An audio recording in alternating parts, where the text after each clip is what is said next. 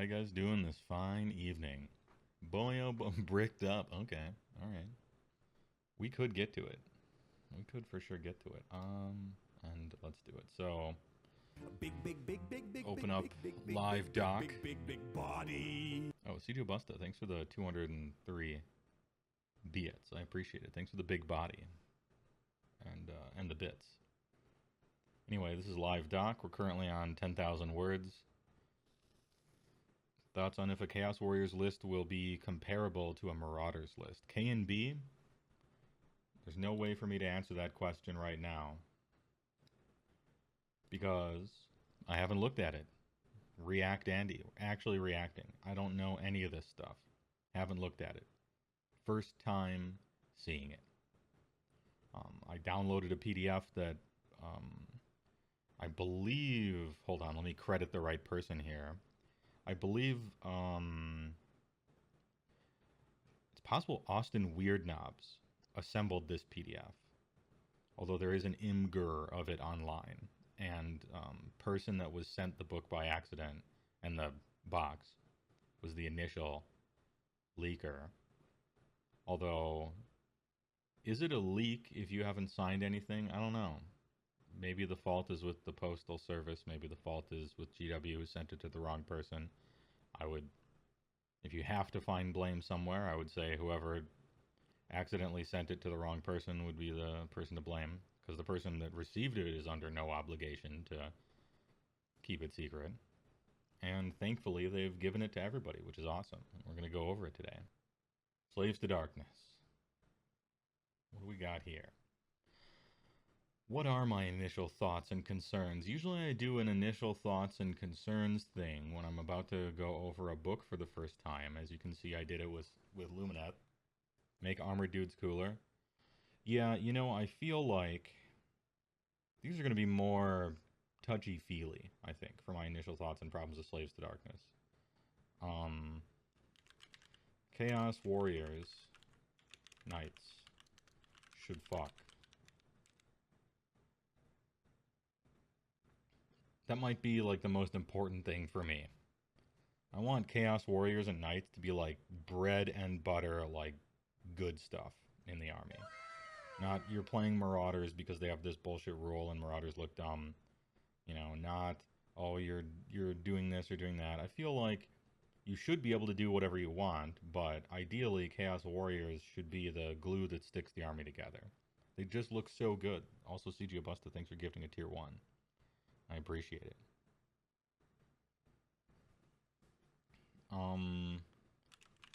Mark of Chaos system could use a bit of a redesign. I don't know what that would look like, but it's a little awkward at the moment, I think. Do I want a split between demons and mortals? Not really, but they might do it. And I don't know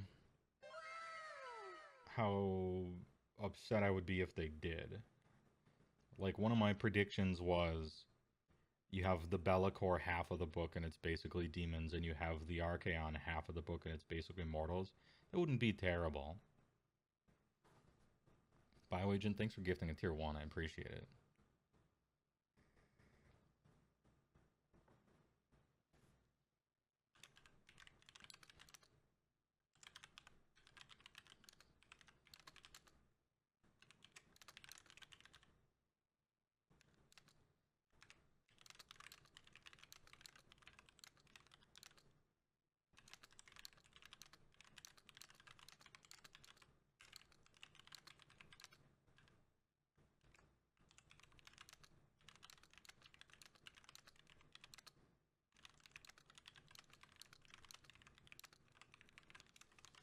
Be'lakor is problematic for the Grand Alliance of Chaos. I'm not saying to nerf him, I just want him to end up in a place where putting him in any god army simply makes that god army better.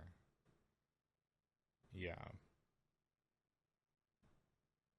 Some way of doing that. I know we're talking about, like, the ultimate soup army, and you know I don't like soup. So you're just gonna have to deal with some of that, I suppose. What else would I like?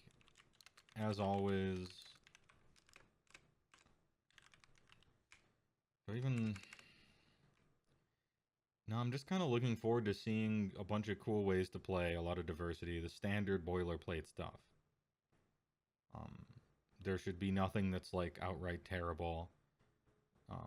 Pure, like super crazy hopium. What if the artifacts and traits felt like they had any sort of thought or care when writing them? That would be refreshing.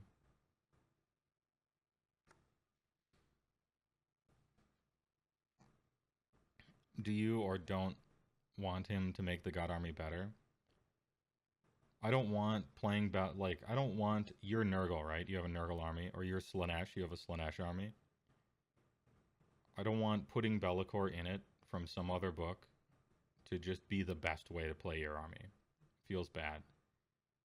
The things in your own book should be the best way to play your own army. Not bringing in some overpowered ally that's amazing for everyone to the point where it's almost like, are you playing a Nurgle army or are you playing a Be'lakor army that features some Nurgle stuff? You know, I don't want that to ever come into question. I feel the same way about Kronspine.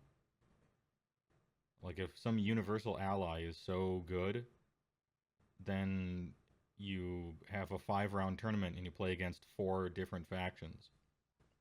And every faction has a Kronspine. That's boring. I hate that. I don't want it. But then if you make a universal ally bad, then it's like, why did you even print it? You know? Yeah, it's like the Kragnos Gitz problem, or to a different degree, the Nagash Reaper, Grimghast Reaper problem of 2nd edition, where you had a unit that was amazing in an army that it wasn't printed in. The army that it was printed in, they weren't that great. And that feels bad for both of the players, right? Meanwhile, there's Celestin Prime. Yeah, and Stormcast like officially supposed to be that way in every way, right? In the lore, they're supposed to be that.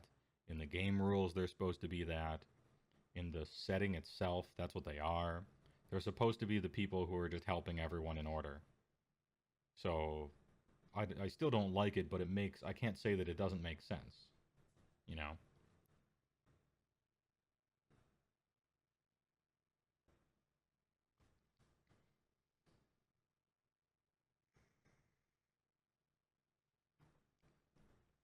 There are other games that have the same problem too. You think game designers just don't know how to design everyone can use this thing effectively? That may be the case. My solution to it is a bit of a cop-out, I guess. But I just wouldn't do that. I just wouldn't print stuff that anyone can use. The idea of mercenaries in general, just the game does not need it. It makes the game worse to have it. You know? No, sir, I don't like it, in other words. Yeah, Birdman does bring us down to earth a little bit. It's not like Celestin Prime is an auto-include in every army. It's arguable that Kronspine might be. Or that Kragnos is in Destruction. Right? Celestin Prime is a lot more tame. You don't feel like you have to play him in every list. He'll fit in, and he'll do well. It's an option. It just seems very hard to balance that. And when they do it right, you wonder if they did it on purpose.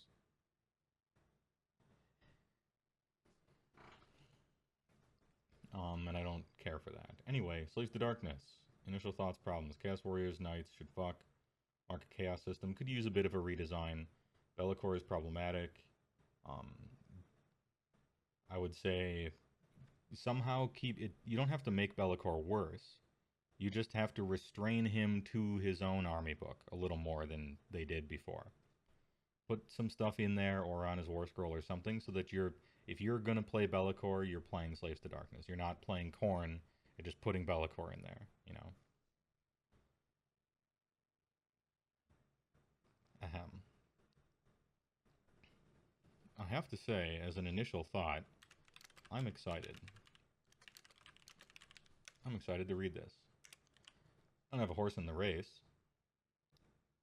I don't play this army. But the army looks dope, and if Ogre Maw tribes were simply squatted, like thrown into the trash, hey, sorry, this army's not popular enough, we're shit-canning it, I would probably play STD. just based on looks. Or I would stop playing, because at this point, I think we shouldn't be retiring entire army ranges, but, you know. Battle traits.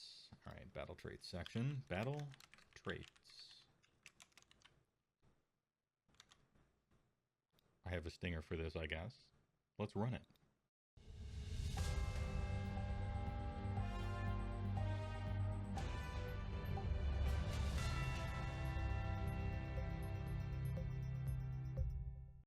Are we also going to be checking the tapes? Yeah, we're going to be checking the tapes every once in a while. Now, you know how this works, hopefully, if you've watched any of this before. My initial reactions. Sometimes I do check to see what a unit or a war scroll or rule or something used to do. But I chill on that, especially when it comes to sub-factions. I chill on that. Because the way that 3rd edition works is that they're greatly simplifying sub-factions. So I don't like check the tapes innumerably.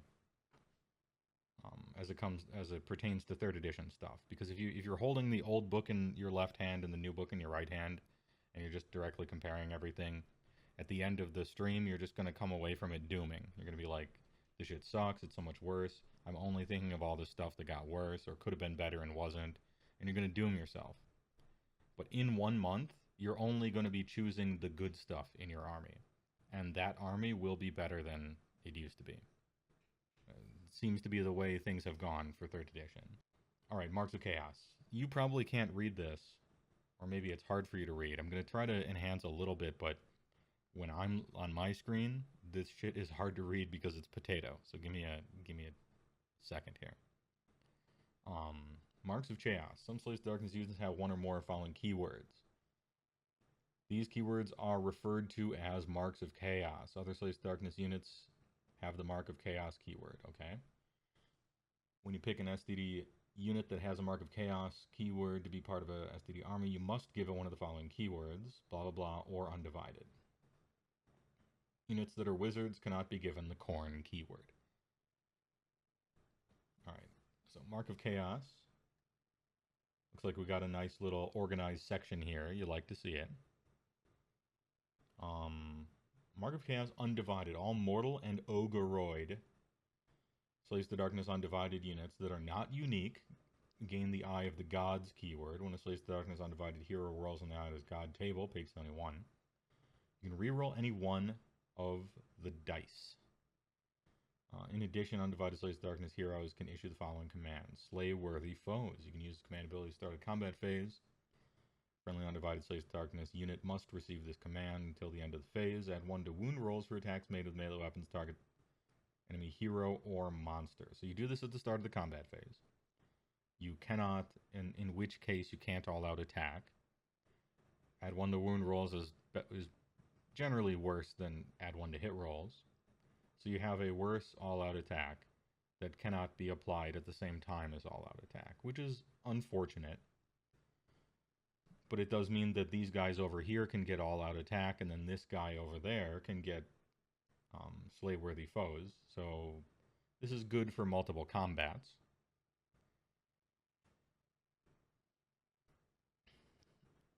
And is the Eye of the Gods table legit now? Let's see. At the end of each phase, for each enemy hero or monster destroyed by friendly Slaves to Darkness unit with the Eye of the Gods keyword, including those destroyed by an ability or spell used by a Slaves to Darkness unit, make 1 roll on the Eye of the Gods table for that Slaves to Darkness unit and apply the effect result. Is this just a unit? It doesn't have to be a hero. Am I reading this correct? All mortal, ogre, Slaves to Darkness, undivided units that are not unique, gain Eye of the Gods keyword. When a hero rolls on the table, you can reroll. Okay, so when heroes roll on the table, you can reroll. But when a unit... Okay, so it's not always a hero. It's anything. Interesting. In addition, if you gain control of an objective previously controlled by your opponent, make 1 roll. Oh, damn, we get to do this all the time now. Because killing heroes, you can do it. But now it's like, oh, when you steal an objective, you get to roll on it. Roll 2d6 for Slave the Darkness heroes. For all other units, roll 1 dice, and add 2 to the score, giving a score between 3 and 8. And if you are undivided, you get to roll an additional die if you are a hero. Well, okay, you re-roll one of the dice. It's not necessarily. Some effects from this table apply until the end of the battle. These effects are cumulative. Oh, fun allowed? Okay. Interesting. On a 2, the hero is slain. This is talking about heroes. Oh, that's why you add 2 to the result. So that you cannot get that one. They're thinking. That works. That works. Good one. Yeah, you don't want to roll this. Snubbed by the gods has no effect. That's fine. Mutative regrowth. You can heal up to D3 wounds allocated to the unit. If the unit has no wounds allocated to it, treat this result as a snubbed by the gods instead. Yeah, I would, but okay. Flames of Chaos. Next time this unit is affected by a spell cast by an enemy, roll die, 2 up, ignore. Unit cannot be affected by this result more than one time in the same... More than once at the same time. Which prime? Okay. Alebeard thinks of the big primer. I appreciate it. So this is specifically a spell cast by an enemy unit. Apparently not including endless spells, because when they write that, they write including endless spells.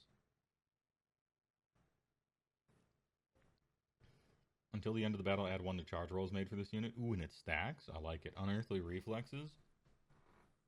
Cool. And this is for, like, capturing an objective that your opponent used to have. Bonuses to charge rolls that are just straight numbers are really low-key very strong in the game. It feels weak when you just have 1. But as soon as you cross over into +2 somehow, it becomes very, very good.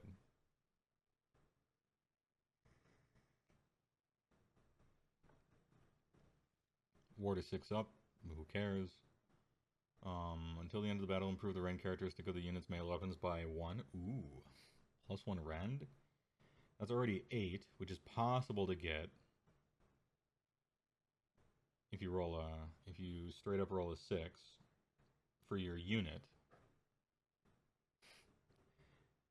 Anyone in the chat rolled a 6 on their unit?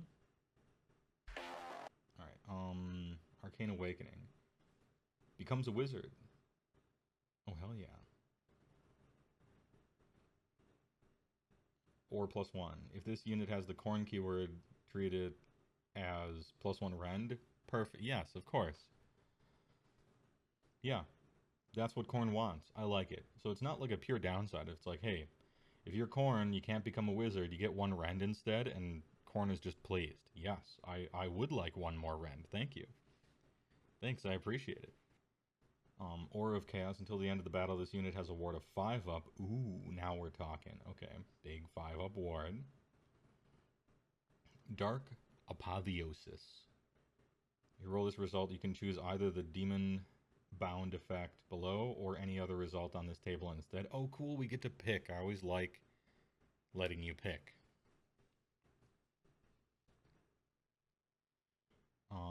You can add a Slays the Darkness Demon Prince to your army. If you do, set it up within 1 inch of the hero and then remove the hero. Yeah, they turn into a Demon Prince. That's cool.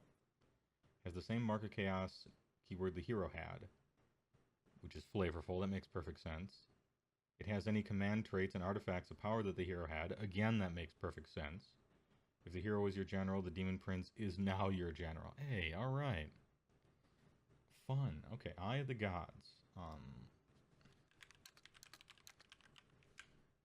I don't know that this needs to be capital.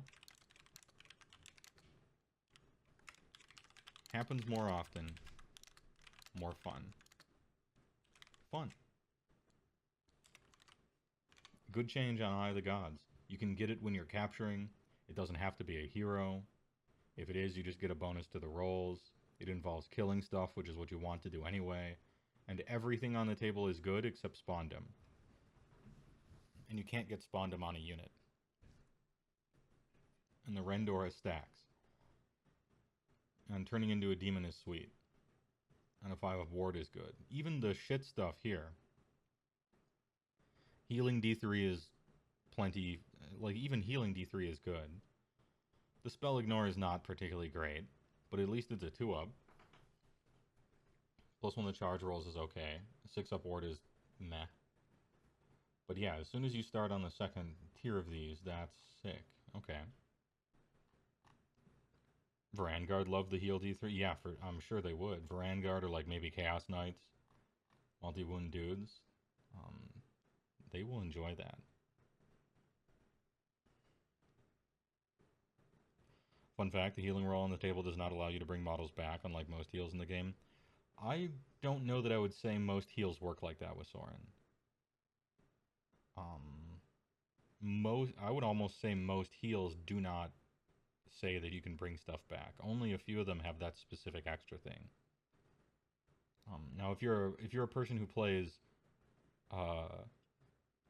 if you're playing Death and you're playing Sylvanet, then you might think that most heals work like that. But I think that's the exception for sure.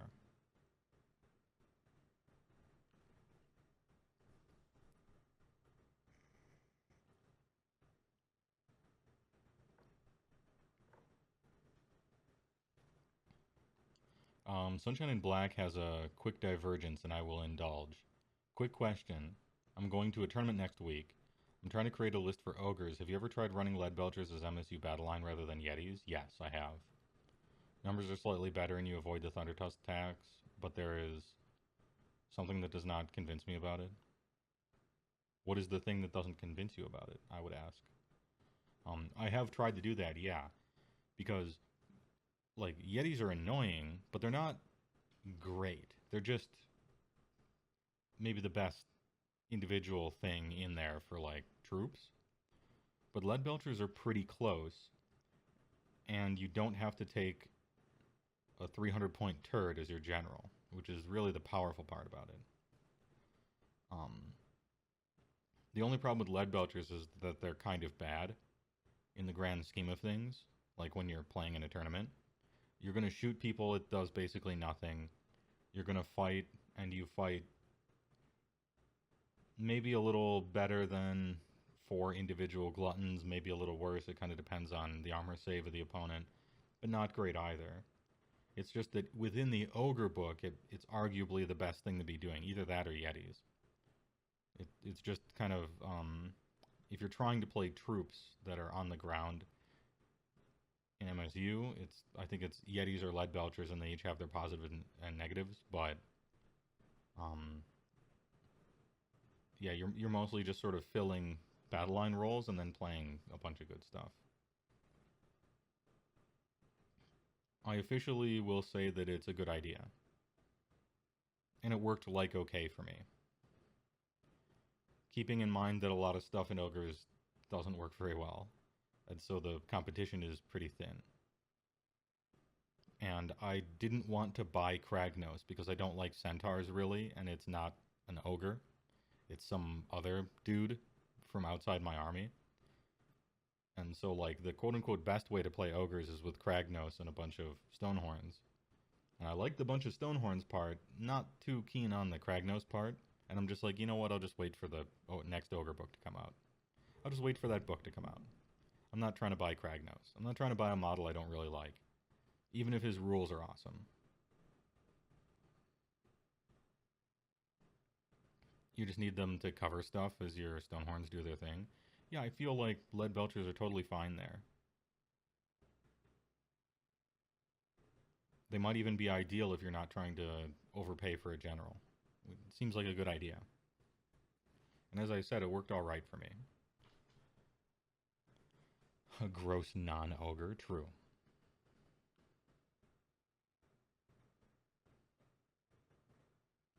Is there a thing where I can't roll more than once? Is there a restriction? How many times can I roll on this thing?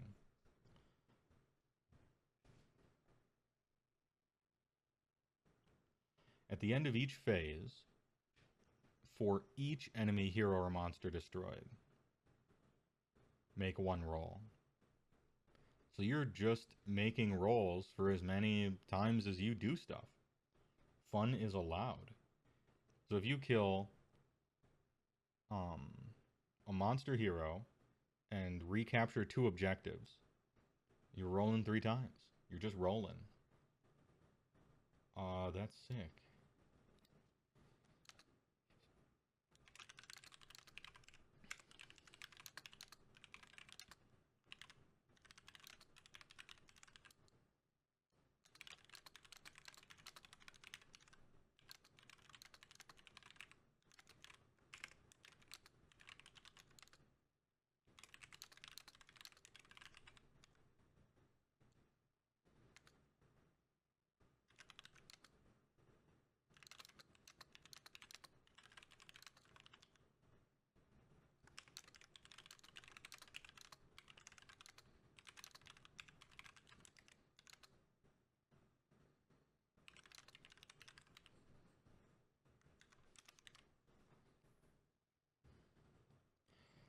What if you tow in 5 units on that objective you just captured? Roll 5 times? Well, let's see. If you gain control of an objective previously controlled by your opponent, make 1 roll. For each friendly Saves the Darkness unit with the Eye of the Gods keyword, that is contesting it. That seems pretty clear. If you only recapture 1 objective, but 5 of your units have 1 tow in, you're playing Yahtzee over here. You're rolling 5d6.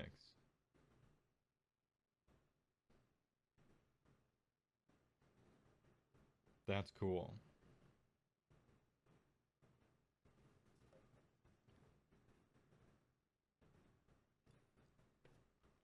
I like it. Oh, wow. This is a brand new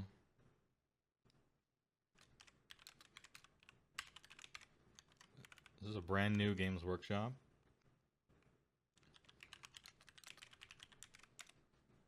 Marks of Chaos. Undiv.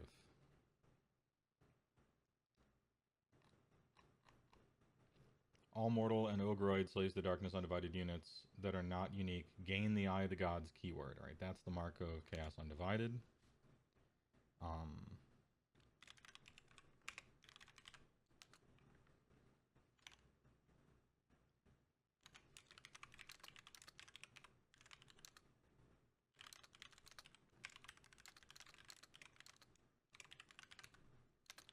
so Undivided gets non-unique mortal and ogroid units can now roll on the fun table. When a Slays the Darkness Undivided hero rolls, you can re-roll 1 die.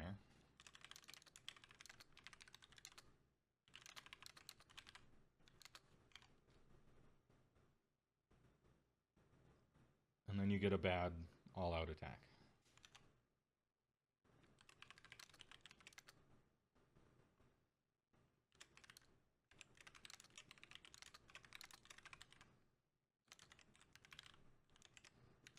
You get all-out attack, but worse. That does not stack with all-out attack because it happens to start a combat phase and it's wounds. And it's only heroes or monsters. Wounds, only hero, monster. And same timing. Same timing means beginning of combat. So.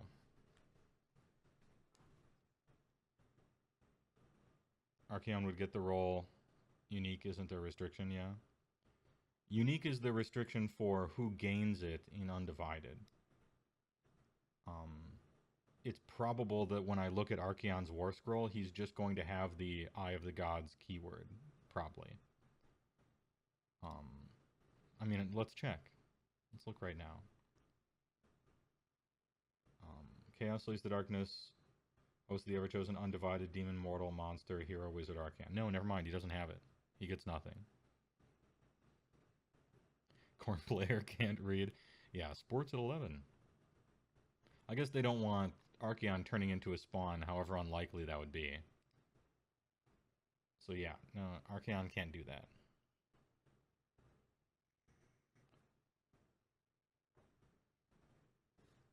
He doesn't have the Eye of the Gods. He has the Favor of the Gods. And hopefully he's a Chad. Oh, yeah. Hold up.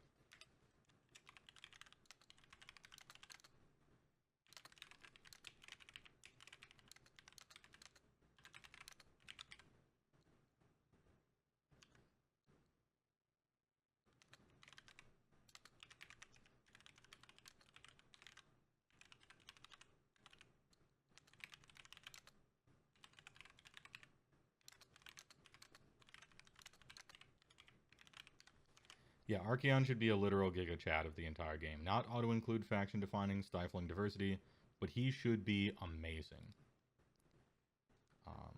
This is the kind of thing that I would write if I was going to talk about my thoughts about, you know, SBGL. Like, Nagash should feel like a god who's amazing, that when you play him you feel powerful, he feels like he's always worth his points. Not required, but should be very amazing, right? He's on that level, you know. Anyway, Corn. Add one attacks characteristic of melee weapons used by units if they made a charge move in the same turn. Ooh, okay. I like it. Very good. In addition, heroes can issue the following command: let the blood flow. You can use this command ability at the start of your charge phase. Friendly Corn Slays the Darkness must receive it after the unit makes a charge. Pick an enemy unit within 1 on a 2-up. Oh, cool. You get impact hits. Cool. Alright. Melee weapons used by Slays the Darkness units if they made a charge move. It doesn't say non-monster. It doesn't say non-hero. It doesn't say on foot. It doesn't say of a certain size. Just everybody. +1 attack if you charged. No bingo. This is good. I like it. Also, charge phase CA for impact hits. 2-up D3. Corn is... This feels like a success. I'm feeling good about this one. I'm feeling good about the Undivided one. I'm feeling good about the Corn one. I'm kind of waiting for the other shoe to drop. So far, so good. Zine. You can roll a die each time a spell targets a friendly unit. On a 6, the spell has no effect. In addition, wizards know the following spell. Okay. 6-up spell ignore. Resident Sleeper. It's fucking nothing. But you also get the spell called Warp Reality. When Warp Reality cast ability 6, range of 9, pick one friendly Tzeentch unit within range invisible.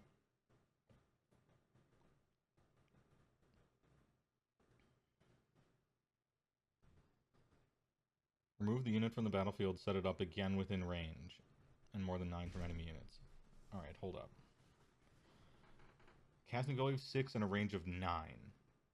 If you succeed, pick a friendly Tzeentch unit visible to the caster and within 9. And then remove it and set them up again within range? No, I see.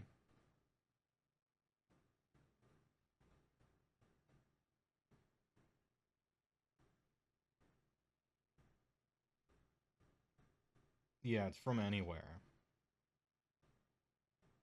The first one isn't the range. The second one is the range. So you can take stuff out of combat. And then once again, they have forgotten, question mark, to write you can't move. Which every time they make a teleport, ever, and they forget to write the sentence you can't move later, it is FAQ'd to say you can't move later.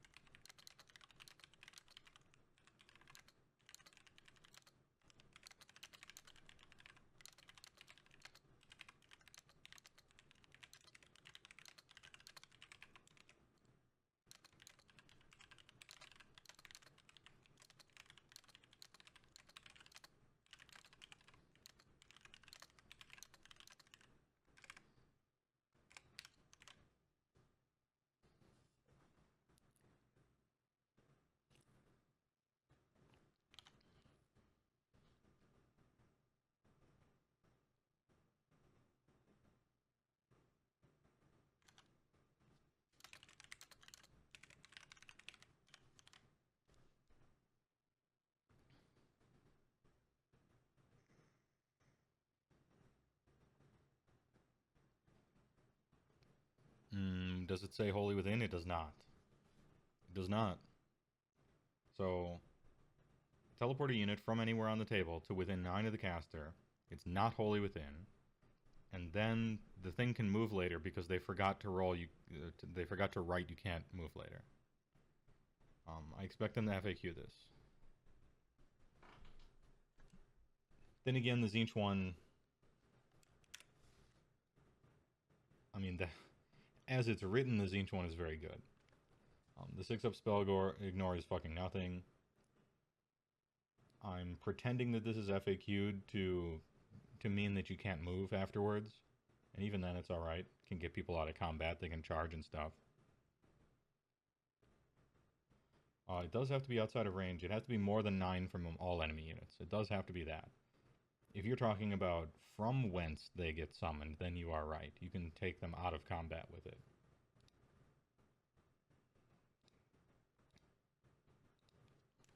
Nerg.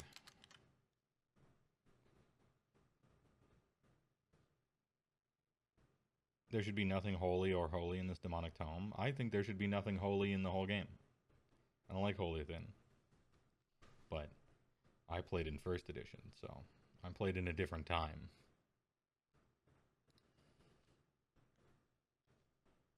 What are the Nerg boys getting? Subtract 1 from wound rolls for attacks made with melee weapons target them. In addition, heroes can issue the following command. Alright. -1 to be wounded. This is good. Bestow Contagion. You can use this command ability to start the combat phase. Friendly must receive it. After this unit fights for the first time, roll a die in each enemy unit within 3. On a 3-up, the unit suffers D3 mortal wounds. Okay. That's okay. That ain't bad. The first one is real good. Okay. After you fight, 3-up, D3, mortal wounds to enemies nearby. This one is good enough that it is getting the special star. This one is getting the special star because that's actually really good. The corn one is good too. The Tzeentch one, we'll see what the FAQ says. Currently it's kind of broken. Undivided one is fun. Corn one is perfect. And the Nurgle one feels like it's the strongest. Although now we're like competing between different ways of playing the game, right? Prince of Wales, thanks for the big primer. I appreciate it. Will these big notes be shared on the Discord after the stream? Everyone always asks. And I always say, maybe, but probably not. I would want to clean up the document before I just share. But I appreciate it. And someday I may, actually.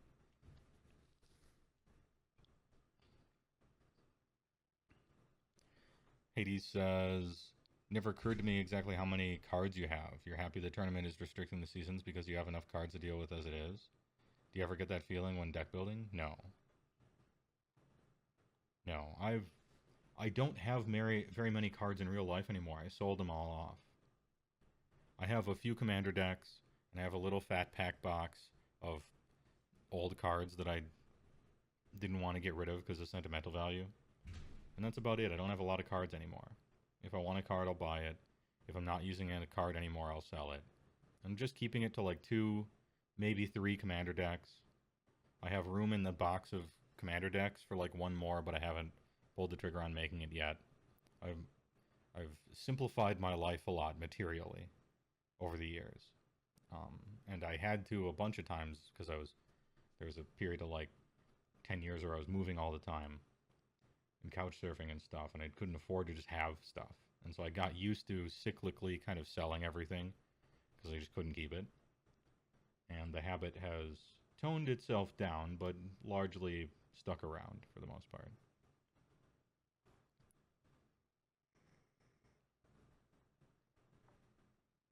Anyway, Nurgle's great.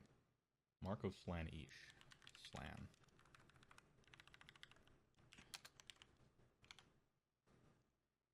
Add 1 run and charge rolls. In addition, you can issue the following command. Alright, so +1 run and charge is okay. It's not crazy, but it's good. +1 to charge rolls is the better of the two, I think. But both together are nice. In for the kill. Use command ability at the start of your charge phase. Good phase, alright. That unit can run and still charge later. Oh, good, okay. Run and charge.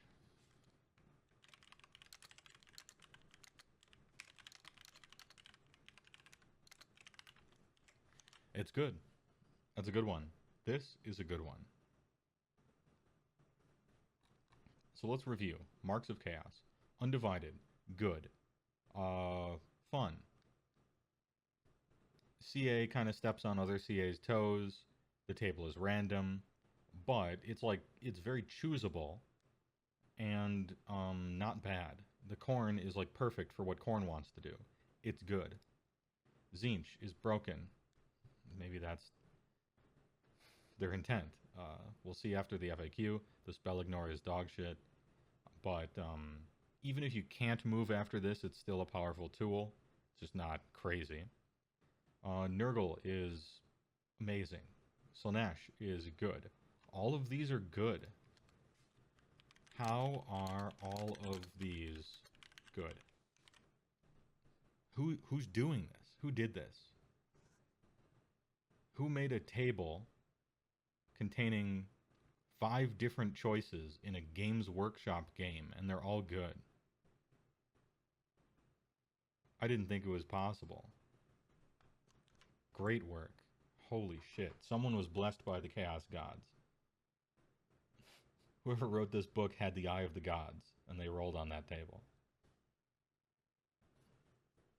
Sin guy back at it. I don't think it's a sin to make 5 choices that are all good. I think that's normal. I think that's your job. That's not a sin. That's doing your job. A sin is giving Slaanesh 45 depravity points on turn 1. That's sin guy. This is person doing their job guy. I don't know. So far, I'm liking it.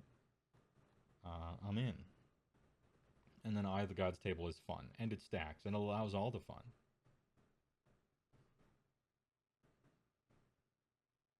Holy shit. And then there's more. Alright.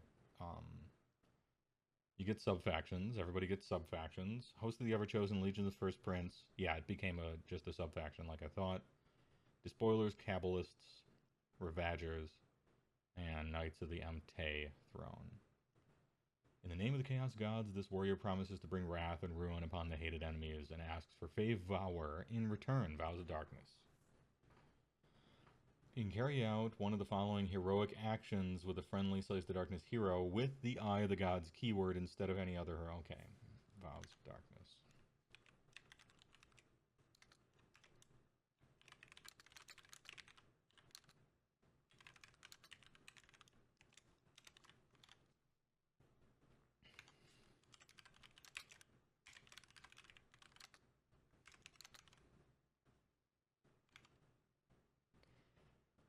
Pick one hero with the, until end of turn, each time you roll on the Eye of the Gods table for the hero, you can roll 3 dice instead of 2, and pick any 2 of the dice rolled as your score. Does that stack with this one? Up here. 3 dice instead of 2, it says, and then up here, you can re-roll any one of the dice.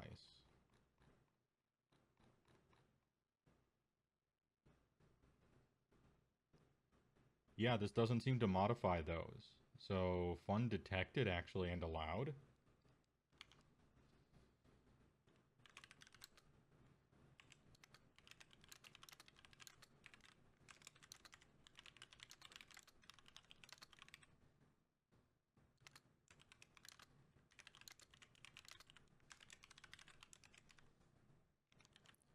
Damn, fun detected but allowed. Holy shit, I can't believe it. This must be a special person. This person wrote the last book and they've improved since then. Very interesting.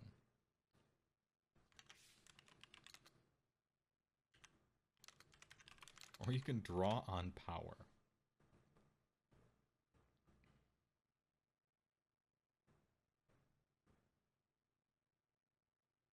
Oh, you 3d6 drop the lowest to cast. Oh, it's not just one. When making casting rolls plural with that wizard.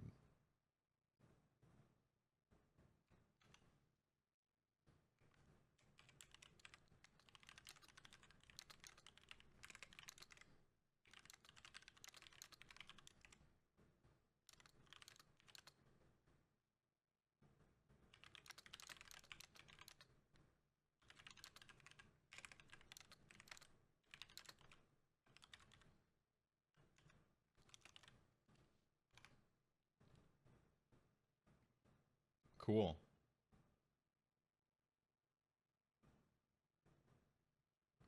It looks like you can't choose not to. When making casting rolls with the wizard, roll 3 instead of 2. So you can't choose this heroic action, then roll 3d6, drop the lowest, and then choose not to because you're afraid of miscast. You have to do that with all of them.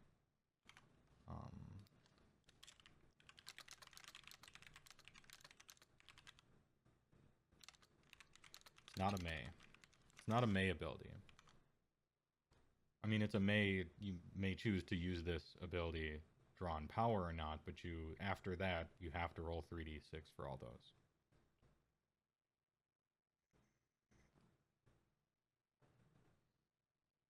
Dadbod Napgod, thanks for the tier 1. I appreciate it. Oh shoot, you've been waiting to find out if you should start Legion of the First Prince? Well, this will be a good reaction.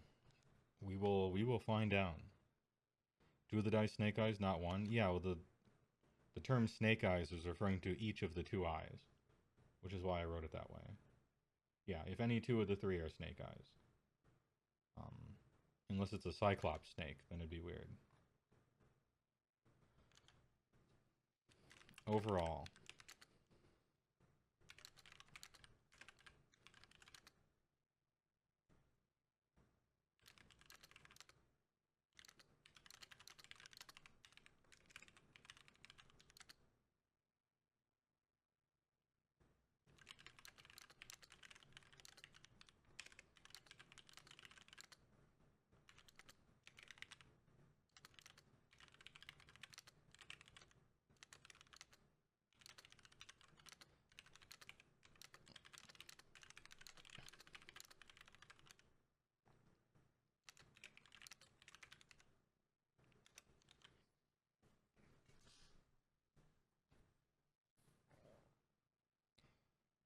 soup encouraged makes you happy.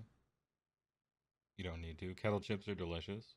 I don't find the flavor of kettle chips to be that great, to say nothing of their teeth-chattering properties. Their flavor is not particularly exceptional to me,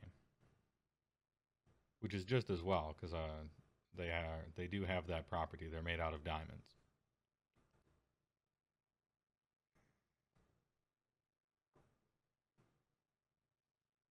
That's a strong overall. Yeah, but keep in mind I'm not necessarily talking about power here.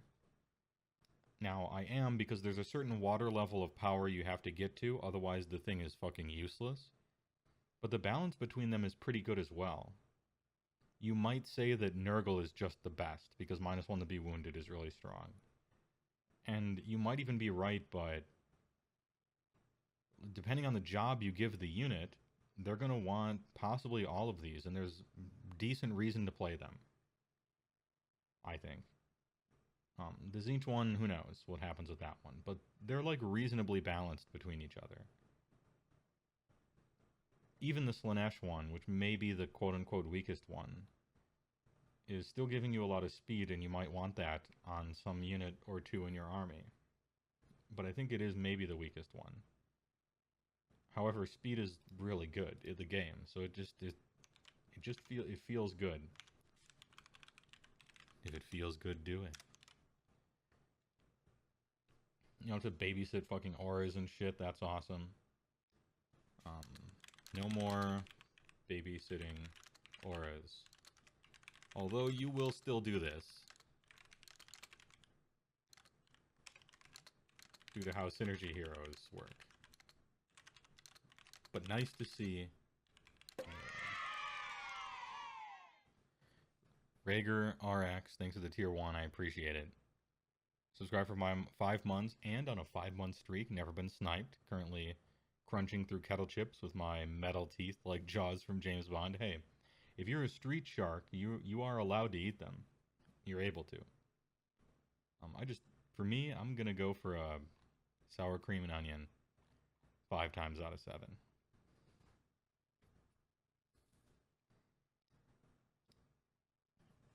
Host.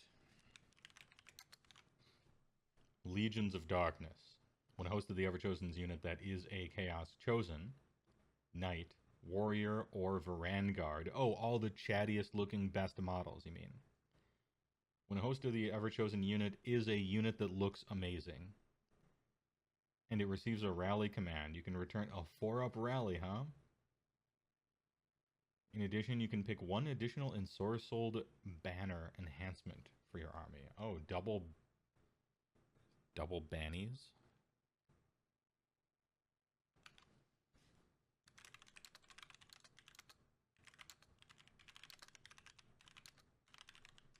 Only works on your amazing looking units. Double banneries. Also 4-up rally. Lamau. Well, that's good. It gets the star. You get the star.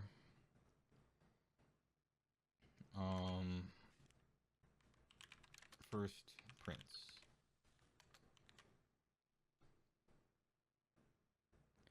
For vows, it doesn't say drop the lowest, or you're wrong. Oh, let's see if I wrote that correctly.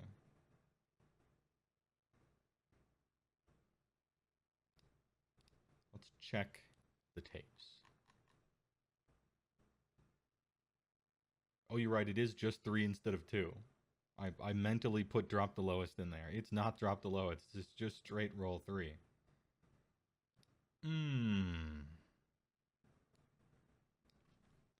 3d6 pure casting rolls. Just 3d6. Got it.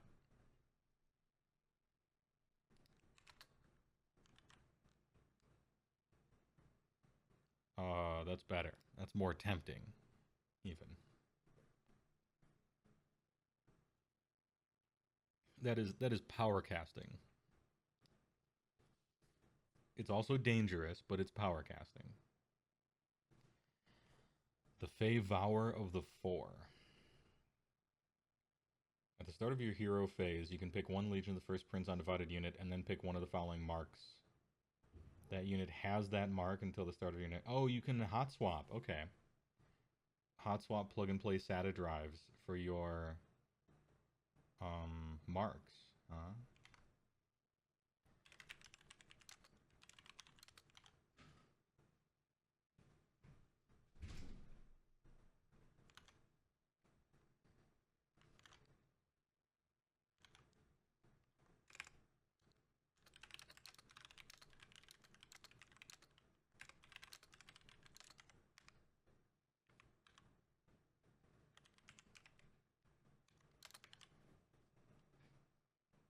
Hot swap mark for one unit each of your hero phases, UI and HP, until your next hero phase. Designer's note: if you pick a wizard unit to have the Tzeentch Mark of Chaos, it knows the Warp Reality spell until the start of your next hero phase. Thanks, look at this. I love this designer's note. Great designer's note. Great choice of designer's note. Getting ahead of FAQs. Love to see it. Infernal Servants. Allied Bloodletters, Horrors of Tzeentch, Plague Bearers, and Daemonettes benefit from the Marks of Chaos battle trait as if they had the... Okay, so, soup.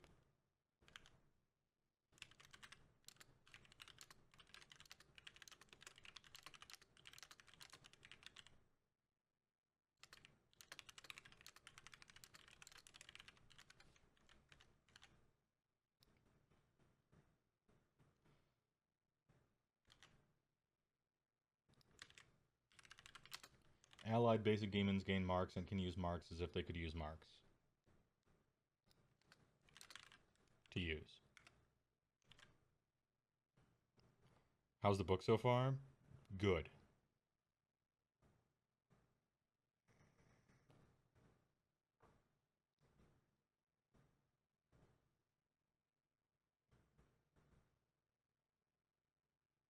In addition, hold up. It's not swap. Hot ad.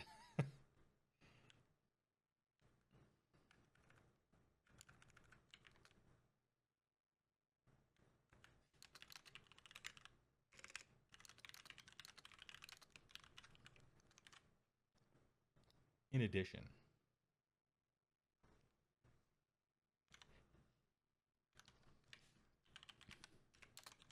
All right, Cabal from Mortal Kombat 3. Ultimate. He's about to CC you into that tornado and set up some loops. Blasphemous rituals. Cabalist heroes become wizards. Oh, just straight up, huh? Okay. Your heroes simply become wizards. Yeah, I heard you like Arcane Tome. What if everyone was an Arcane Tome? What about that? Yeah, if you're already a wizard, you can cast one additional and know one additional spell. And one additional spell.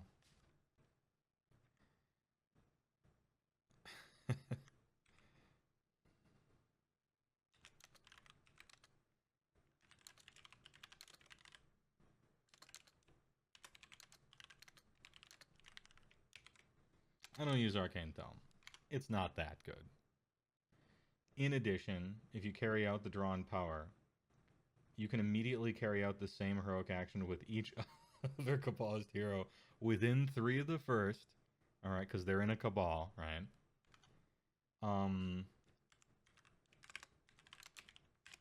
Power casting is now all of your wizards within 3.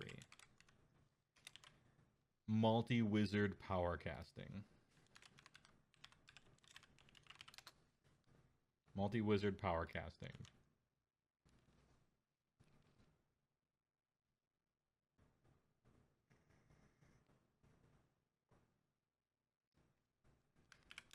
And you get the star. You get the star.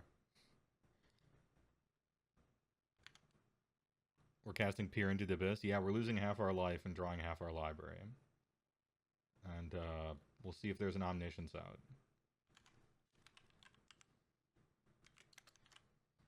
Alright, Despoilers, you got a lot of...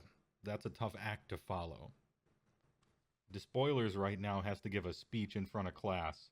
The straight A student just nailed it. And they're like shaking and looking at their paper in their hands.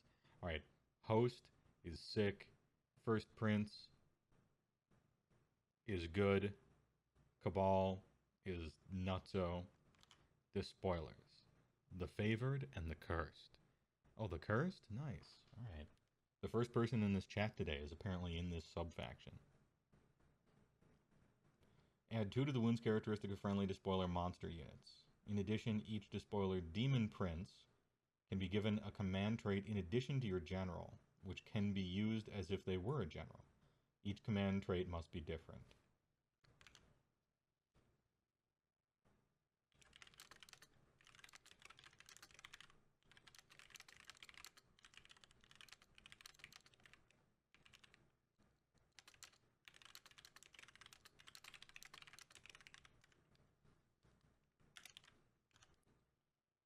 Also your monsters +2 wound. Meh. Honestly, meh for the +2 wounds thing. If your command traits are good, then this subfaction is good. If they are not, then it is not. But that being said, all your heroes becoming wizards, or learning an additional spell and casting an additional spell. Cabalists might be too strong. It might outshine every other one. It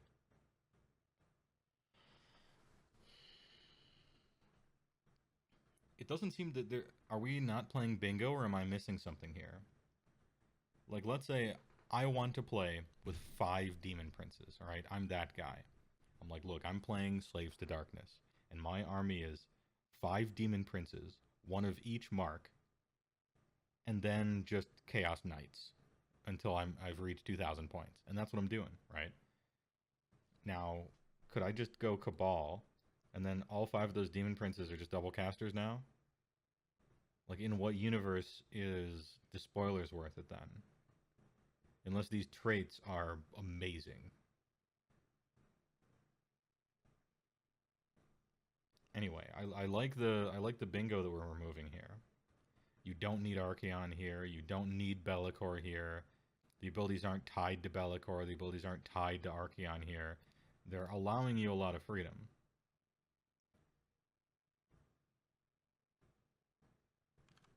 But with that freedom comes great responsibility to argue why Cabalist isn't simply the best one here by far.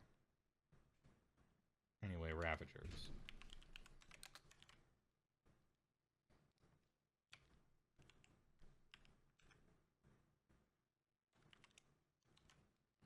Put some more symbols in front of that one. It's not just a star.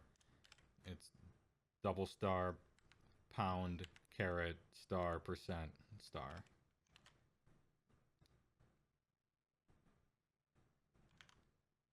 And Ravagers. You can carry out the following heroic actions with a Ravager's hero instead of any other. Okay, so you get a heroic action, kind of weak. Rally the tribes. It's actually not kind of weak. Heroic actions are kind of weak, but pick one Marauder, Marauder Horseman, Cultist, or Dark Oath that has been destroyed. If you do, a new replacement unit with half the number, rounding up, is added to your army. Hey, it's the Gloomspite Gets entire battle trait section right here as a heroic action for free. That just works, by the way. You don't have to roll for it. Set up that unit wholly within 12 of the hero carrying out this heroic action, more than 9.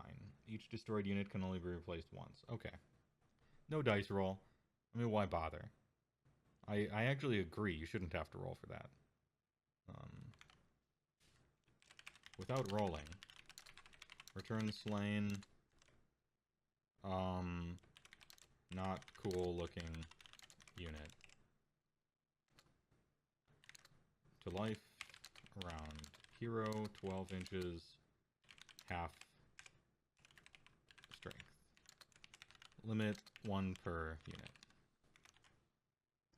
Imagine rolling for your effects. Disgusting. Yeah.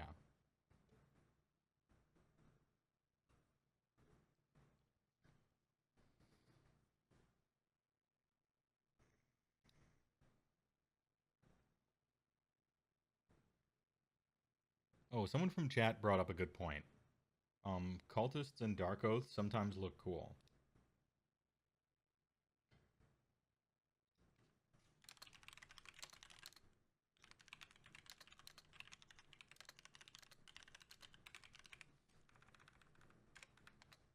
I was more thinking about the Marauders and the Marauder Horsemen.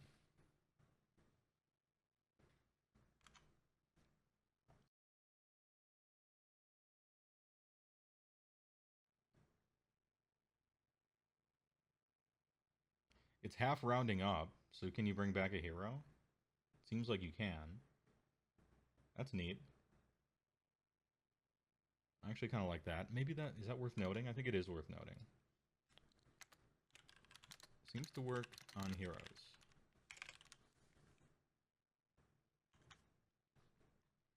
And then Chads of the Empty Throne. Let's go. Knights. Sega Knights of the Empty Throne. Unmatched conquerors. Knights of the Empty Throne units that have a mount can run and still charge. Oh, word? Okay.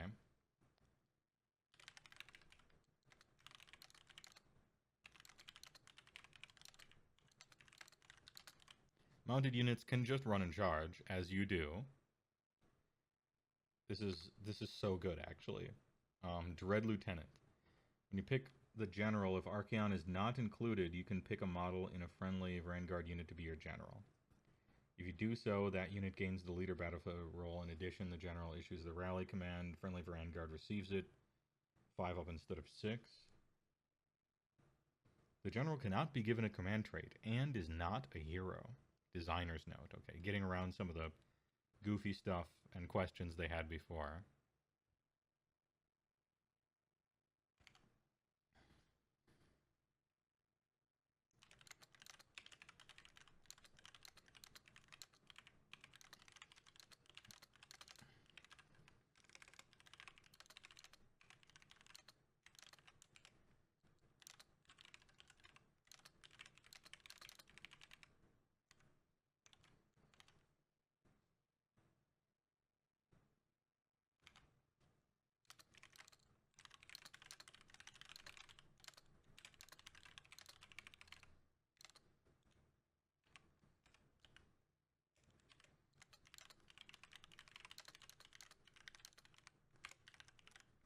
Okay.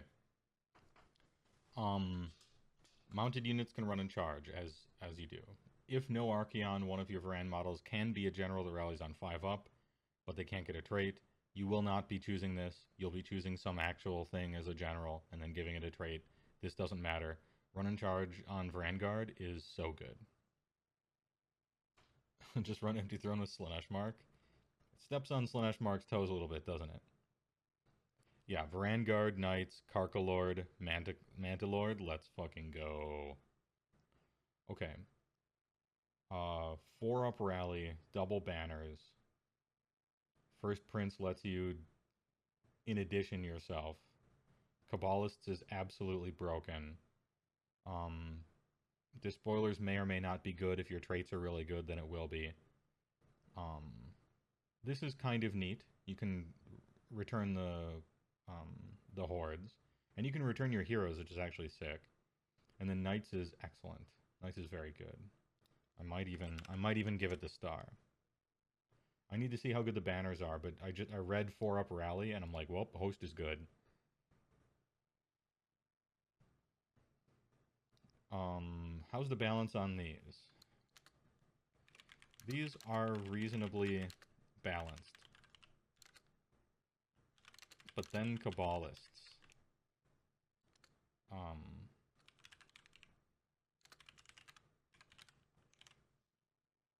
Overall thoughts on the sub-factions. These are reasonably balanced, but then Kabbalists is like a fucking clown fiesta. It's so fucking big. Ugh. But these are all good and fun and interesting. It's just Kabbalists might be way, way too good. Maybe. Definitely. On to the spell lore section. Spells. How do chariots work with this? Do they count as mounts? We could look at their war scroll. Good question. Let's check the tapes. Any chariots?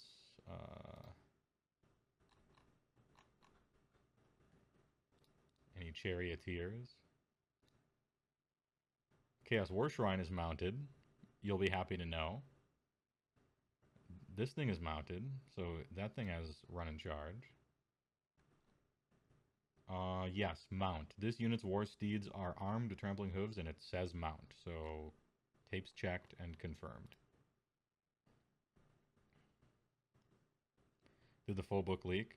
Not the full entire book. It's like, yeah, I would say like 60% of it, so we're going over it. So far, somebody asked the meme. Tay Barracuda just got here. What did you miss? Good meme, but also, so far, Slaves of the Darkness Battle Tome is looking amazing. And I mean that not from a power level perspective, but like you are given choices, and the choices seem to all be good. And they keep doing this. There is one fly in the ointment that Kabbalist is... It's astronomically stronger than the other ones. But that's it. That's the only fly in the ointment so far.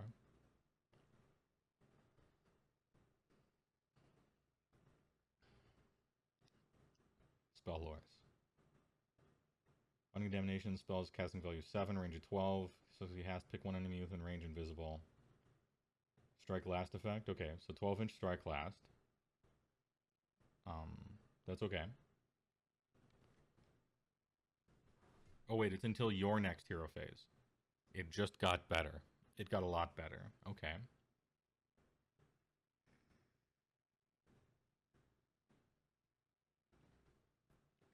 Spike Tongue Curse. Casting value of what looks like 3, which surely that's not right. It looks like a 3. Pick one enemy within range. The unit suffers 3 mortal wounds if the casting roll is unsuccessful or the spell is unbound. The caster suffers 3. Interesting. Okay.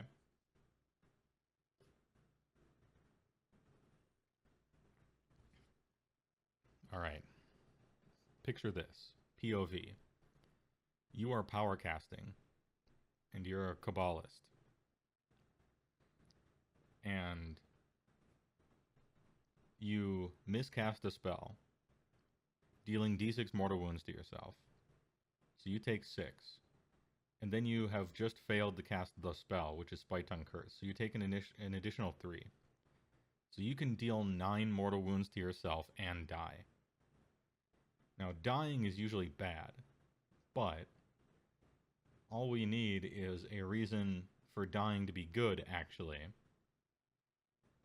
And you can kill yourself. That's funny. Another chance for demonhood, true. It's the OS1 with nothing combo. I mean, it's a blood tithe, right? That's a blood tithe. I wonder if there's a hero in this book that has fight when you die, like pile in an attack before you're killed. So you could fight in the hero phase with a guy by accidentally killing him.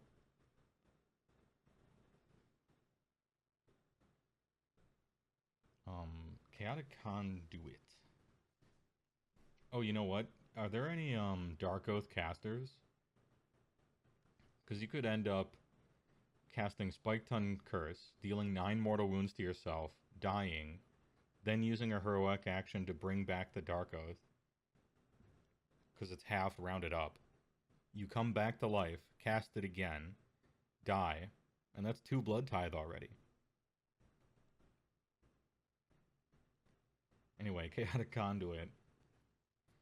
Casting value of 7, range of 12. Pick one friendly Eye of the Gods unit within range, invisible. You can immediately roll on the Eye of the Gods table. Let's go. Alright.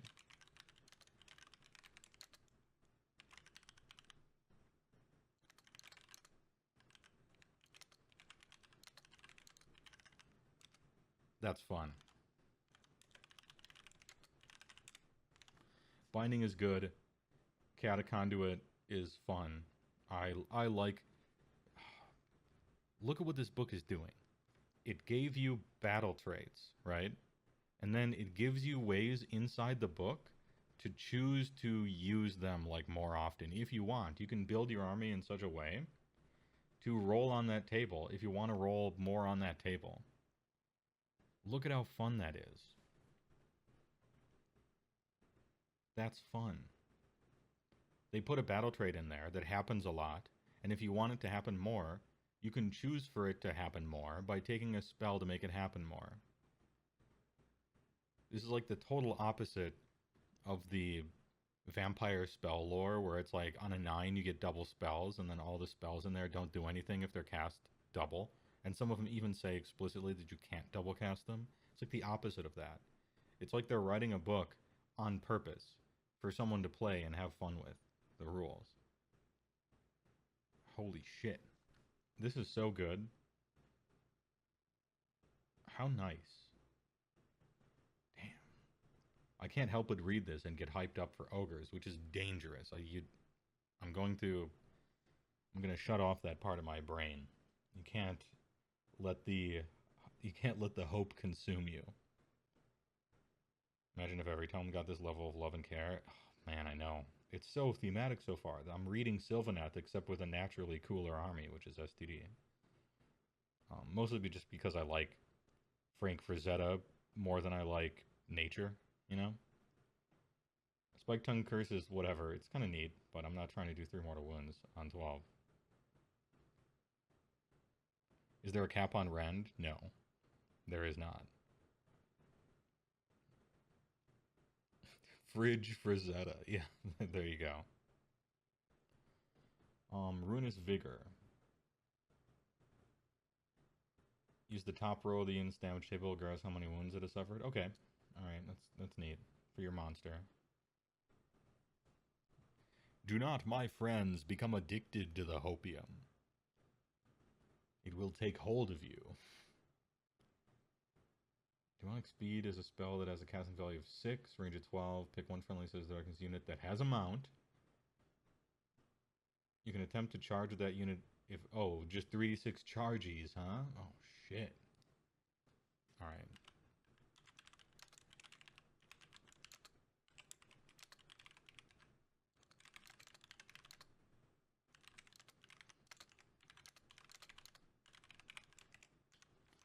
3d6 charge with a mount and run and charge. We have our Alpha Strike.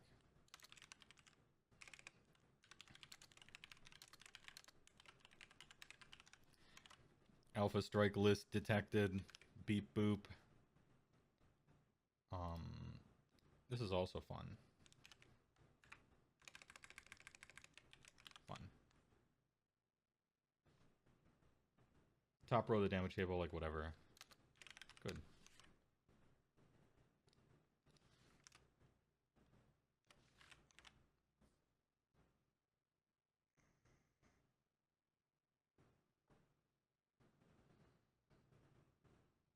How's Daddy B and his multitudes? Don't know yet.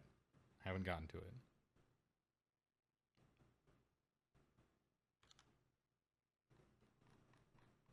And then enhancements. Nice. Look, you have... What? 5 spells? Binding Damnation is good. Spike Tongue Curse, I'm not a fan. Cataconduit is fun and great. Ruinous Vigor is okay. And Demonic Speed is great. This is awesome. It's also an 18 chart. Yeah, I think that's what they always do when they let you just straight roll 3d6. They allow you to make 18-inch charges, or at least try to. Yeah, the spell lore is a dub. Only one not good one, really.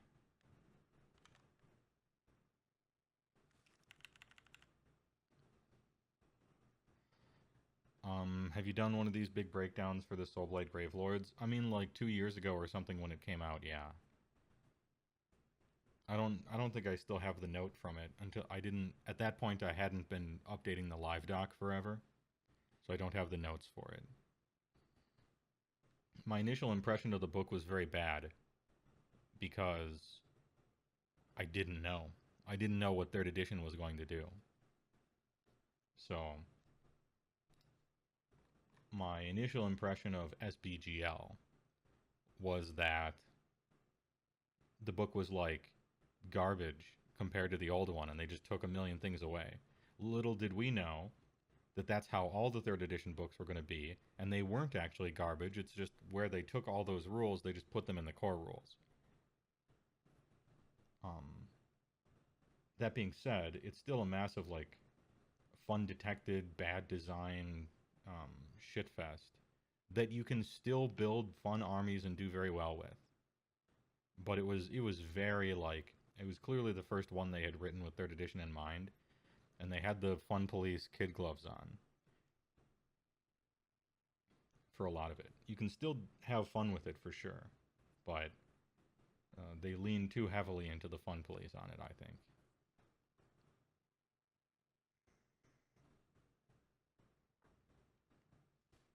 It had a lot of anti-synergy too. Yeah, that was one of my biggest complaints with it, Only Great Games. Is it had a whole lot of... It wasn't even anti-synergy, it was just like bad writing. You know, I go to that one example, but there are more in there. Where it's like, okay, you get to do X if you have Y. And then later on, in the Y section, it's like, actually, that doesn't quite work. And it doesn't work with this other thing, and you can't really do that either. And then this thing, you know, it's too much... It's just like writing stuff and then for some reason like forgetting you wrote that and just not letting anything work. It was weird.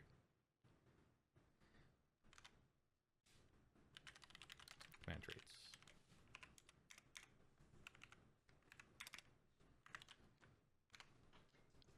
Death Dealer.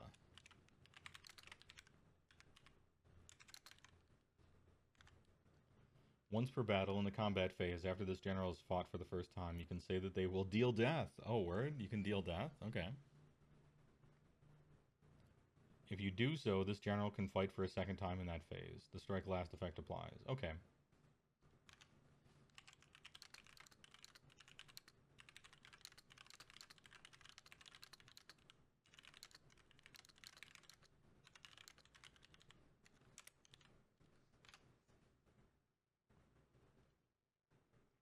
Yeah, you get to fight twice, once per game, with a hero, but the second time it's strike last, and it's only once per game, so this is bad.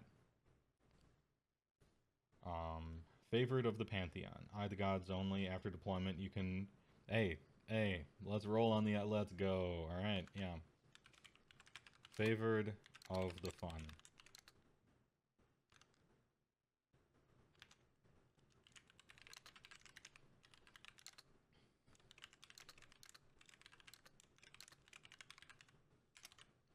After deployment, spin the wheel of value. This might not be like great.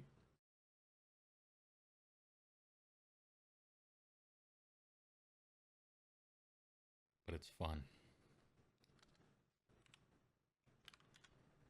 It's a fun choice. You can build a Slays the Darkness army that simply rolls on the table as much as it possibly can. Fun stacking, correct. Arch Sorcerer. General knows all the spells from the lore. Okay. This is like alright. You might just have a lot of wizards in your army.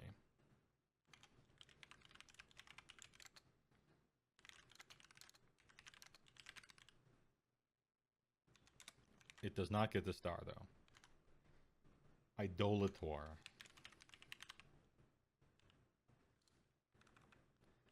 Idolat Lord. This general becomes a priest. In addition, you can choose to replace Undivided on every Undivided cultist in your army with one of the following. All cultist units must be given the same keyword, and it must be on this general, or it must be the one the general has too. Interesting.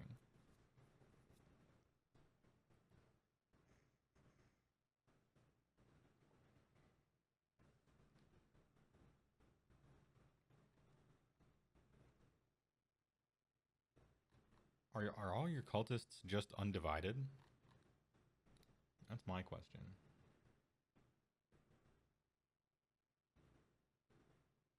Are your cultists just undivided or no?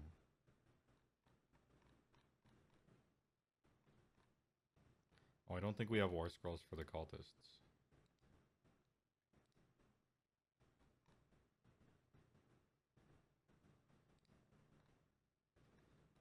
This fucking dude.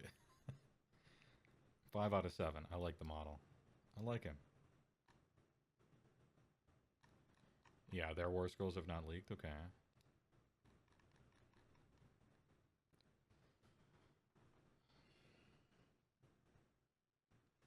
You don't have any prayers, right? In your army? Any prayer spell? Any prayer books?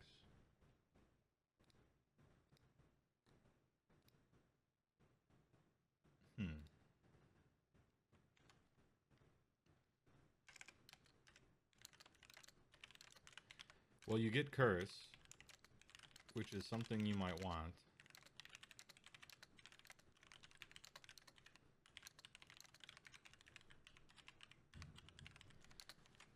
Which is something you might want with buckets of dice from Cultists Marauders.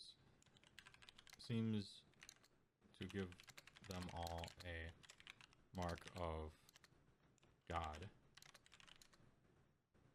which can be good. Interesting choice. Still doesn't get the star.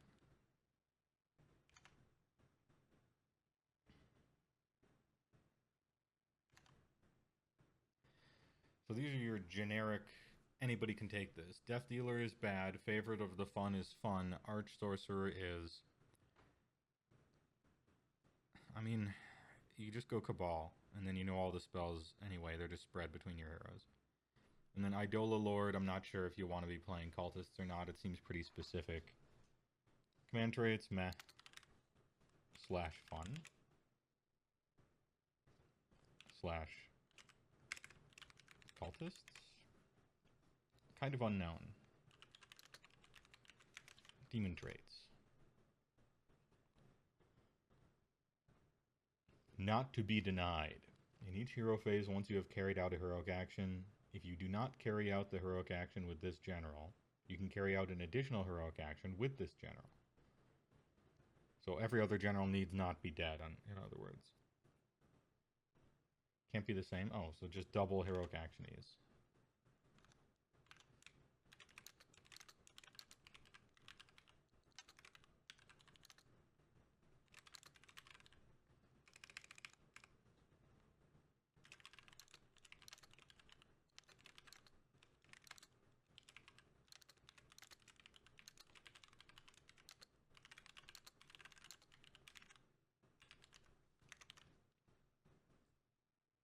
Not to be denied unless the others are dead. Then you are, in fact, denied. Double heroic actionies. And it can't be the same. It can't be the same one. So this essentially helps your... Like, you could do the 4-up rally and then something else, and so on and so forth. Bolstered by chaos. Add 2 to the general's wounds characteristic. In addition, it becomes a monster. Hey. That's what I put in my ogre book. You stole this. Good steal. I thought it was a good rule too. Although, what did I call that one? What was that trait called? The humongous or something like that?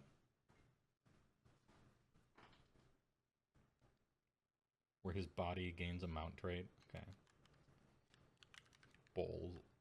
Bolster.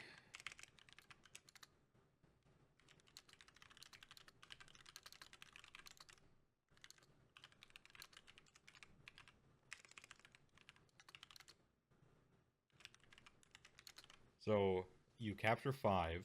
You have Roar, which is overpowered. You have +2 wounds, which is, like, whatever, right? How many wounds can we suffuse this? Can we double stuff Oreo into this dude? Very interesting.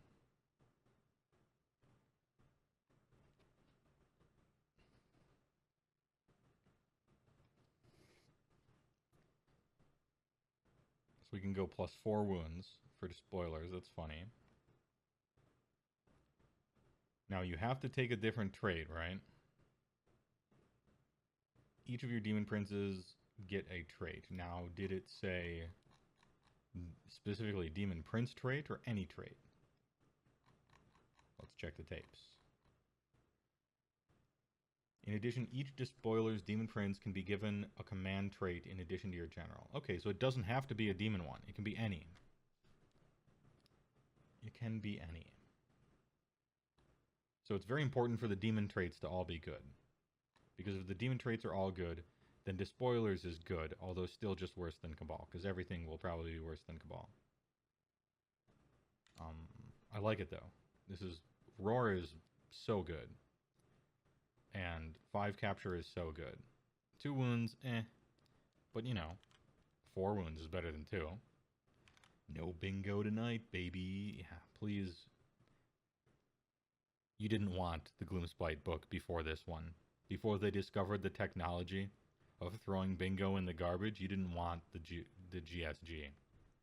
You want Gloomspite after they discover the joys of not having to play bingo.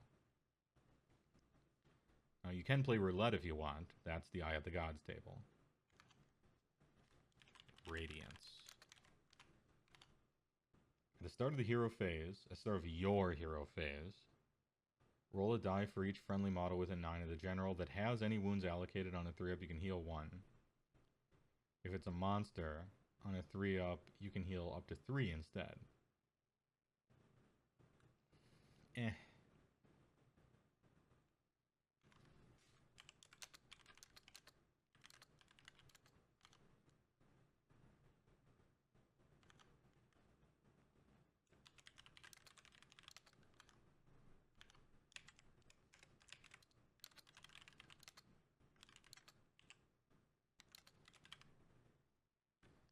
I'm gonna call this a meh plus. It's meh plus.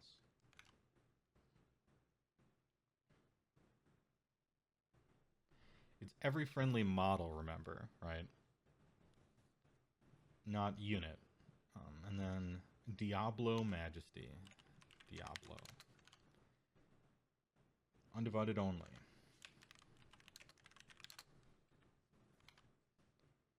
Once per battle, when you carry out a heroic action with this general, you can carry out any one of the heroic actions on its war scroll, even if it does not have the required keywords. Oh, word? You have heroic actions on your war scrolls? This changes my opinion of something else.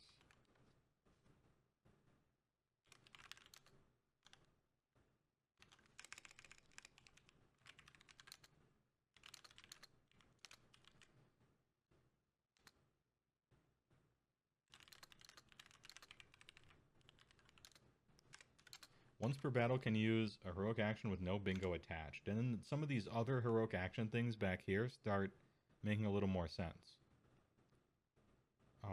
Interesting. Okay.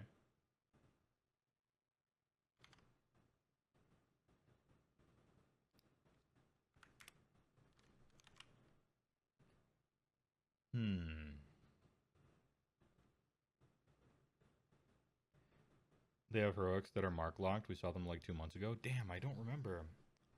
I don't remember that. I'll take your word for it, though. That's probably true. Anyway, 2 hours in. BRB. I'm going to make a little sandwich. Come back. And we will get into the artifacts. Holy shit, this book is so hype. I'm liking it. Kabbalist seems overpowered. But aside from that, everything seems fun and good so far. I can't believe it. It can't be believed. Artifacts. I will say not bad. I'll put those not bads.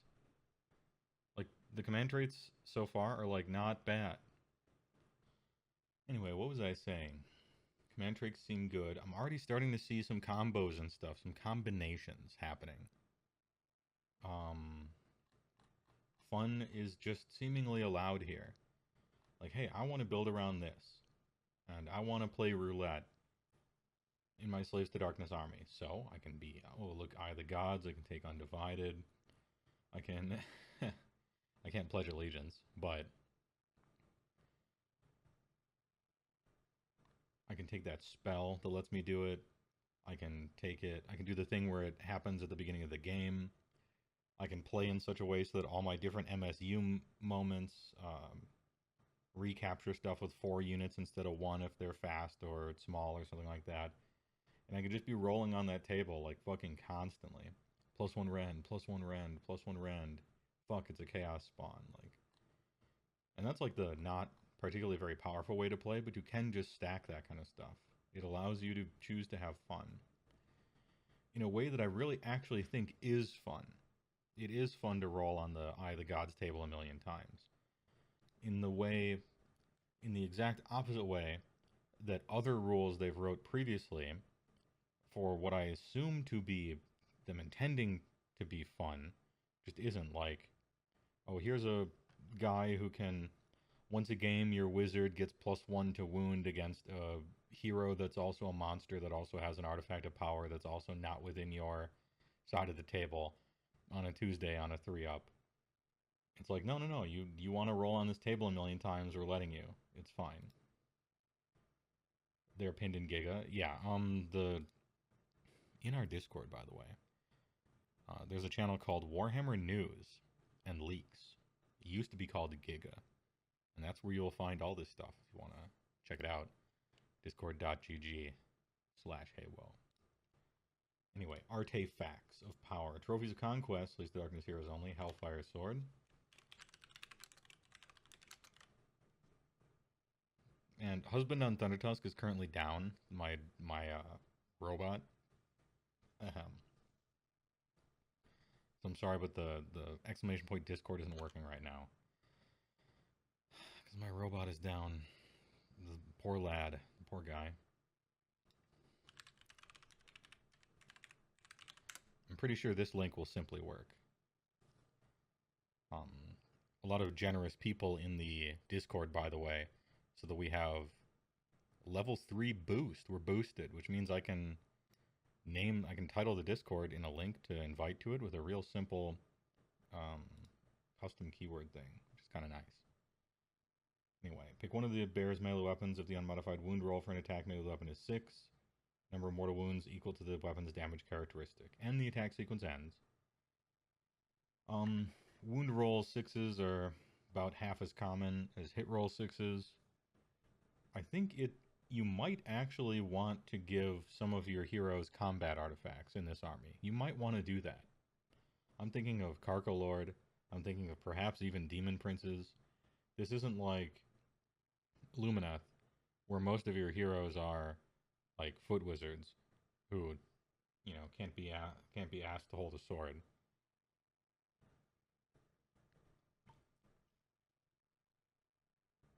But still, I don't appreciate it that much.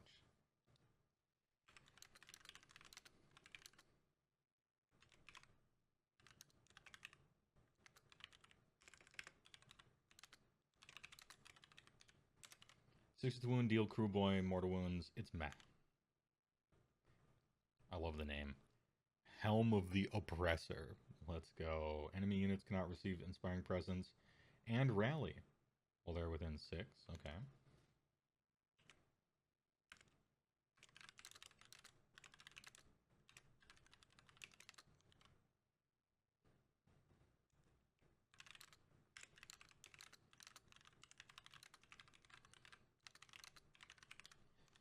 This is another rule that I gave the Tyrant in my fan tome. I'm here for the crown. And now we have the Conqueror's Crown, the one that probably matters. Enemy models with a wounds characteristic of 1 and 2 that are within 6 cannot contest objectives.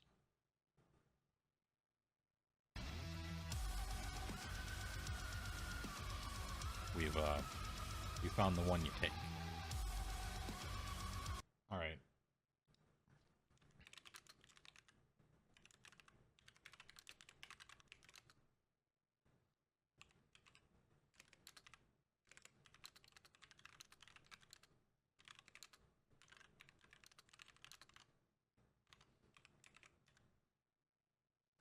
And we'll give that one a star.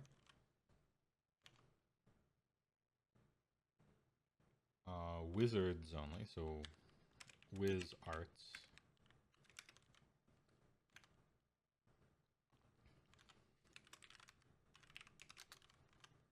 Once per battle at the start of your hero phase, you can say that the bearer will call upon their Chaos Familiar. If you do so, the bearer can attempt to cast one additional spell in that hero phase, and the spell can be any from the lore of the Damned.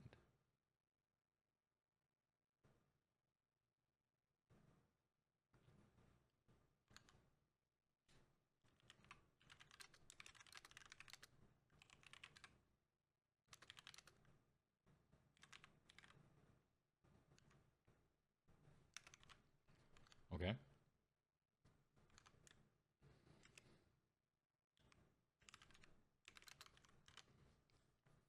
Once per battle at the start of the enemy hero phase, you can pick one enemy wizard within 24. Until the end of the phase, each time the wizard attempts to cast a spell, they suffer D3 mortal wounds before the casting roll is made. Before the casting roll is made. Ooh. Once per game, that's like good enough to possibly be worth it. If the wizard is slain by these mortal wounds, the casting attempt fails. Do not roll the dice. Well, I assumed that, but you know what? Better safe than sorry. Might as well get ahead of an FAQ. That's sick. 24-inch range.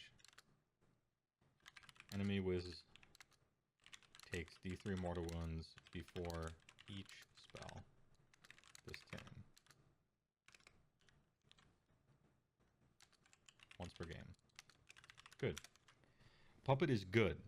I don't think it gets a star, but it's good.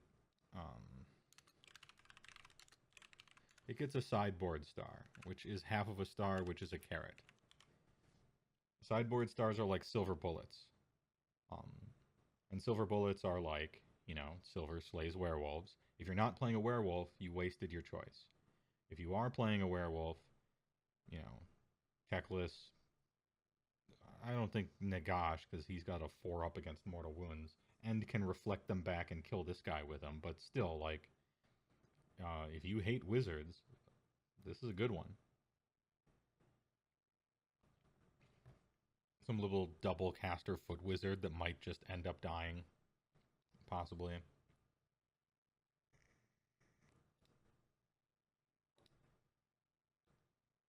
I'm gonna give this one an underline before each spell.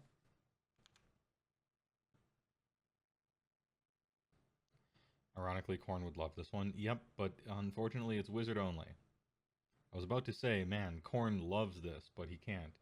He can't love this because it's wizard only.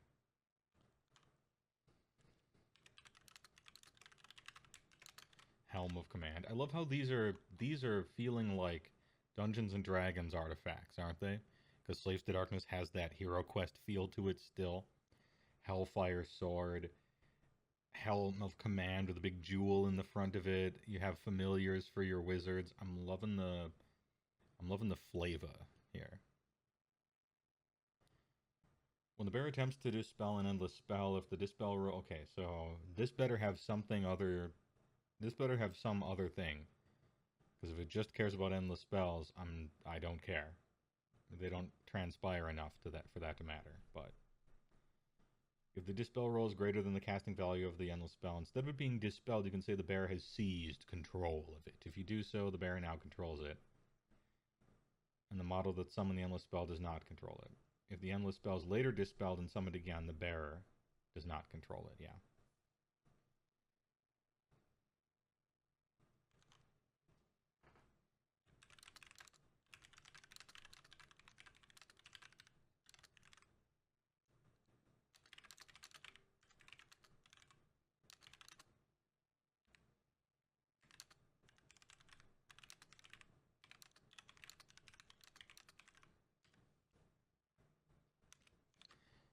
If you dispel an endless spell, you are the captain now, and the opposing player must look at you. Interesting, usual. First time chatter. Hey, thanks for chatting in chat. Broadcaster, sir, when are we getting the next Gitz tome? Next year. Which is sad for Gitz players because they've had to wait so long for anything, right? But if the new battle tomes people are writing are looking more like Sylvaneth and Slaves to Darkness, then it's probably a good thing. Because if Gitz got a book earlier, it might have looked like Fyreslayers or SBGL. This is, by the way, complete cope. Sorry for your loss.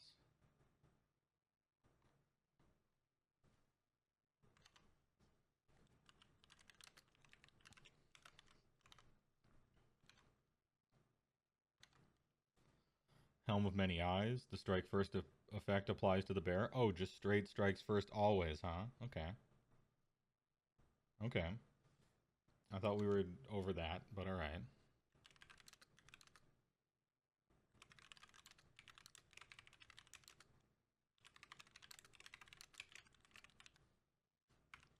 And you get a star.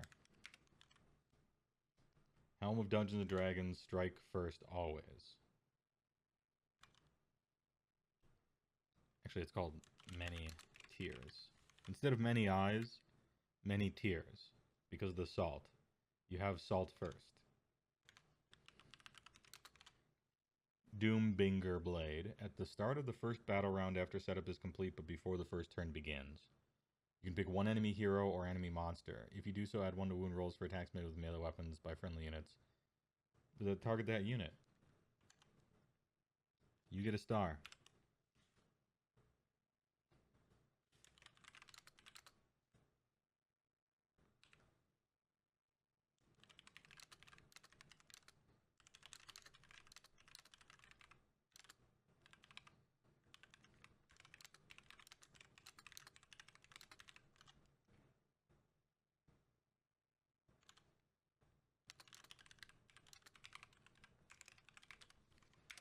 Alright, this shit's amazing.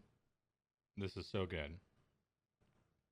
After setup, pick a hero or monster. Everybody gets +1 to wounded in melee forever. This is very good. It gets 2 stars. That's so good. Oh dear, is that good? That's so good. All right, Realm Warper's Twist Rune. Oh, we're twisting. Song twisting. Any Bard players in EverQuest 1 that are still alive? Maybe.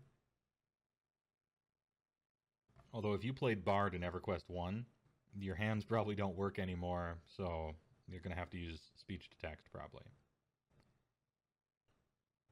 Once per battle in your hero phase, you can pick 1 terrain feature within 12. Roll die for each model within 1 of it. For each 6, the model's unit suffers mortal wound. In addition, until your next hero phase, the terrain feature blocks visibility. In the same manner as a Wildwood, huh?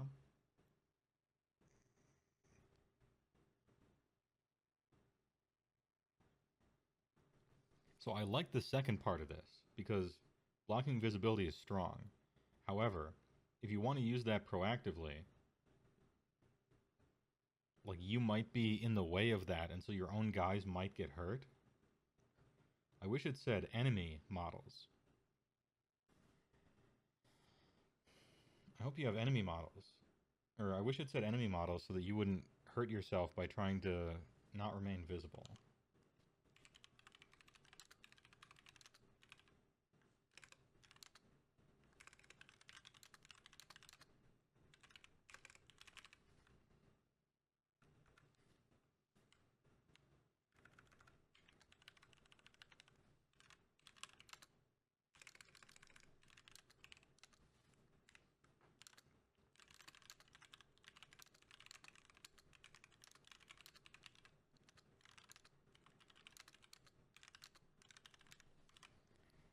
Yeah, once per battle, a terrain feature within 12 inches blocks line of sight, with the downside that your guys might take some damage if they're too close. Luckily, it's only on a 6, right?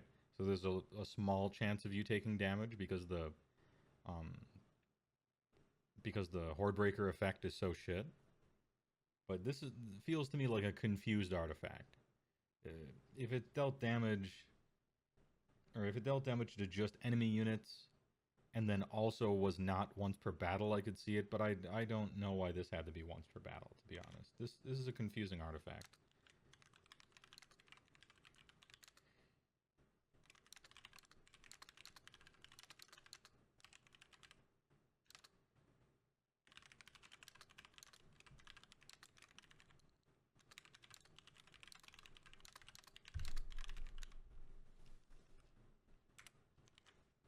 Yeah, I don't know that it needs to be once per game. It should have been enemy units take damage instead of all units. Um, I don't rate it. I don't rate it very highly.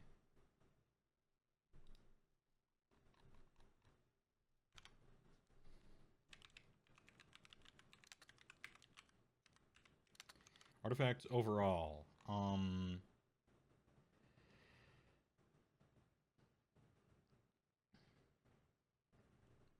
Auto-include crown is very good. Puppet is silver bullet. How many tears is good. Sword of Doom is amazing. So, a few great choices. A lot of shit ones, but that's normal.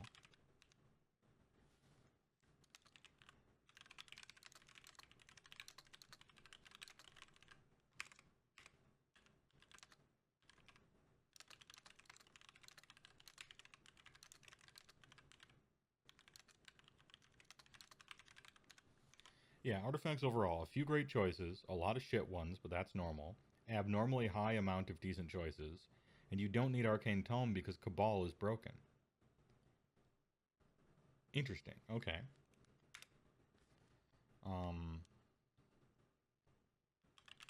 Banners. This is your unique enhancement. If I recall, there was something up here where you get 2 banners instead of 1. I think it's Host or the Everchosen. Yeah, double bannies. And Ensorcelled Banner is a unique enhancement. You can always take 1. Each time you take 1, you can pick 1 banner from the table below and give it 1 standard bear.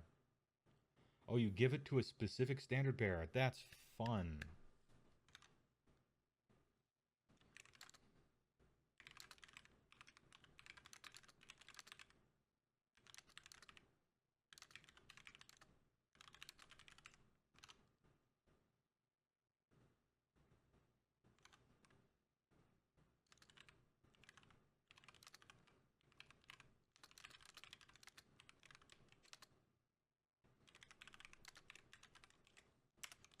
You're instructed to give this to an actual unit champ standard bearer in the game. Fun. Hobby.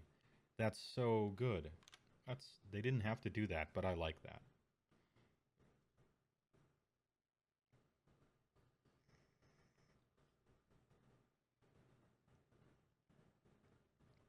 Imagine, the creativity juice is just swirling. It's decantering into your head right now, right? You're like, oh man, who's going to have the extra Chad banner in my army? What's the banner going to look like? Is it going to depict a scene of a blasphemous act or something like that? How cool. I haven't even read these and I already like them from a flavor standpoint. Flavor is on point. Um, Obviously, you can't pick the same one twice. One of the only reasons I read this above part was to find the words you can't take the same one twice, because obviously you can't. Um,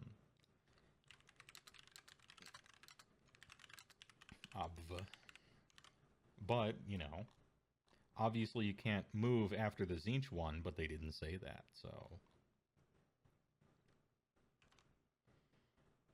Well, this model is on the battlefield to attract one from chanting rolls for prayers chanted by priests that do not have the chaos keyword. Nope.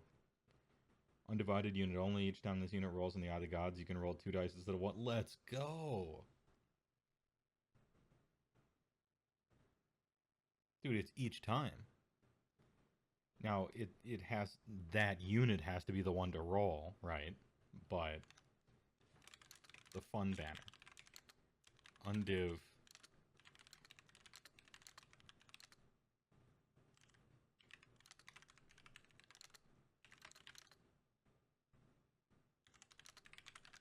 Each time this unit plays roulette, you can spin twice. Let's fucking go.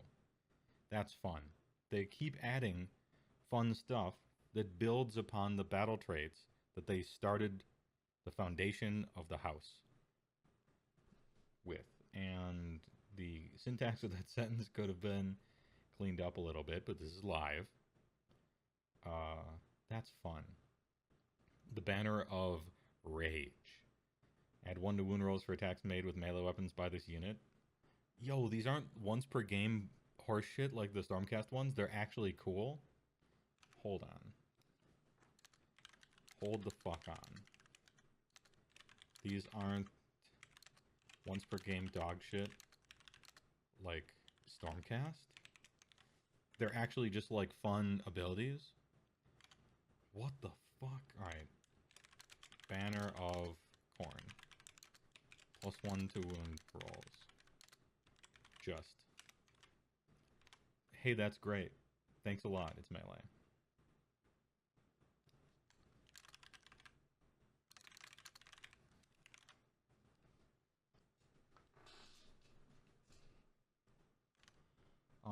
The Blasted Standard. This unit has a ward of 4 up for attacks made with missile weapons that target this unit.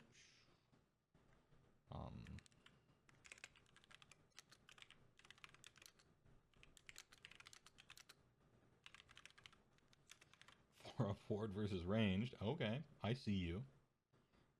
I see you blasting.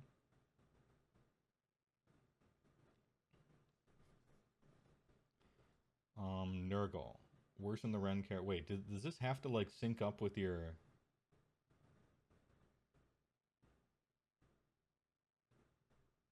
I mean, it's Nurgle unit only, right? So I guess it does have to sync up kind of with your mark, but it also depends. Just looking at keywords.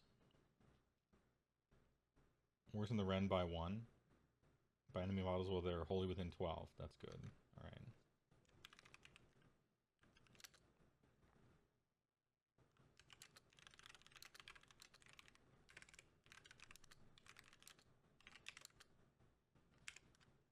That shit's good. That is very good. And the Banner of Screaming Flash.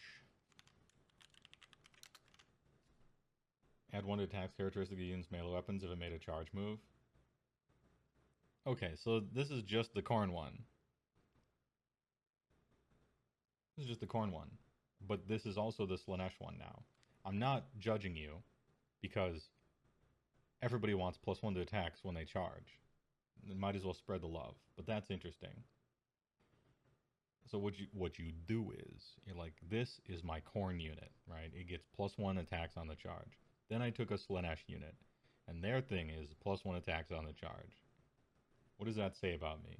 You like +1 attacks on the charge? I indeed do. I do like +1 attacks on the charge. Thanks a lot.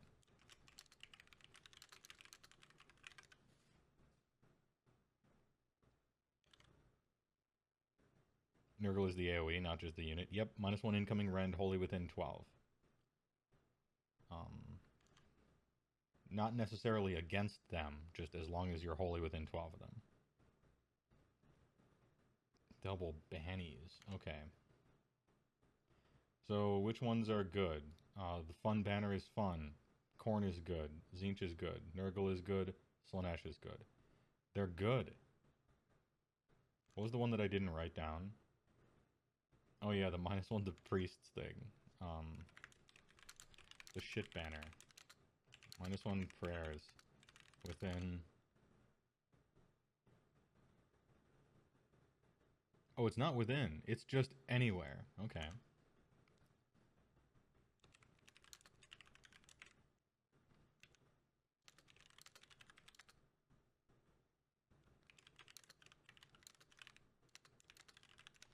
So, because it has a range of table, it's not real bad, but you're not taking it. You're just not. So, you're taking this if you want fun. You're taking this if you want that, and you're just there's a reason to take all these. You get stars.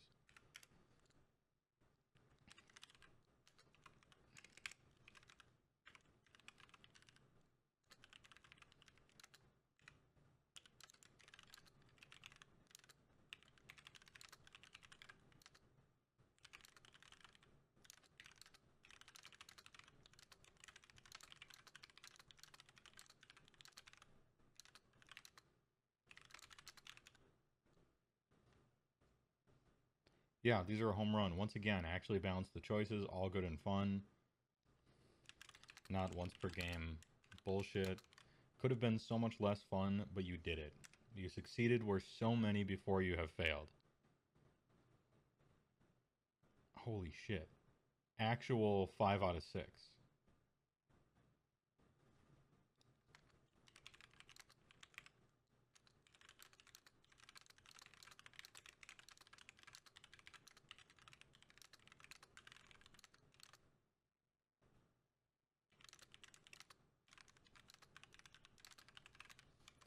The literal 5 out of 6 is some of the best I've ever seen amongst any choices in an AOS rulebook ever.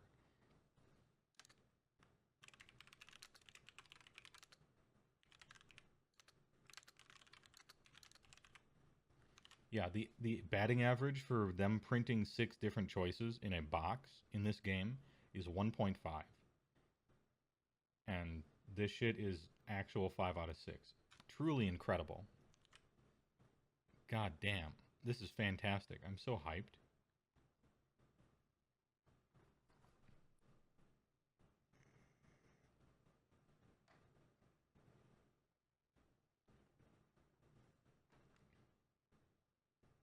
Literal 5 out of 6 moment. If only there were 7 choices so I could say 5 out of 7. That's the only thing wrong with it.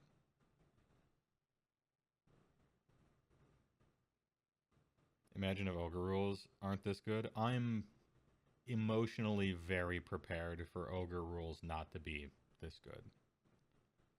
I'm very prepared. My heart has been pulled out of its body. It is encased in ice. It's in a fortress down the street and up a different mountain in a great crystal cavern, guarded by frost wyrms and thunder tusks. I'm safe. I'm marked safe. Don't worry. Anyway, War Scrolls.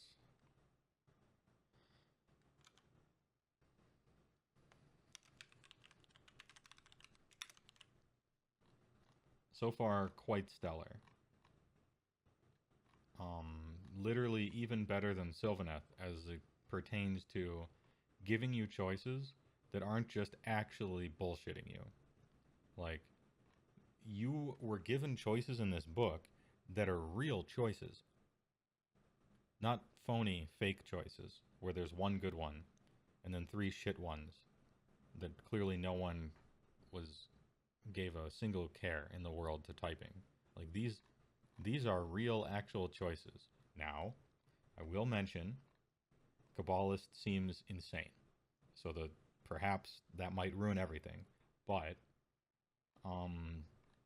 actually very well done so far. Probably the best they've ever done in that space.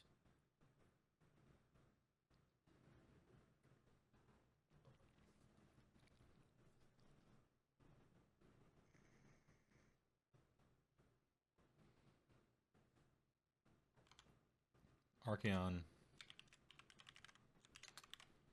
the Ever Chosen, Grand Marshal of the Apocalypse, the Prince of Darkness, chosen of each Chaos God, except Slash, the Great Horned Rat, and the ones that people only know about from Wikipedia because they were mentioned one time 25 years ago and that was a bad idea and they stopped talking about them. Anyway, he is a double caster. He has 25 wounds on a 3-up, but let me see them points. Hold up. Leader, Behemoth. Archeon the Everchosen comes in at a crisp 860. A clean 860. Okay. So Archeon plus 1 foot hero is half your army. Just straight up half. But he is probably canonically the second. Well, when you consider all the. If you consider all the, like, political power, geopolitical power, how many realm gates he controls, the all points, minions, god beasts, armies and stuff like that, worshippers. I think he takes Nagash out. I think Archeon is like canonically the most powerful being in the mortal realms once you tie in all the people he commands. Lore-wise, Nagash is second for sure. And Teclis, despite somehow beating Nagash on the power level, is quite a bit below that. But he won, so anyway, let's see. 3-up save, you love to see it. 10 bravery. Move is 14. That's what I like to see. And look at this wound suffered table. 0 to 10. Okay, that's a slow burn. I like it. Slayer of Kings. What does it have? Rend 2. Okay, we get +1 Rend every edition. Not bad. Teclis lost the 1v1 but won the war. Yeah, true. True.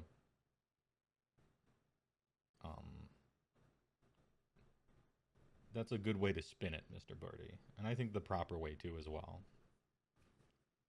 4 attacks, 2s and 3s, -2, damage straight 3. Okay. Monstrous Claws, 2 of them. 2s and 3s, -2, 5. Oh, good. We're not rolling d6s. Good. Good. Fuck rolling d6s for damage. Get that shit out of here. Bonus points for that one. Lashing Tails, you're rolling 2d6 number of attacks, which is dumb and it wastes time. It is a time waster. 4s and 3s, nothing 1. Okay. I guess if you're wasting time, it might as well be on attacks that are also a waste of time. And then you have 6 head attacks, 3s and 3s, -1, 2. Okay.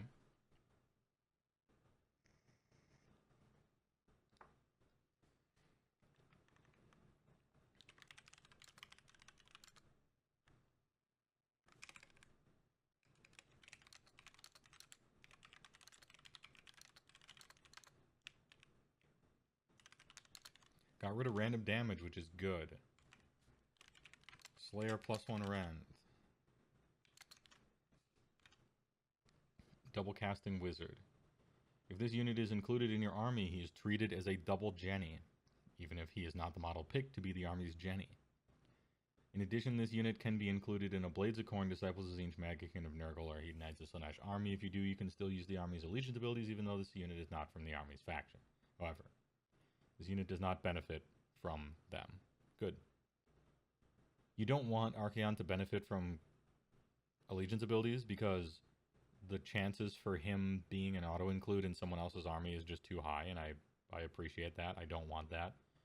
I want Archeon to be an absolute shit slapper in Slaves to Darkness and like a lore or fluffy choice in some other army. I don't want him to be good in those other armies, just because I personally don't like soup. I want you to be able to, but never feel like you should. You should only do that if you love that idea.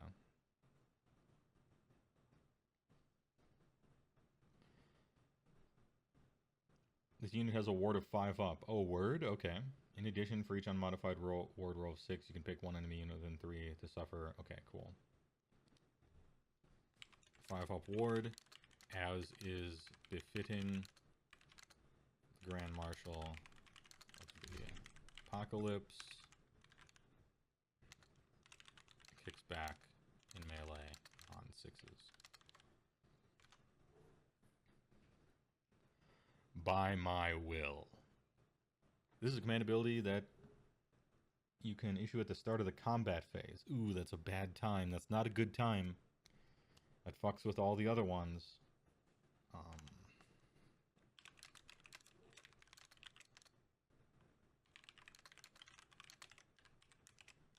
Don't like it, but maybe it's really good. Another friendly chaos unit must receive this. Can't use on itself?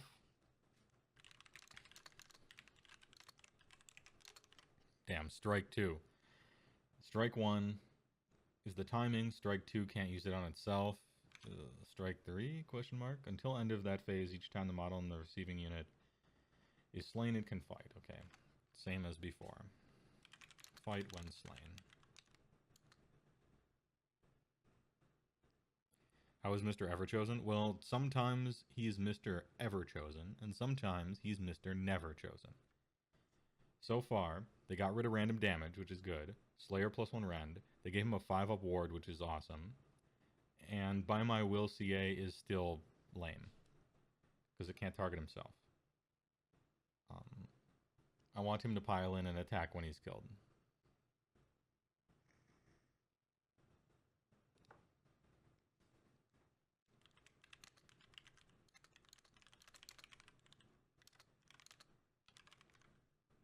I mean, it's not meh. It's not really meh. It's not strike 3. I'm falling into the trap here of comparing it to how it used to be, and you don't want to do that. When you compare By My Will to what it was in like first edition or last edition or whatever, it's going to be way worse, because back then abilities were fucking crazy. So I don't want to fall into that trap of, well, before it was better, when everything else in the book just got better. But this one ability is now worse, and so I'm sad. Negativity bias. Don't want it then. Enemy units cannot receive Rally and Inspiring Presence if they are within 12. Good. Alright.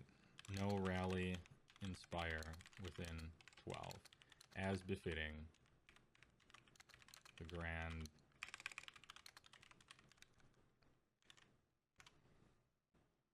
Each time this unit is affected by a spell or the abilities of an endless spell, 4 up ignore. Good.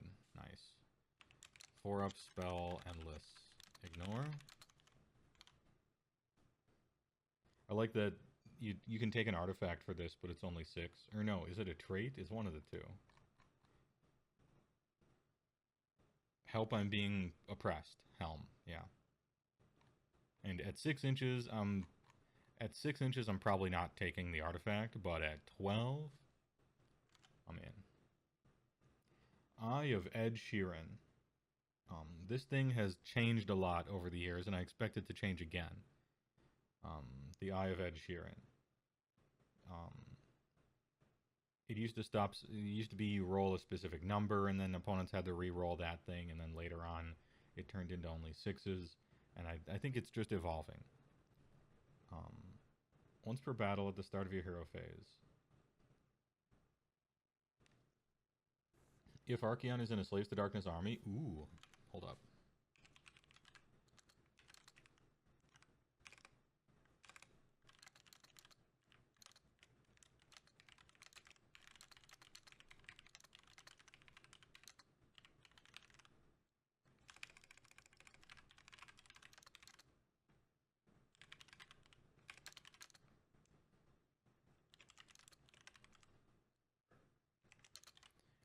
Saying that he can only use this if he's in a Slaves to Darkness army, whatever the fuck the ability is a great and correct choice.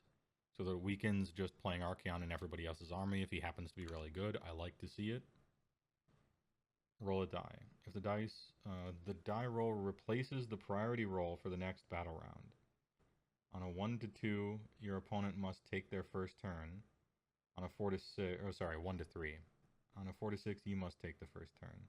Ability cannot be used while there is an enemy Archeon. Okay, so in a mirror match, no dice. Oh, and it's no longer a secret. You don't put it underneath the cup. The cup. It's not a secret. Everybody knows now.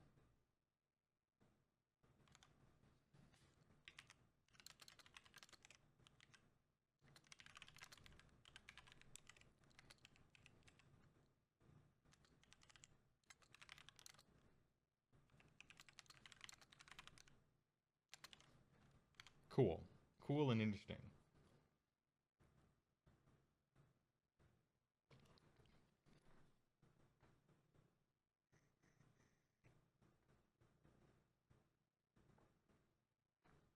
This unit is part of Slaves to Darkness army after the players have received their starting command points before you can pick one of the following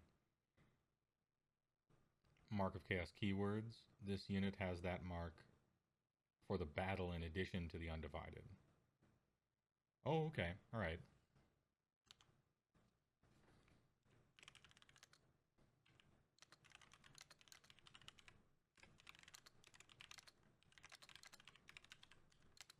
Gains a bonus in addition mark for this particular battle.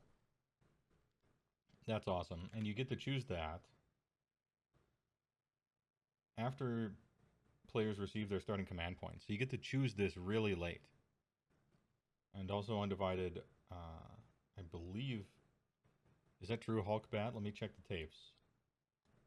Because I remember there being somewhere where it said non-unique, but that might be the... Okay, yeah, no, that's this one. Mark of Chaos Undivided.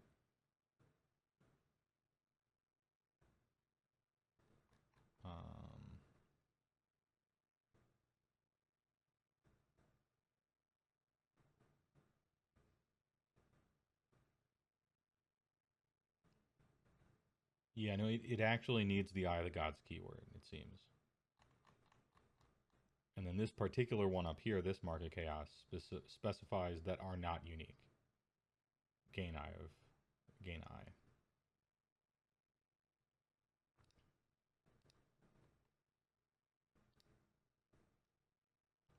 I mean, he's plenty juiced up.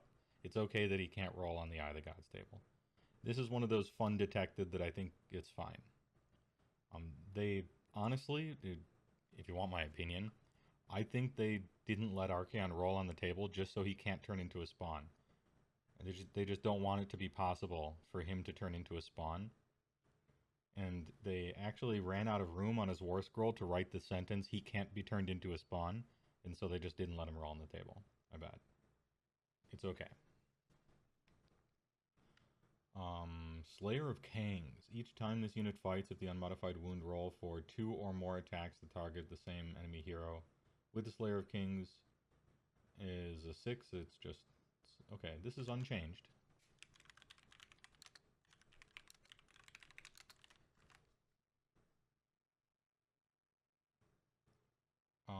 Does Zinch still count as...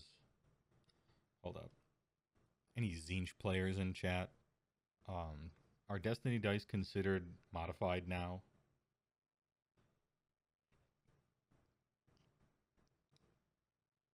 I'm assuming it doesn't work anymore, but it definitely used to work.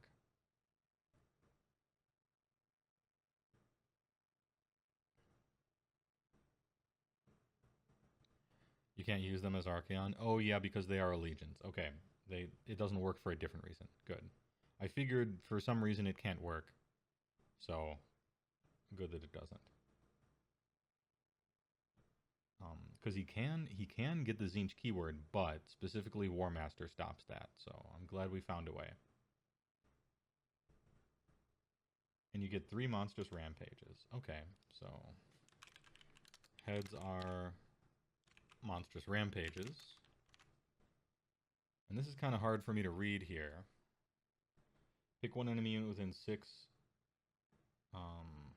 And roll a number of dice equal to the number of models in that unit. To a maximum of 7 for each... What is that? What do you think that says? For each 3-up, the unit suffers a mortal wound? It's got to be 3-up, right? Because you're only rolling 7 dice. It's got to be a 3. When I look over at my preview screen, it's actually easier for me to read than on my main screen. Because main screen is huge. And so I'm getting the like Sega Genesis pixels on the widescreen TV effect when I'm looking at my main screen, but then over here in the preview it's actually much more visible. So you're rolling 7 dice and you're looking for 3-ups, which is 2/3, which is 4 mortal wounds ish.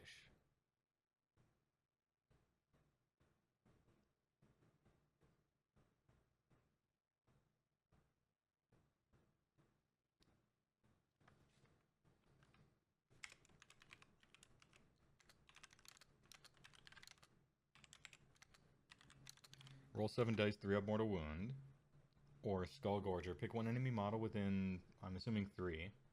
Roll a die. If the roll is greater than the model's wounds characteristic, it is slain, and you can heal a number of wounds equal to the wounds care. Okay, so swallow whole.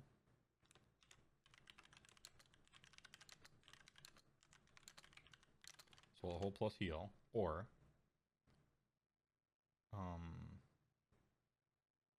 pick one endless spell within 12 of the unit on a, I think 2-up.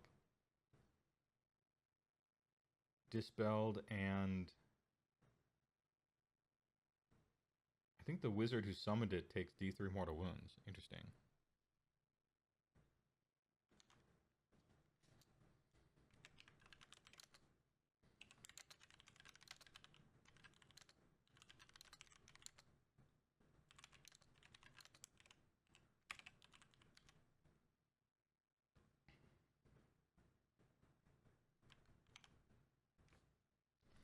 Okay,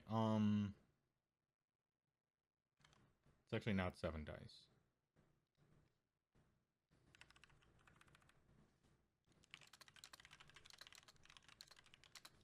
It's a maximum of 7.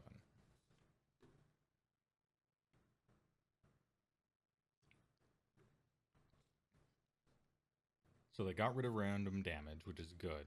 Slayer's +1 rend, 5-up ward straight up. Kicks back in melee, but who cares? My will is still a strong command ability. No Rally Inspire within 12, which is sweet. 4-up spell and the spell ignore. Once a game, you can know who's going to take the next turn and play appropriately.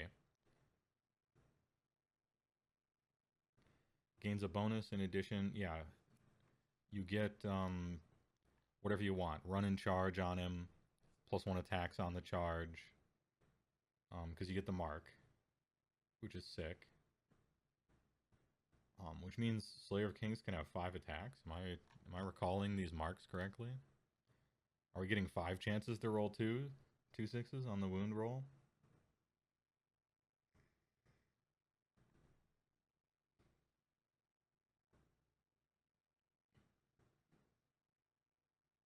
I mean, you're giving him the Nurgle mark, right? Just so he's even more impossible to kill. Like, that's what you're doing. You can pretend like you're going to give him +1 attacks on the charge. You can pretend like you're going to allow him to, I don't know, run and charge or something like that. Nah, you're giving him Mark of Nurgle. And that's final. You paid 860 points. You are not trying to get that thing killed. He takes Mark of Nurgle all day, every day. And then you have 3 different heads that always choose Roar. Like, you got 3 monstrous rampages that are all worse than Roar. By a lot. Sometimes, maybe, you're going to take out a banner bearer or something. But Roar is usually better. And sometimes, maybe, you're going to dispel an endless spell. But for the most part, you're just choosing Roar because these monstrous rampages are just worse than Roar. But that's fine. He can do that. Now, what kind of damage are we looking at here? Because he costs 860. Any Chaos unit near him is going to at least break even on points because he's the commander of everything. And so any unit near him that dies is just going to get some points back by attacking, which is strong. He's like impossible to kill, which is good. And he has pretty good movement. What kind of damage are we looking at, though? So 4 attacks, 2s and 3s. I think you can give him +1 to wound, right? Like best day ever, things like that. So he's 2s and 2s. Rend 2 damage 3. All right, I'm gonna roll him through. I know you get a lot of buffs in this army. I'm aware of that. I'm just you can see the light coming from the other screen over here. Don't worry about it. I'm on Druchii Violet. We're doing some calculations. Rend 2.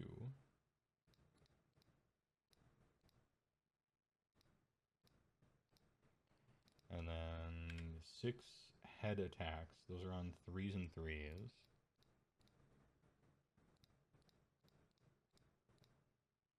Rend 1, damage 2. 2 monstrous claws for 5 damage.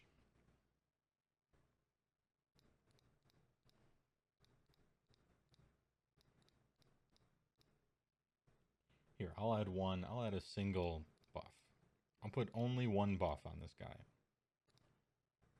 And then 2d6 attacks that do 1 damage that are 4s and 3s. So just trash.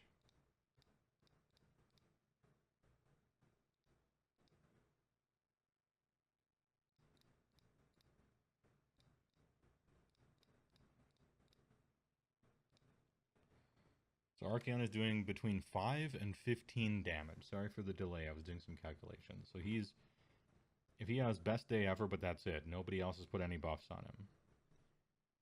He is tossing out 10 damage on average, which is not a lot. But keep in mind I'm calculating it against the 2-up. If I were not calculating it against the 2-up, and instead of 4-up, then he's doing like a whole bunch of damage. Because it's possible that they won't have all-out defense because you're going to roar. So they might only have like +1 to their armor. I guess you have a possibility of getting Slayers of Kings, but it's very unlikely with only 4 attacks. Is he supposed to fight massive regiments, I guess? Or dudes? Like, what about against 3-up? Against 3-up, now he's doing 15. So he's doing like +5 damage every time the armor gets 1 worse, it looks like. And then against the 4-up, he's doing like 19. So, yeah, he does like 10 damage against a 2-up net. And then for every armor value that gets worse, he does essentially +5 damage all the way up. So it's It's obviously nowhere even remotely close to 860 worth of damage, but that's not what he's for. He's for being like fucking unkillable. And everybody around him gets free points, gets free damage and free points.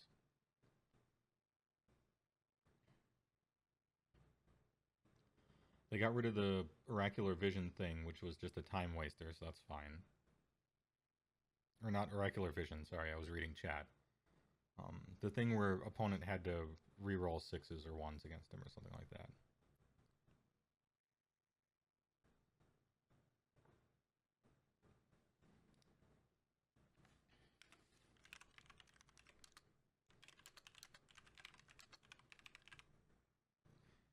Yeah, he lost the +2/-2 bravery, but what he got is better than that. And that is Crown of Domination. Enemy units straight up cannot receive rally or inspiring presence within 12 of him. And stopping your opponent from being able to use inspiring presence is way better than -2 bravery. So they did like a bravery mechanic feeling kind of thing. They just changed the way it works.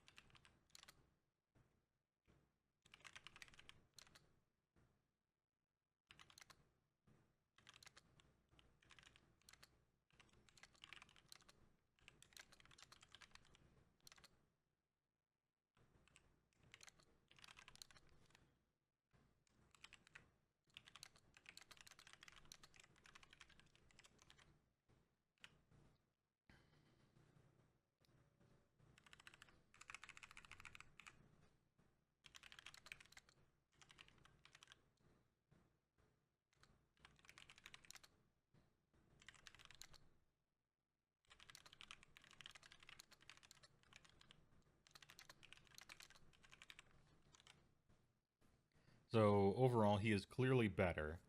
Giga Chad status on defense, the distraction Carnifex that hands out owls by stopping Inspire, stopping CAs, and giving you Phantom Equality points when anything near him dies. It gets to fight, so you get points back even when you lose. He's on a 5-up ward, 4-up versus spells and on the spells, 3-up armor, -1 to be wounded because he will be in Nurgle, and then 25 wounds with a 14-inch move. And he is a double caster. Okay. I wonder, do you think this is enough for him to be playable? All they really did to change him was make him even more unkillable. That's basically it. He's at 860 points. Did he go down in points? Jeez. I could check the tapes, but this is an old book and I would have to look in the GHB. Oh yeah, +2 wounds into spoiler. Yeah, 27. There you go. Janitoro, good point. Yeah, 27 wounds into spoilers, and don't you forget it. Which is like approaching Mega Gargant wounds density, which is kind of incredible. Oh, hats off, sure. -1 damage for Nurgle. -1 to be wounded, which I've already factored that in. I'm simply assuming you're going to be Nurgle.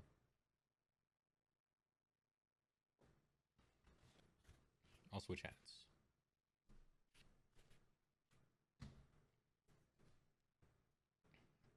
Some guy did napkin math and said he has 26 to 27 wounds.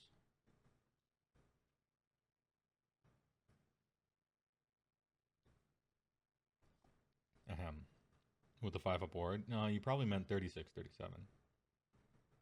Oh, you did mean 36, 37. Yeah. Yeah, Archeon is basically a 14-inch flying Mega Gargant. Except, even more durable than Mega Gargants, because he has the same effective wounds, but he's at -1 to get wounded, and half immune to spells and endless spells as well. And he starts at a better armor save. He does about the same damage as the Megas do, honestly. They don't do crazy damage, and neither does he. But he is a double casty wizard. Interesting.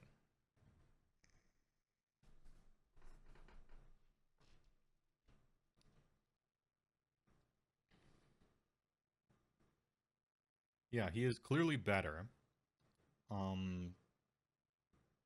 He's just the ultimate distraction Carnifex, and how much value you can get out of his By My Will ability is going to be whether he's worth his points or not.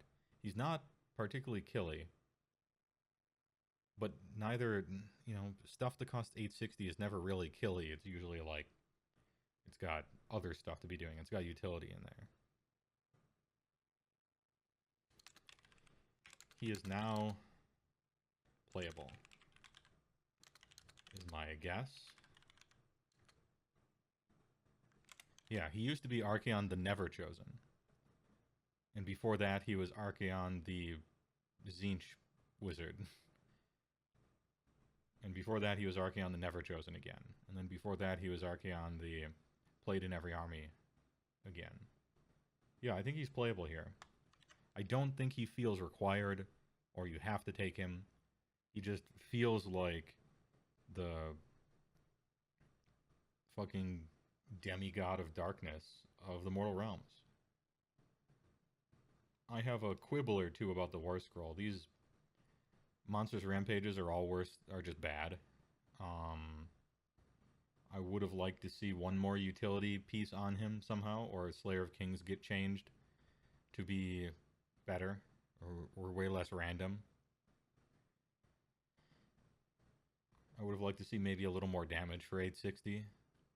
But hey, if you want more damage, you can always put him in Khorne and get 3 Monstrous Claws that do 5 damage each, plus 5 attacks of Slayer of Kings for those, looking at those wounds, right? You could do that. You won't. But you could.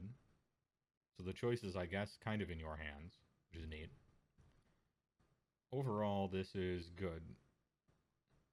It's better than he was, because before I considered him not playable. And now I think he is. It's a pity these heads are so bad. But then again, like, what, are you going to print something better than Roar? You probably shouldn't, because Roar's OP.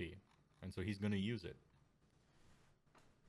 Which means that people can't use command abilities in combat against him, and also can't use command abilities in the Battle Shock phase against him, and also can't use Rally around him. Which is sick. I'm gonna give it a thumbs up. Thumbs up. Except for the Monstrous Rampage heads are bad.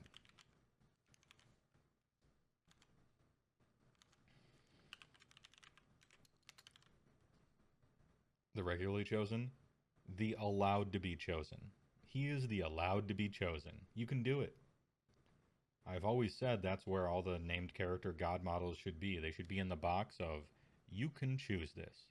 It's not the literal best thing that you have to play, but it's not bad. It's just good.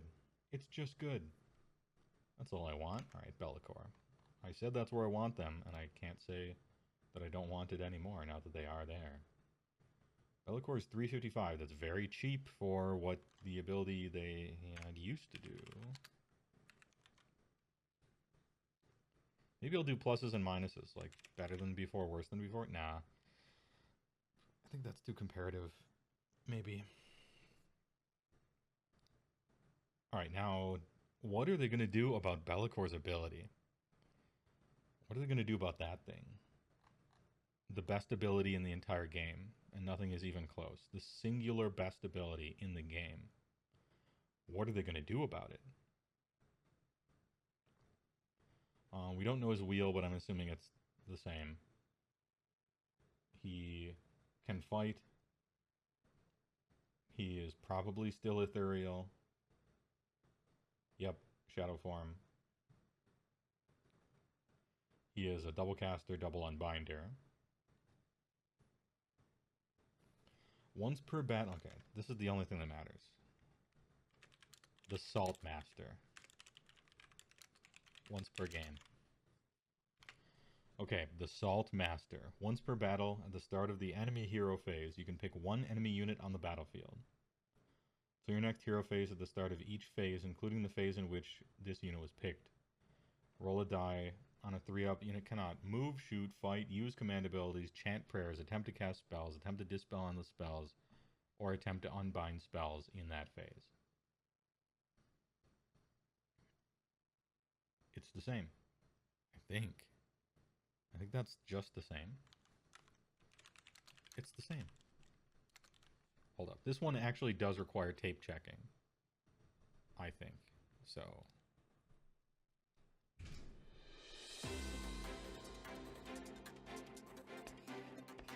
And we take a look at the tail of the tape. Some of them may be involved with exotic stuff, like dark matter.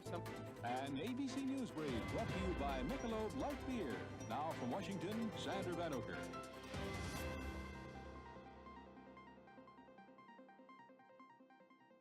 Now from Washington, Sandra Van Oker.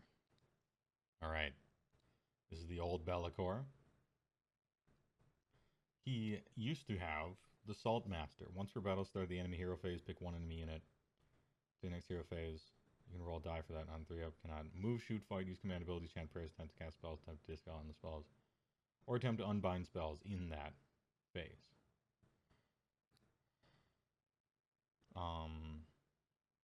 Move, shoot, fight, use command abilities, chant prayers, attempt to cast spells, attempt to dispel on the spells, or unbind. Yep, seems to be no change. It seems to be the same. It's the same.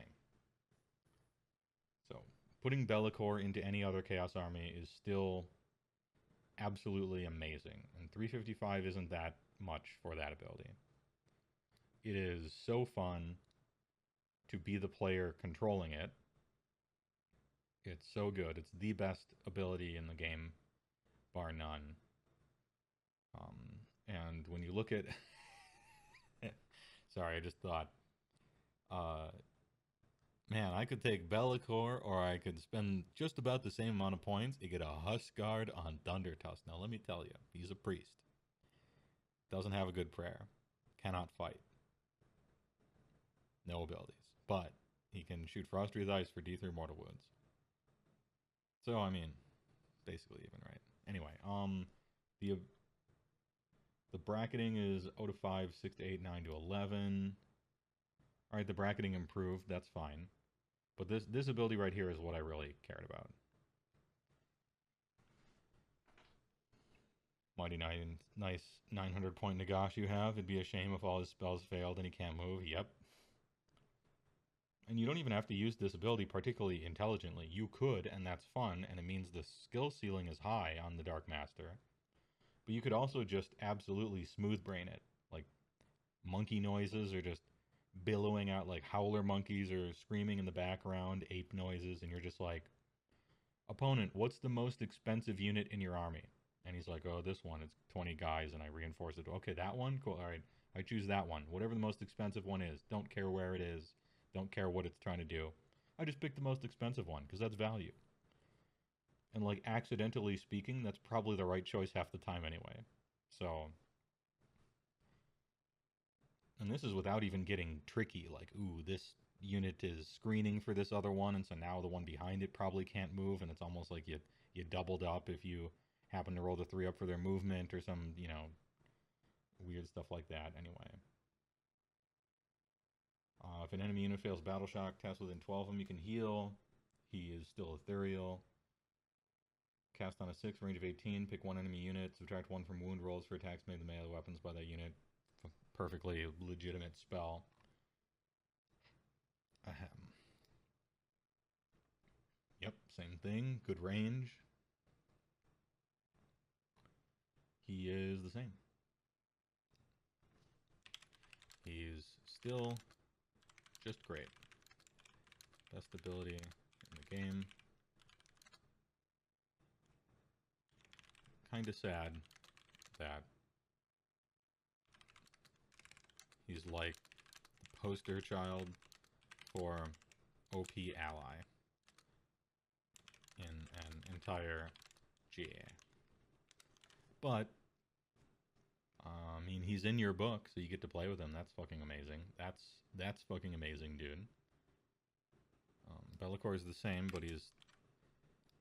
I don't know. I don't see a world where you don't take Be'lakor.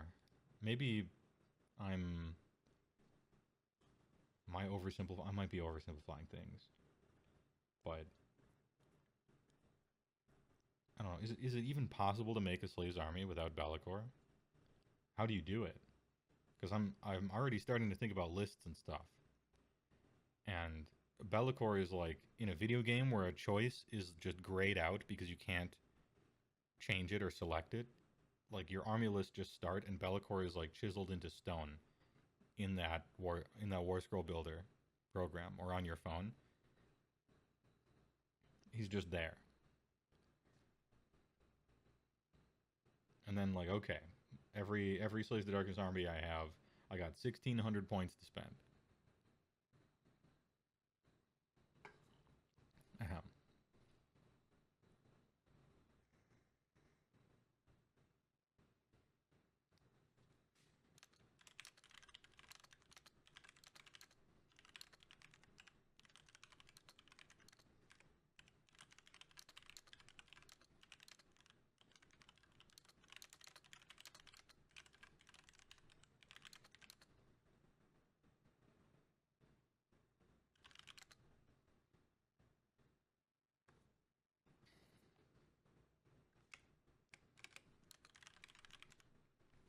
I'm going to put that sentence there because it could happen. This might be happening. I have to hedge against my brain sometimes. So my concern is that he's the most auto-include that ever got auto-included. But I might be oversimplifying, or maybe I'm focusing on, or maybe focusing wrong, or something. Like, it's possible I'm just thinking about it incorrectly. But to me, it felt like Be'lakor was like a grotesque, the most grotesque auto-include ever in the old book, and it seems to still be the case here. Although a lot of other synergies got made, it's just you play with a 1645 army. But I might be... Someone in chat just said little tunnel vision. I might be tunnel visioning. It might be happening. That could be.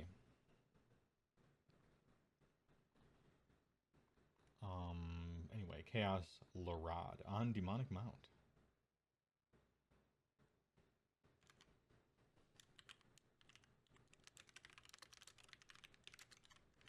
Chaos Larad on Mount costs how much? Oh, you know what? I might as well just print all these, right? Oh, no. Some of them aren't on the thing. 170. Hey, 170 is pretty good. For a hero on a mount, 170 price is pretty good.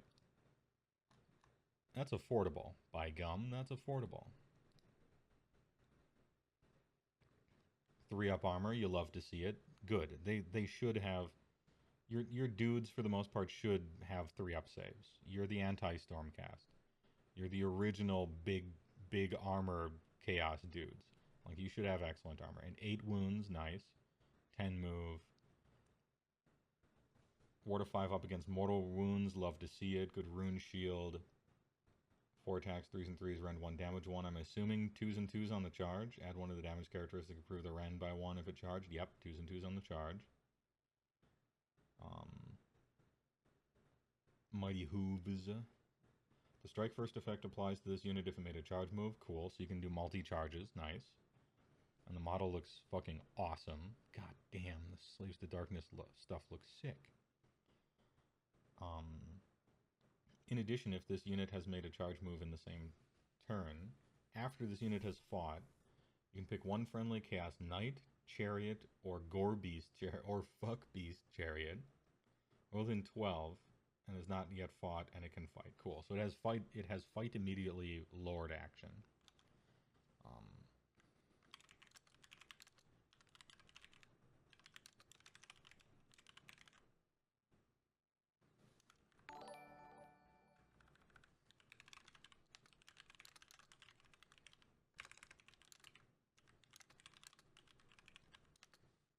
Also, when charges, has fight immediately, Lord action for Knights, Chariots.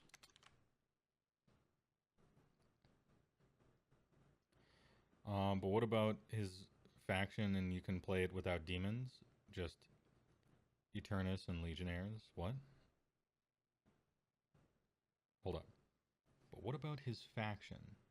And can you play it without demons? Oh. Do you mean to say that... What about Legion of the First Prince? Like, it seems to be that you can just play him. You can just include Bellicor in your army. You don't need to be in Legion of the First Prince. And indeed you don't want to be, or at least I don't want to be. Because Legion of the First Prince is you playing with all the demon models in the game, which I don't think look cool. And it's a real control-y, defensive, blobs of chaff and summoning extra blobs of stuff. And I strongly disliked that playstyle. A lot of people did like it. And it just seems to be just different now.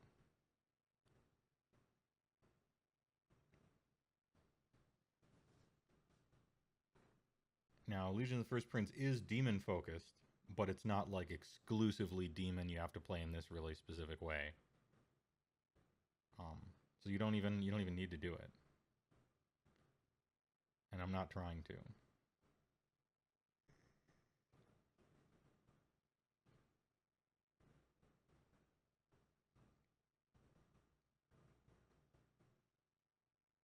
I think they basically removed that chaos stuff, Chaos Undivided. Chaos Undivided. Do you mean the old way, like the really old way?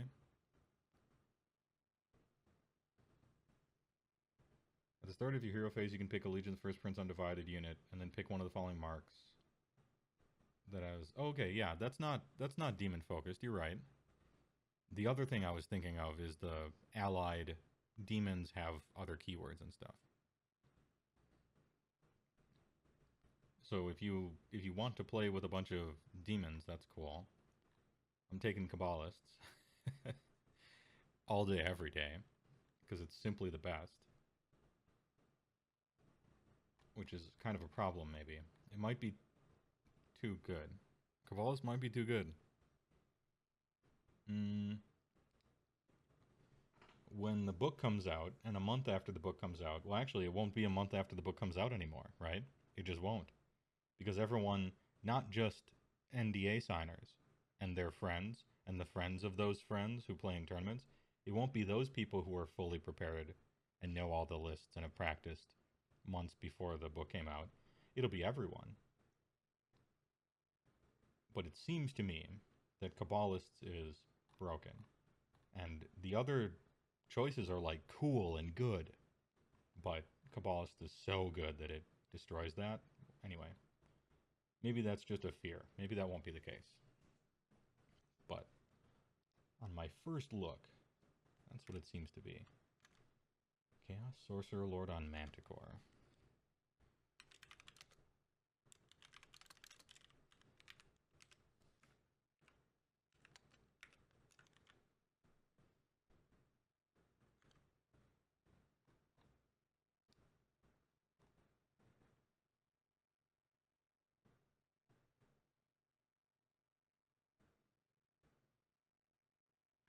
$270.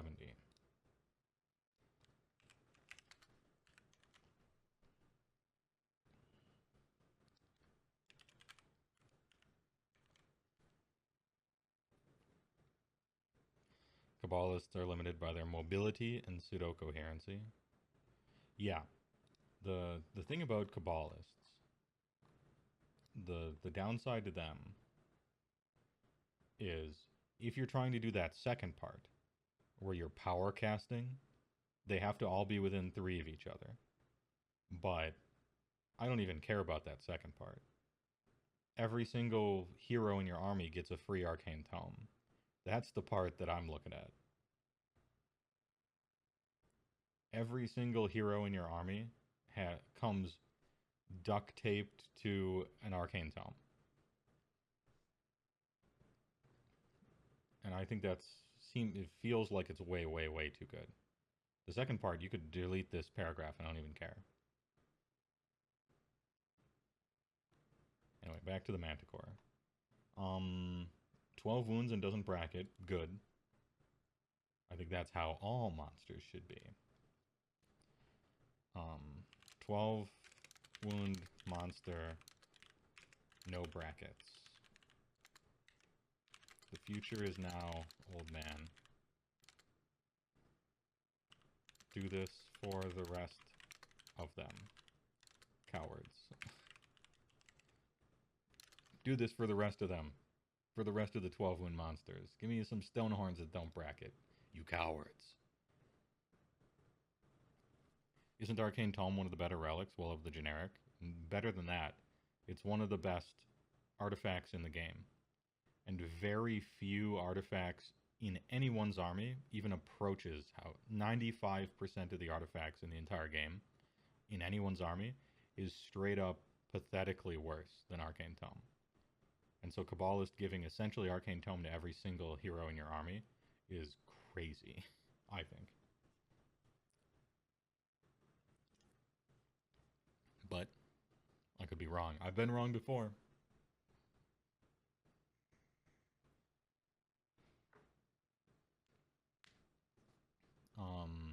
He has a bonk, which is D3, but it, wizard bonks, it doesn't matter. This thing isn't for fighting. It's for having 12-inch flying on a wizard that doesn't chart. Add one of the damage characteristic of attacks made with this unit's horn, fangs, and claws that target an enemy monster. Oh, hey. Yo, those are its good attacks, too. It has 5 of them. 3s and 2s. Rend 1, damage 3. Nice. It's better than a Frost Spear. He does have 3 bonks. Oracular Vision. Your hero phase, you can pick one friendly Mortal Slaves to Darkness unit wholly within 12. If you do, that unit has a ward of 6 up. Okay, so they finally made Oracular Vision awful. Alright, that's something to note. Oracular Vision. Seeing a nerf every release is finally bad. We knew the day was coming. Every single time they printed a new thing with Oracular Vision, it was worse. And so now we finally got to the point where Oracular Vision is bad. And you don't even try to get it in your army. So, you no longer need a Chaos Sorcerer Lord. It frees up a hero slot. Which is okay, right? You no longer have to take a Chaos Sorcerer. You can take other stuff instead. Or feel like you have to. Which is fine. And then Winds of Chaos, this used to be one of the best Horde breakers in the game. Let's see if they changed it. Cast on an 8, which is hard. Maybe not if you're power casting. Range of 18. Pick one enemy unit.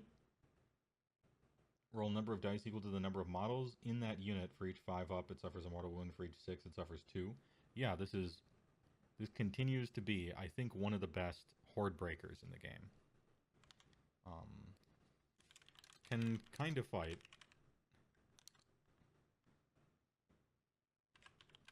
Excellent Horde breaker spell. If that's what you want. If that is not what you want, you probably don't want him.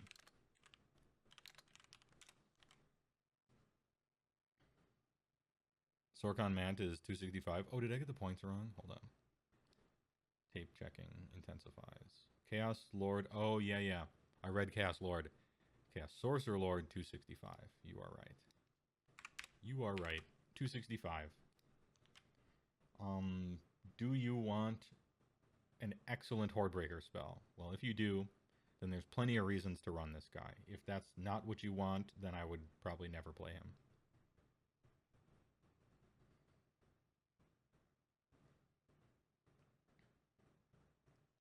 Yeah, and this is one of the best Horde Breaker spells in the game for many reasons. I will point them out because some people in chat are talking about them. First of all, 18-inch range. Usually Horde Breaker spells have shit-ass range. Second, it's not wholly within. It never says wholly within anywhere. Third, usually some Horde Breaker spells say number of models within that range, not a unit within that range.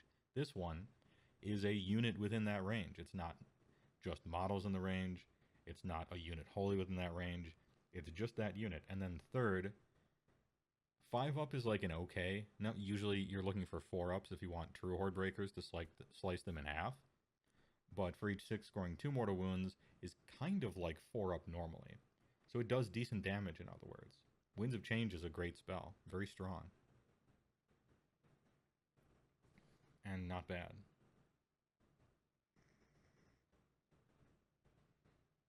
It's basically 4-up by maths. That's what I assumed. I'm not the greatest at math, but my napkin math in my head, I'm like, oh, that's kind of like a 4-up. Oh, the in-year territory rule is also gone? Yes, that's a good thing as well, Chris Hammer.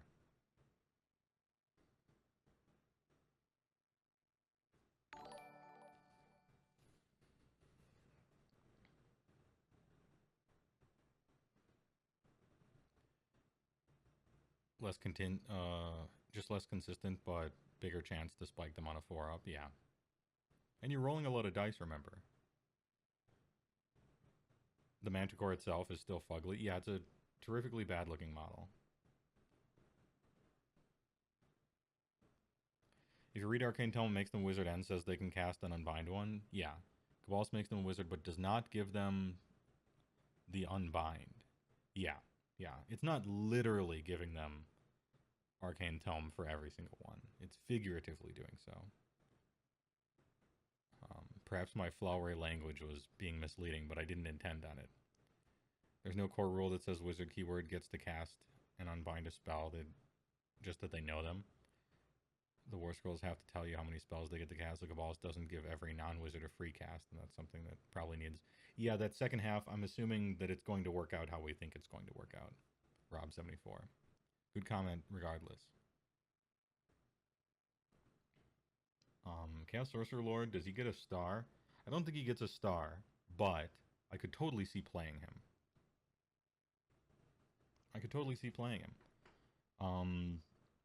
Don't sap me. First time chatter. Sounds like a WoW player. Sorry about those rogues, my dude. I just came in. I don't know why 6-up Orda is a bad thing or a thing to avoid. It's not a thing to avoid. Don't get me wrong. The history of it is Oracular Vision used to be like very, very powerful, and so you felt like you had to take something that had Oracular Vision. A 6-up ward isn't particularly, in my opinion, wards don't become something to like nut over until you're on a 5-up. A 6-up is infrequent enough that I don't rate it very highly. This does not mean that it's trash. It just means don't feel like you have to take Oracular Vision in your armies anymore. So there is that. A 6-up ward is kind of whatever. A 5-up ward is twice as good and twice as often, right? It's a 100% increase on the number of ward rolls you're passing because, you know, you're doubling the chances essentially. And it becomes more statistically reliable, I think, on a 4-up or on a 5-up. On a 6-up, I can roll 10 of them and just get none. You know, and that wouldn't even be particularly unlikely in the bell curve. For a 5-up, it would be.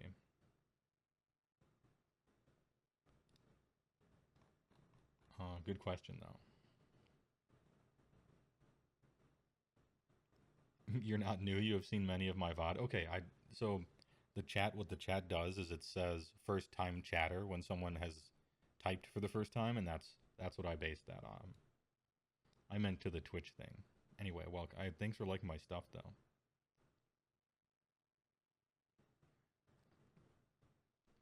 Just got here, no star for the Chaos Lord on mount. Charging him with 2x10 juiced up knights, and they all swing before the enemy, that's baller. Right, but if you charge with 10, if you charge with half of that, right, just the 10 juiced up knights, they get to fight before the enemy too, right, because they charged and it's your turn. It's cool to have a Chaos Lord who also gets to fight beforehand, right? But it's not totally changing the game on those. Like if this dude gave them, if this gave the knights like a buff, like they got +1 damage or +1 rend or +1 to wound rolls or like some like synergy thing, he'd get the star. But the fact that the only thing he does is allow himself to fight before the knights who were already going to fight first, because if you were charging with all the knights and not the Chaos Lord, you can still use command abilities from the champion in there, you know? So, he's not bad. I think he's okay. Doesn't get the star. But he ain't bad. Star, like, look, notice that I didn't even star Archeon. So, Chaos Lord on mount, don't feel bad.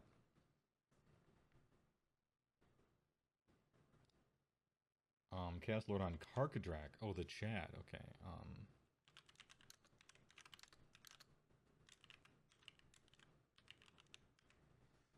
Now what do you cost?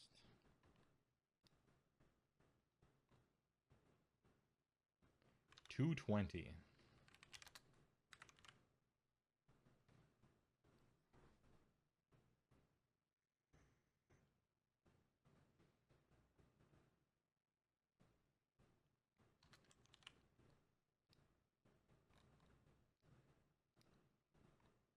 Here we go. Wouldn't a Lord on mount with knights and another unit get you 3 combats first? Lord on mount fights, then knights first, still in the fight's first phase, and then your first unit? I thought it would be only 2. Let me check.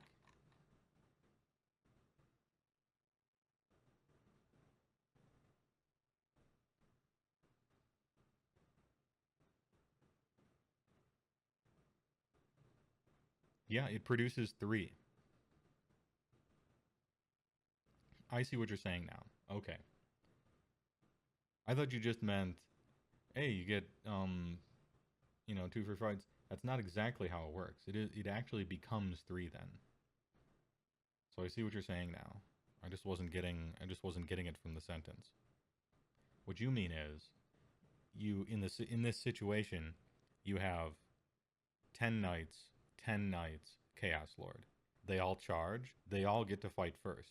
Long story short.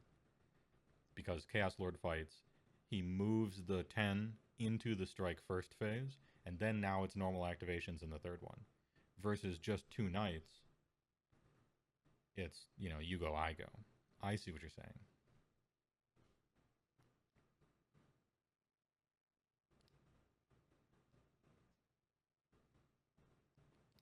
So, produces triple charge, strike first, one-sided smash. What should we call this? Maneuver. Meh plus.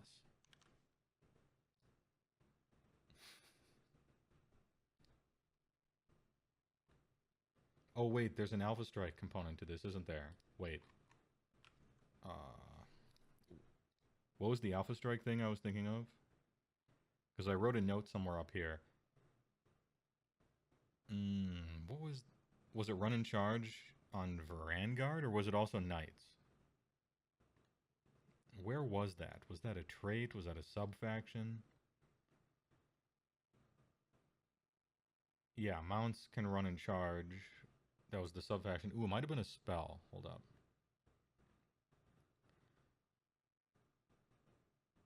Can make him +1 attack on the charge.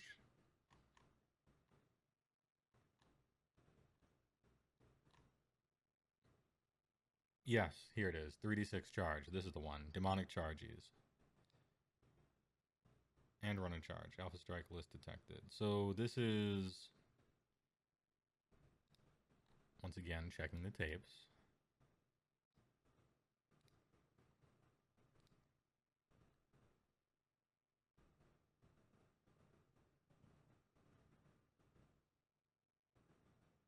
Okay, it's not like an AoE, it's just 1, right? But your Knights of the Empty Throne can do that, and those are specifically Vanguard, not Chaos Knights. Does this dude call out specifically Chaos Knights? It's Chaos Knight, Chariot, and Gorebeast Chariot. So... I don't know that you're actually alphaing with it. So strikes first on the charge. Also when he fights, has fight immediately lord action for knights and chariots. Brings them into first strike. Then, normal activation, you go. So, triple strike first, charges. No, sorry, Microsoft Word, I actually did mean charges. I meant the wrong word. Yeah, this guy's sick. Now that I think about it. Chat, you've sold me. You've sold me on him with your math, with your mathematics. Triple strikes first, charges.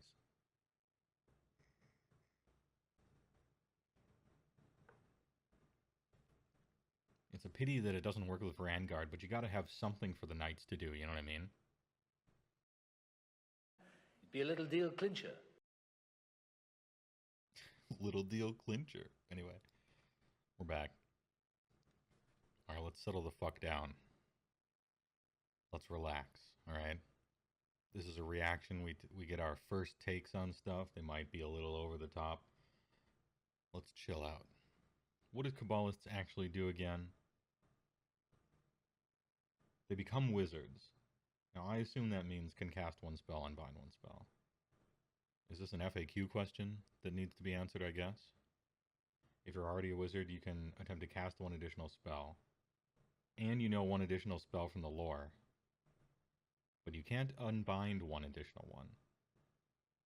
So I wonder if you're onto something. If you become a wizard, can you unbind a spell? I suppose that's the question. I assumed yes. But maybe that's not the case. You do know an extra spell, which is also a really powerful part of this.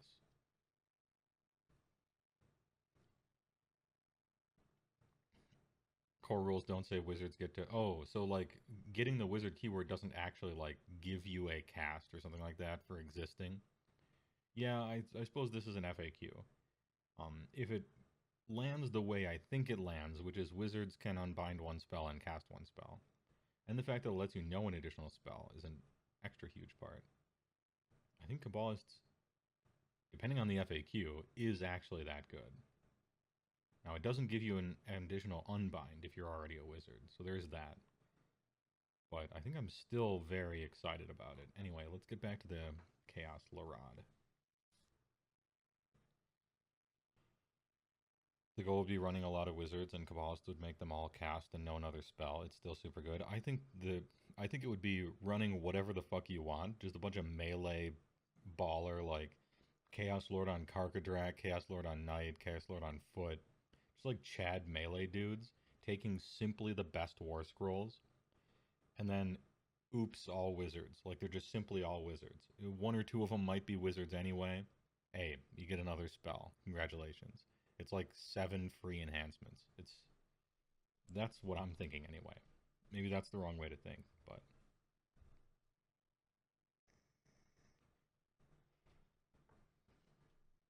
like my problem with Kabbalists is whatever the theme of your army you're trying to do, it feels like playing it in Kabbalist is just the right way. Like, I want to play Bellicor and, you know, a bunch of demons. Oh, cool. Well, then you should probably play Kabbalists because it gives them all an extra cast. I want to play all demon princes. I want 4 demon princes. Well, you should play them in Kabbalists because it makes them all cast an extra spell. I want to play cultists and ravagers and marauders. Okay, well, all your, you know, all your Dark Oath cultist heroes are just wizards now. That seems better than this. I want to play Knights of the Empty Throne. Okay, actually, Vanguard probably fuck in this subfaction. You probably actually do want this. Run and charge on all of them is sick. And if you want to play roulette, then host is actually like the way to go.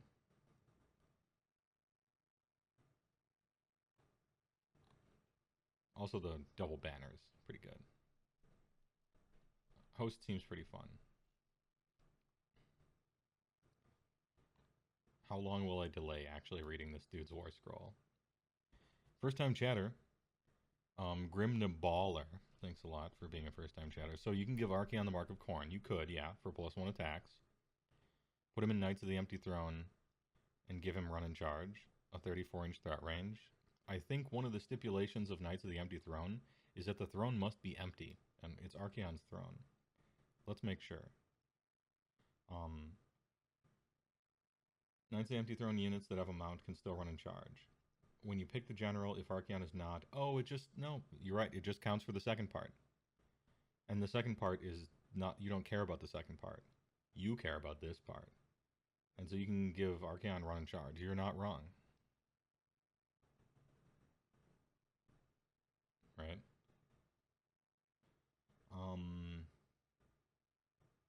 Unless Archeon has a sub-faction keyword, which he may. That's the only other thing I can think of to potentially ruin this fun. Host of the Everchosen. There it is. There's the reason. Fun detected. Yeah. So he can't be in Knights of the Empty Throne because he already has a sub-faction keyword. He is hard-locked. It was almost a good idea, Grim Balla. So close. That being said, you could cast a spell on him, right? Can you cast that one spell?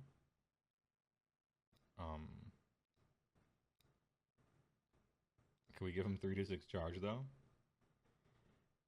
Pick one friendly Saves the Darkness unit that has a mount and is wholly within range. Hey, we can cast demonic speed on him. Hey, we still got it. We can give him 3d6 charges. That's exactly the same as a run and charge. Only better. Because you can try within 18. And he can cast it on himself. See, you fun detected, and you can still do it. Alright, fixed.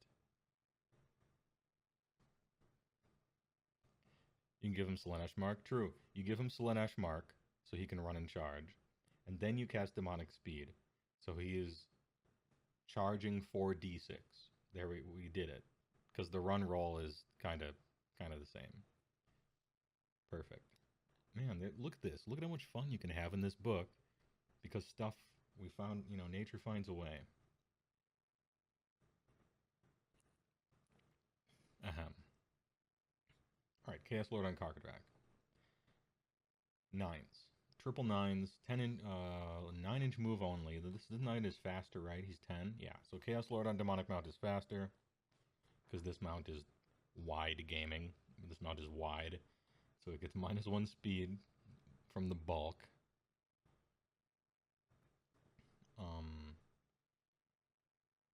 Armed with a hexed battle axe and a demon bond. Oh, both. You get everything. Nice. 3s and 3s, -1, 2. 3s and 3s, -2, d3. Daemon bound. If the unmodified hit roll for an attack is 6, it inflicts a mortal wound in addition. Good. You have 3 attacks, that's probably unlikely. Brutish Rampage, roll a die for each enemy unit within 1. Cool, you have an impact hit, that's good. I appreciate the 3 profiles instead of just the 2 up here. Because you have to choose between these 2. This dude gets both. So you can give him... Your bonuses are going to apply to more different things. Ward of 5 up against mortal wounds, nice. Rune-etched plating. First strike effect applies to this. In addition, the unit made a charge move in the same turn. Knight Chariot. Okay, so he is the same as a Chaos Lord, but slightly slower, considerably more damaging, and a little beefier, a little more beef. +1 wound, -1 move. More damage. I wouldn't. Do you think it's double damage? If we count the impact hit, it's probably double damage.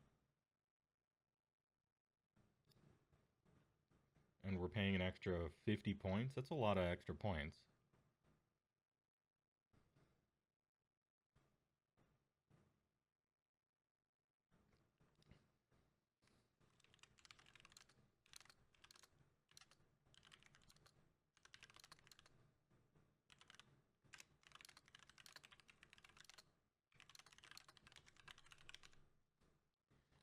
What is this? Plus 50 points? Do you get 50 points worth of power here?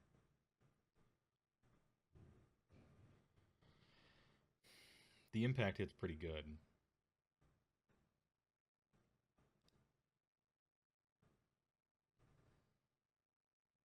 Technically, it's each enemy unit within one. So you can, like, Tokyo drift him into there and, like, kind of spray mortal wound juice all over everything. Very rarely do you really get to multi-charge like this, because it's only 1 inch, but it's possible to get 2.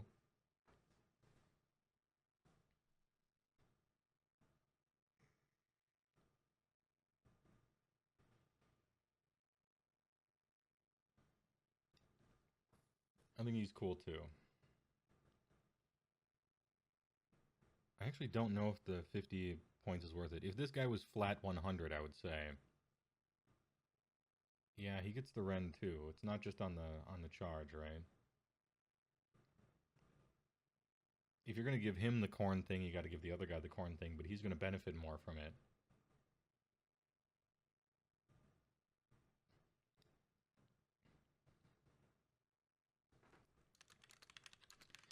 I like him. I like him. This dude gets the carrot, which is good. And this dude gets a star. They get the fun stars, / good stars. Also, you know what I like about these guys? I like the fact that this guy's a wizard. Like, on top of all this other stuff, it's cool that he's a wizard and knows an extra spell from the lore. That's really icing on the cake for me. The fact that he's just a wizard, because everything is a fucking wizard. Oh, but you know what? That being said, Chaos Lord on Demonic Mound, the normal guy, this guy's a wizard too. You give him Flaming Weapon, right? So his Chaos Lance is damage 3, Ren 2. Some, like, Stormcast Annihilator damage profile. Damn, that's sick. Alright, Chaos Lord on foot. This guy is, okay, it's a very old model. Looks kind of Super Nintendo-y. But he's still cool, alright? He's still cool. Normal Chaos Lord. 115. Well, the price is right. The price is fucking right on that one. So cheap.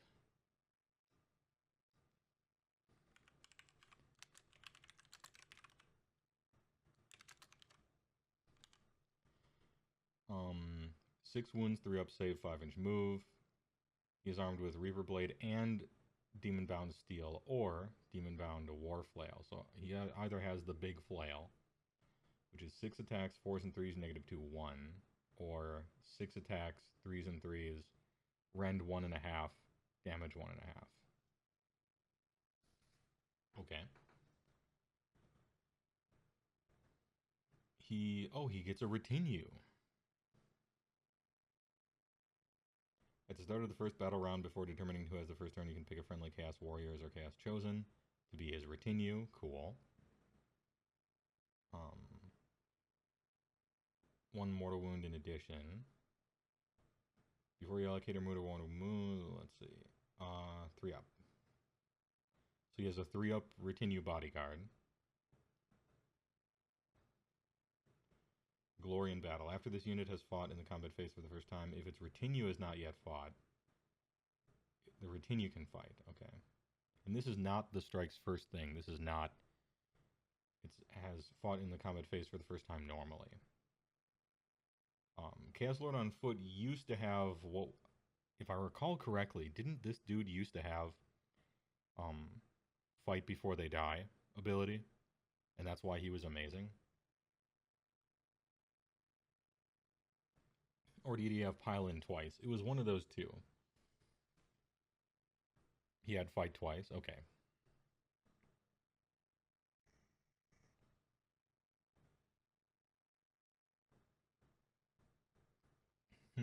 I don't know that I rate this guy. What does he do? What does he do? He fights normally and then dudes fight next to him. He has a retinue, but I don't know why you're protecting him, because it's not like he has a command ability. Now, he is a wizard, and that's really good. He is a wizard, and he can hold an artifact.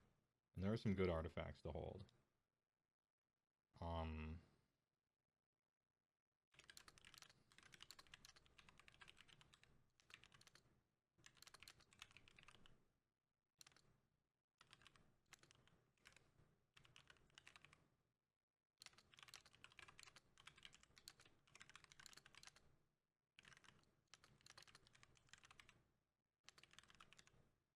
could be good as a support thing.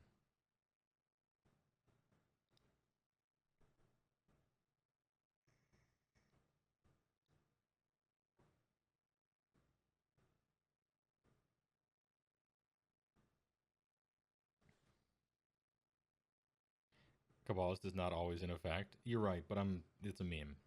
Please forgive me my memeing. Yeah, this guy, he ain't bad. Chaos Sorcerer Lord.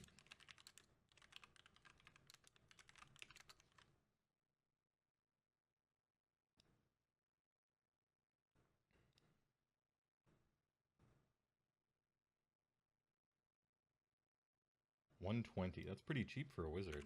Nowadays. These days? It's pretty cheap for a wizard, although this guy could be a wizard as well for even cheaper. But let's see what the spell on the War Scroll is.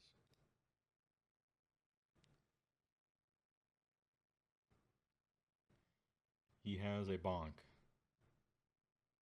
4-up save is actually pretty good for a wizard on foot. It's not good, but it's pretty good for a wizard on foot. He has Oracular Vision, which is a 6-up ward, which is I Shrug. Demonic Power has a range of 18. Mortal slays the darkness unit wholly within range. Add 1 to hit and wound rolls for attacks made with melee weapons. Oh. 1,000 pardons, my Chaos Sorcerer Lord. I was about to shit on you for sucking. However, 1,000 pardons.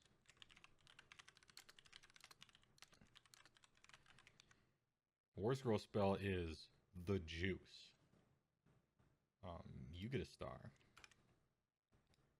You get a fucking star, sir. Yeah, +1 to hit and wound. Cast on a 6, a range of 18. Now that's a buff. And hey, I shit on 6-up wards, but if you're already taking him for some other reason, hell, give me that 6-up ward. I like him. I like him because he's a double caster. All right. Not bad. Double casties. Could Slays of Darkness be the best faction so far? On power level, probably not. But on you grab the book and you can play a whole bunch of different stuff that's both fun and good. Like if you're talking about designing a battle tome in a good way, for sure, possibly the best one so far that I've read here yet, though. I'm not interested in finding the most powerful army list. I don't care about that. That's actually kind of a bad thing to me, because it means you probably screwed something up. I'm looking for a book that someone who loves a third of whichever random third of the models in an army can make something out of them, and it's fun and good. Maybe not excellent, but good.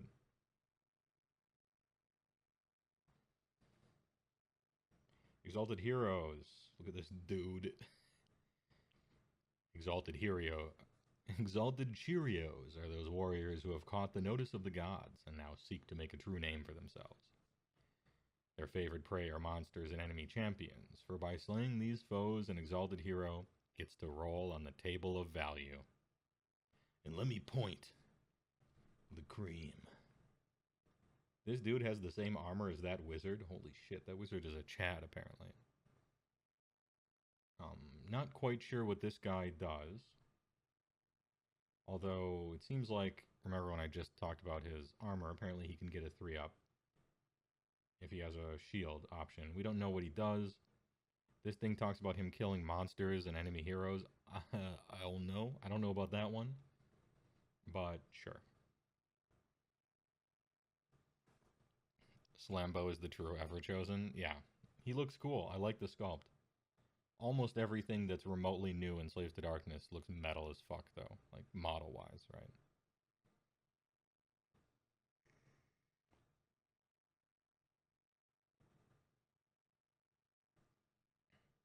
Can't really speak to him. Great model, though, that's for sure.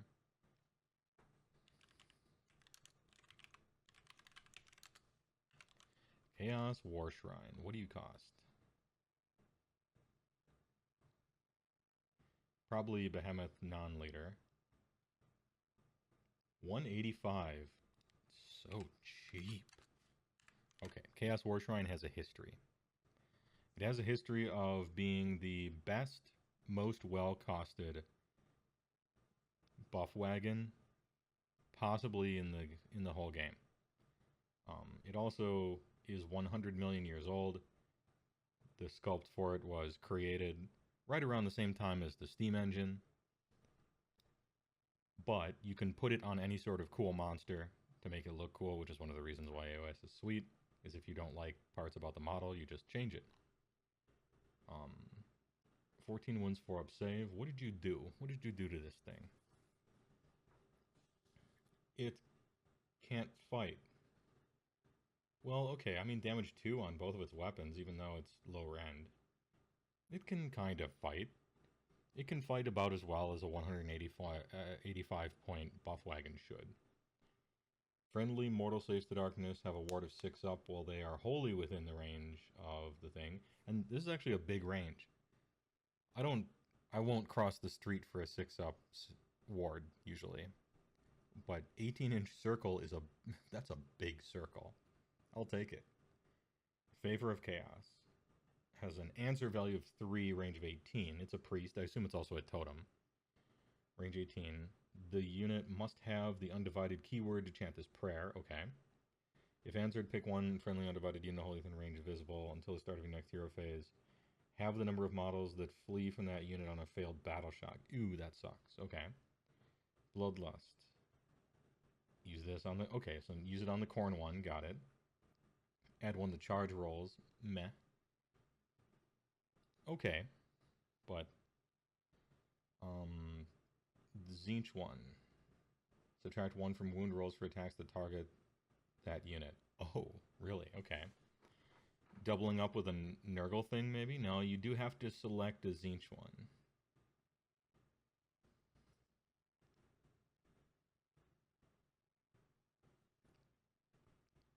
Okay.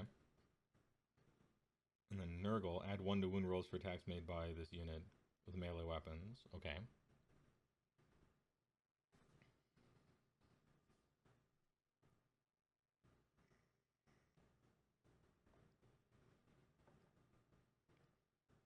Unnatural speed. Slanesh. Oh damn, 3d6. Straight 3d6 charges. That's kind of good. There are other ways for you to get that in this book. There's other ways. Actually, honestly, there's other ways to get all this stuff, which isn't a bad thing. It's like, hey, I'm going to choose the other cool stuff over there, and then if I really wanted one of these bonuses, I'll take this thing to get it.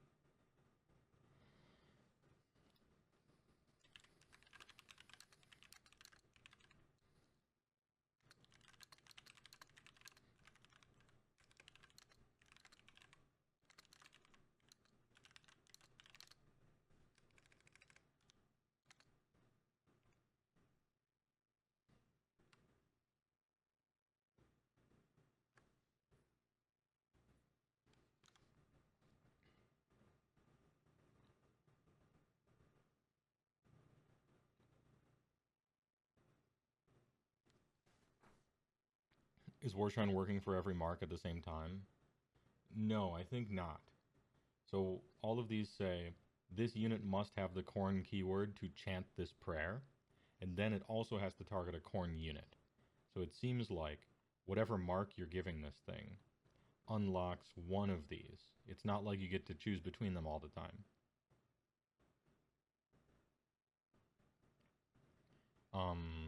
Also think of this guy being coalitioned. He can buff up pink horrors to give them this. Also, you can throw Sigvald in this army and give him a 3d6. just keyword, not Slaves to Darkness. True. I think this thing might be the Giga Soup. The Super.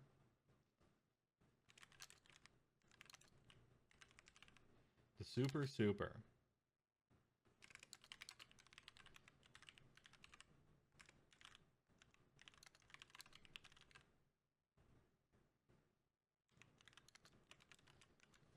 Yeah, I feel like this thing is, it's, if you're playing like in book for Slaves to Darkness, this is an alternative way to get some of the bonuses that you could have gotten in a different way, but you choose something else, right?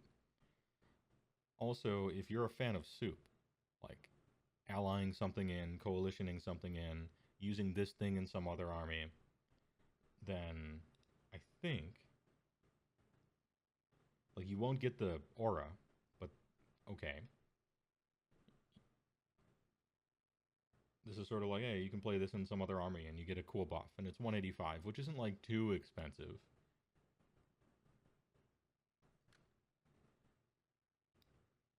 I think it's an option with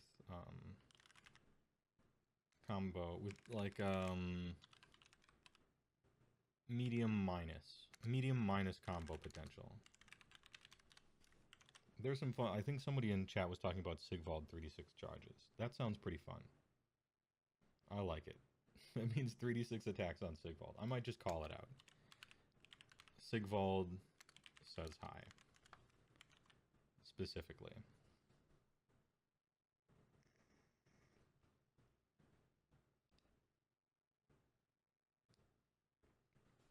Varangard. Alright, here it is. The big V.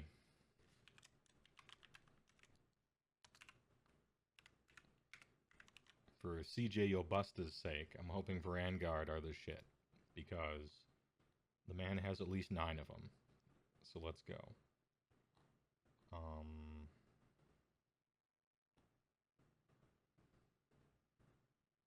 Battle line in a host of the Ever-Chosen Army and in a... Oh! Damn. Double battle line? 290? Almost 100 points per model. Almost 100 points per model.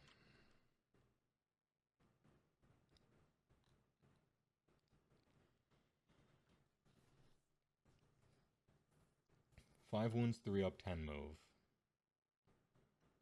You can be equipped with one of the following weapon options. Ensorcelled Weapons, Fell Spear, or Demon Forged Blade. Models in this unit can each be armed with a different weapon option. Units in this,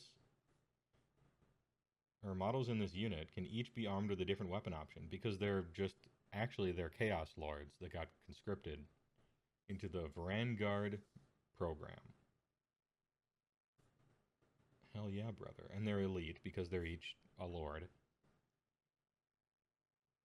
So we got 5 attacks, 3s and 3s, 1, 2. Oh, plus 1 damage? Let's fucking go. I'm in. I already like them. And then Fell Spear, 3 attacks, but it's neg 2 rend. Demon Forged Blades, D3 damage, which is kind of whatever, but it's similar to 2, statistically. If the unmodified hit roll for an attack made with a Demon Forged Blade is 6, 1 mortal wound in addition, that's kind of nice. Add 1 to wound rolls for attacks made with this unit's Fell Spears and improve the rend by 1 if it charged. Okay, cool. Rend 3 on the charge, you say? So Fell Spears are 3 attacks, 3s and 2s, rend 3, damage 2.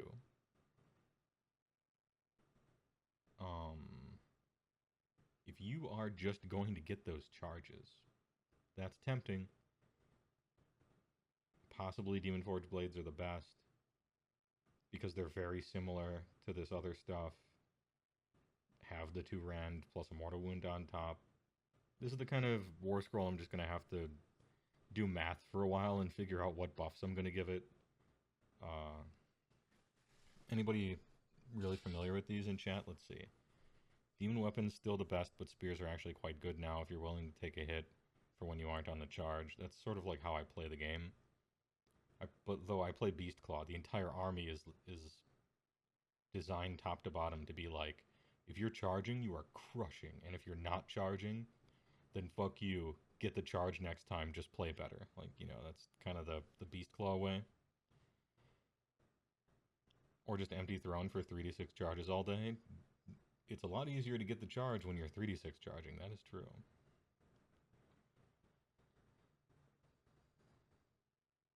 Basically, if you're on the charge, you do double damage if you're in Khorne.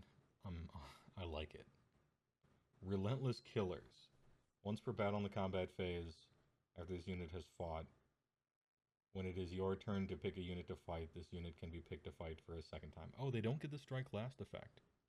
They get the medium strike effect. They can just choose them a second time. And a 4-up ward against mortal wounds. Okay. They got Ignax's scales, huh?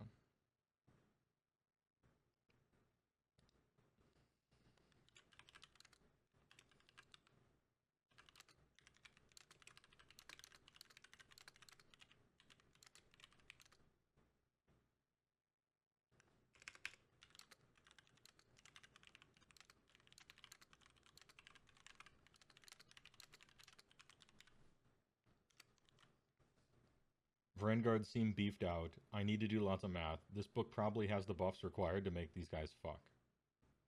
Like +1 to hit and wound from like a Chaos Sorcerer Lord.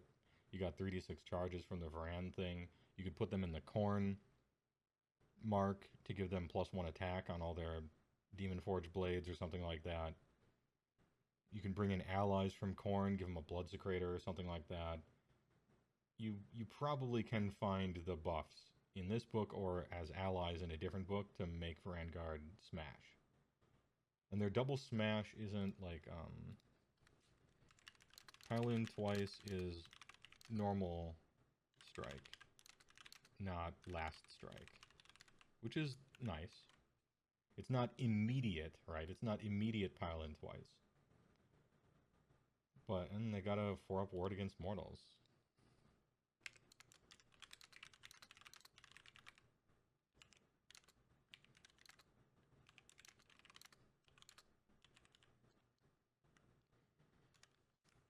And as a unit that's casually sitting on a 3-up save, mortal wounds are the thing that they would normally be afraid of. So having a 4-up ward against that is sick.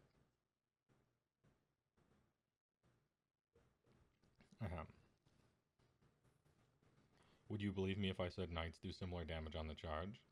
I want to believe you, because I want knights to be good. I want Vanguard and Knights to both be good and both be, like, eminently playable. Like, you choose one or the other for a reason. Instead of they're both good, but this one is clearly better, right? Good news? Oh, spoilers, but also I'm pleased.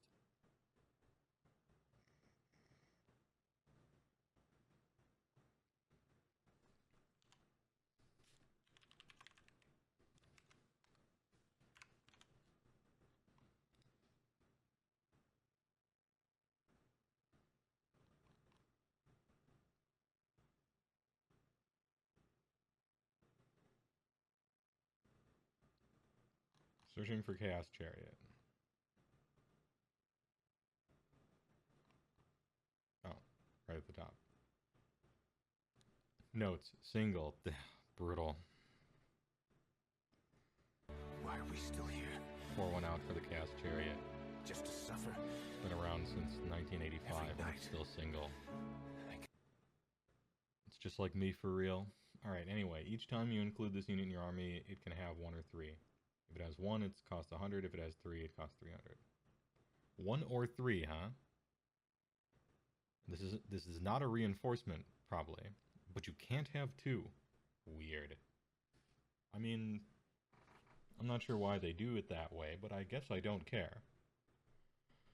Oh, because it's single. Duh. You can't have a pair of them, because then they wouldn't be single. And once it's 3, now it's a group. You know, they're all third wheels. I get it.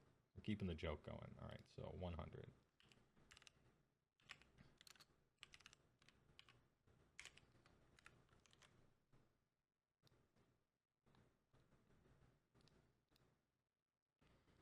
It has a 12-inch move, 7 wounds, 4 up save. It has a million different weapon options that are all bad.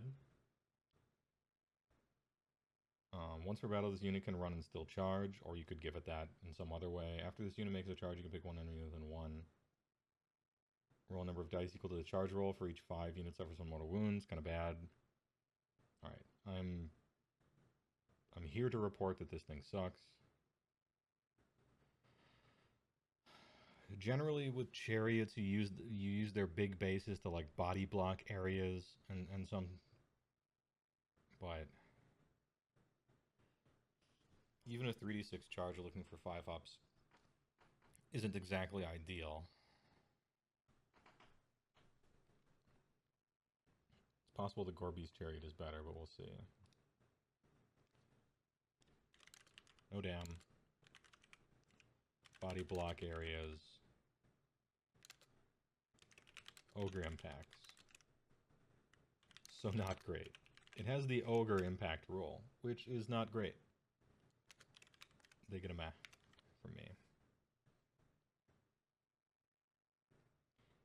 The idiots unleash hell nicely. Yeah, that's what I mean by body block area. So it's a body blocker. It's like a chaff screen. It's fast. You can put it somewhere to waste someone's time. You can charge it in first to get unleashed held. It's a sacrificial unit in whatever way that it needs to be. And then we got the fuck beast, the chariot, which is usually better. We'll see if it still is. Supposedly it still is. 115, but it is not battle line, and this one is. So already the fuck beast chariot is way, way, way worse without knowing anything else. Because it's not battle line, and this chariot is, which is a huge. So fuck beast chariot better really fuck if it's gonna not be battle line.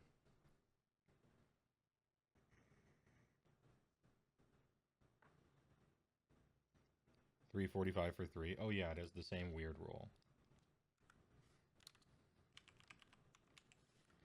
345/3. This one also does no damn. Unstoppable momentum. At the end of your combat phase, so not both. If this unit made a charge move this turn, it can make a normal move and can do so even if it is within 3 of enemy units. If it does, it can pass across other models. Wounds characteristic 4 or less, same manner as models can fly. In addition, after each such move, you can pick one enemy unit moved across. For each 3 up, enemy unit suffers D6 mortal wounds. Oh, so it's like what a chariot should do, like in the world, you know, tramples over the peasants and kills them. All right. Damn, trampling over chaff screens and stuff, locking other things in combat that doesn't want to be in combat behind those screens. Okay, there's like a use for this thing. Miniature Maw Crusher.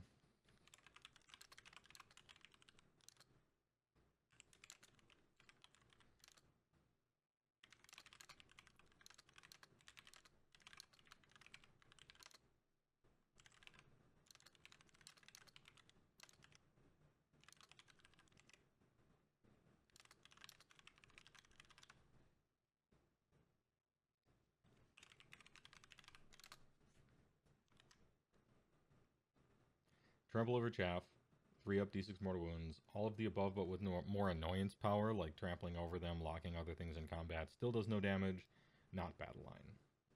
Okay. Looks cooler. Chaos Warriors, these are another thing. This is another thing that absolutely, positively has to be great. Otherwise, the book is a failure. Which is saying a lot, because the book's looking real good so far. They come in units of 10. And they are 220 points. 110 for 5.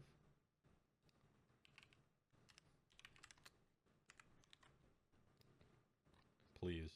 Please, Games Workshop. 2 wound models, 3 up save.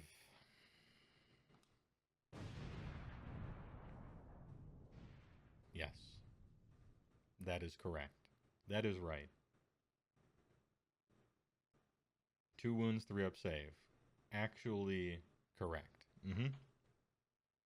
The beef. We have entered the meat zone. Each model in the Chaos Warriors unit is armed with one of the following: murderous weapon or ensorcelled halberd.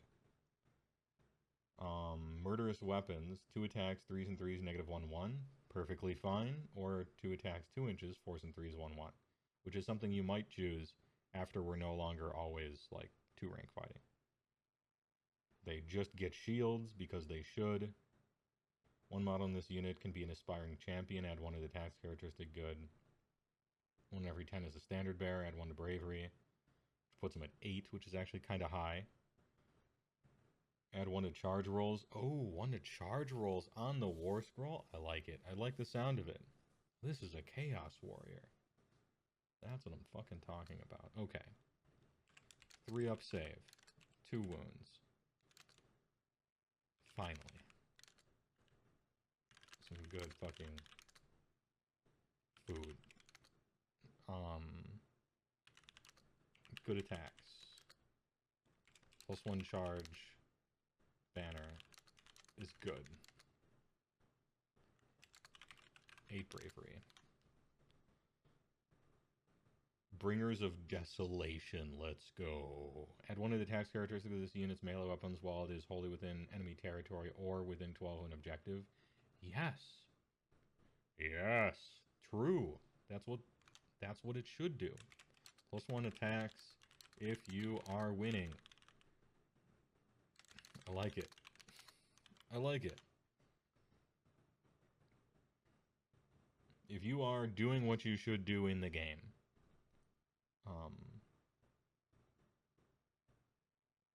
or rather in this particular turn. Now, I need to actually, like, really carefully read. Okay, wholly within wholly enemy territory. Or,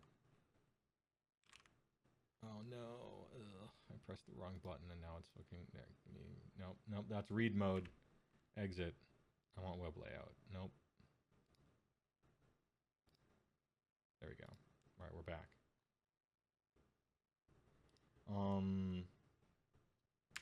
Wholly enemy territory or what?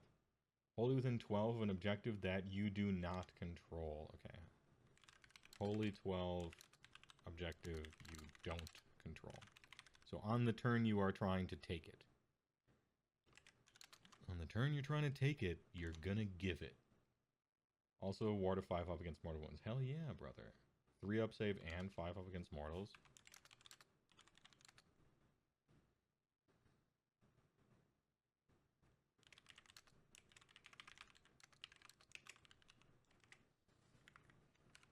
You get the star. You get the star.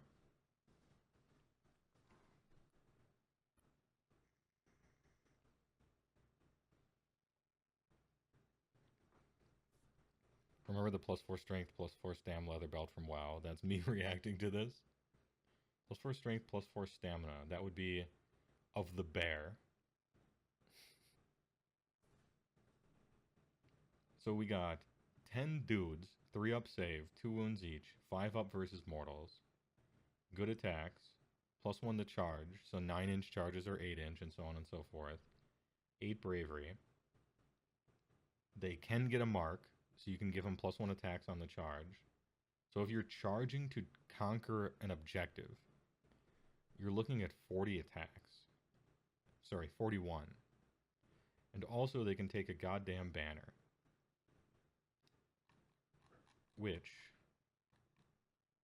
What banner would I do? How about +1, they're corn, right? So banner of corn. So like if you're trying to make capturing Chaos Warriors, like Chaos Warriors that are legitimately doing what they in the lore do, which is just raise and pillage and conquer things, you are 4 attacks a model, 3s and 2s, rend 1, damage 1. +1 to charge. 3 up base save, with even just all-out defense bringing it to a 2. And a 5 up against mortal wounds. And then after that, you're chilling. Like, this is proper Cast Warrior stuff. Yeah, wounding on 2 is no big deal. Now, you could make them Nurgle and have them be -1 to -1 incoming wound rolls also, and still be on 3 attacks a model if you're charging territory. Or you just supplant, like, hey, look, I'm 20 wounds on a 3-up save. I have a 5 up against mortals. I'm -1 to get wounded. You know, get your sleeping bags. We're going to be here for a while. Doing pulsing D3 mortals, possibly. Retin you up a Footlord. So Footlord gets the fight also. Expert Conquistadors, so they count as 3. So you're capturing 30. Alright. Let's,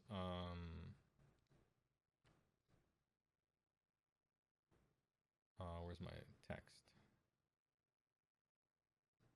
There we go.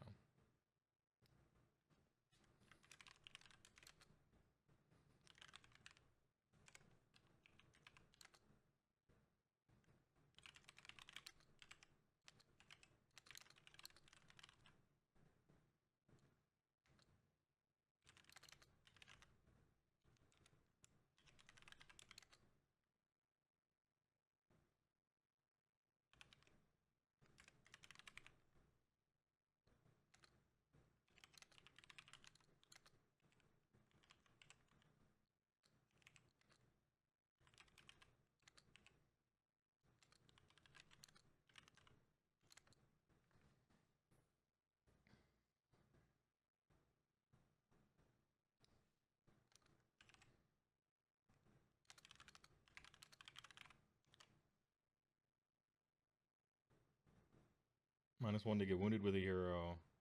Or -1 to get wounded, period. Also, perhaps a hero. -1 incoming rend banner.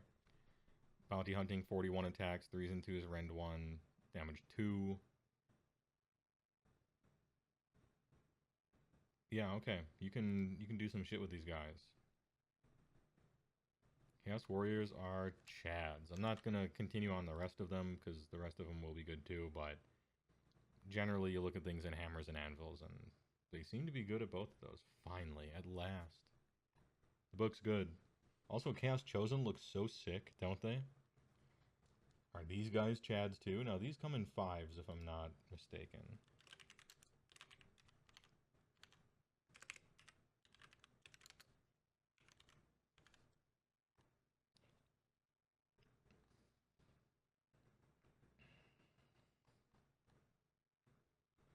Yeah, probably not Battleline. 5 for 240. Ooh. Hey, Battleline and a host of the Everchosen army, though? Hey, okay. Battleline and host.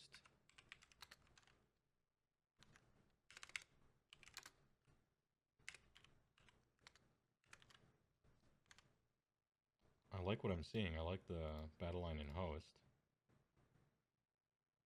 3 wounds each, 3 up save, 5-inch move, 2-inch reach, which is good. 3 attacks, 3s and 3s, -1, 2. Okay.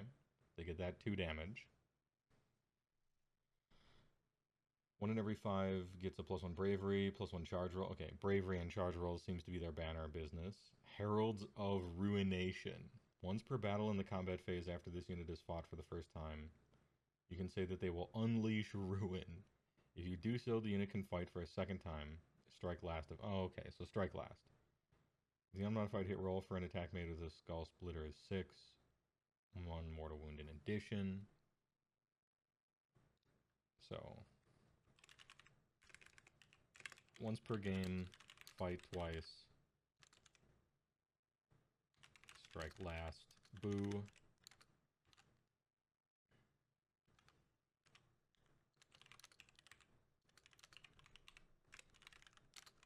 Six or 1 mortal wound in addition. The rewards of chaos. If this unit is part of a Slaves to Darkness army after deployment, you can roll once on the Eye of the Gods table. Let's go. Roulette. Roulette. Okay. When does this happen? After deployment.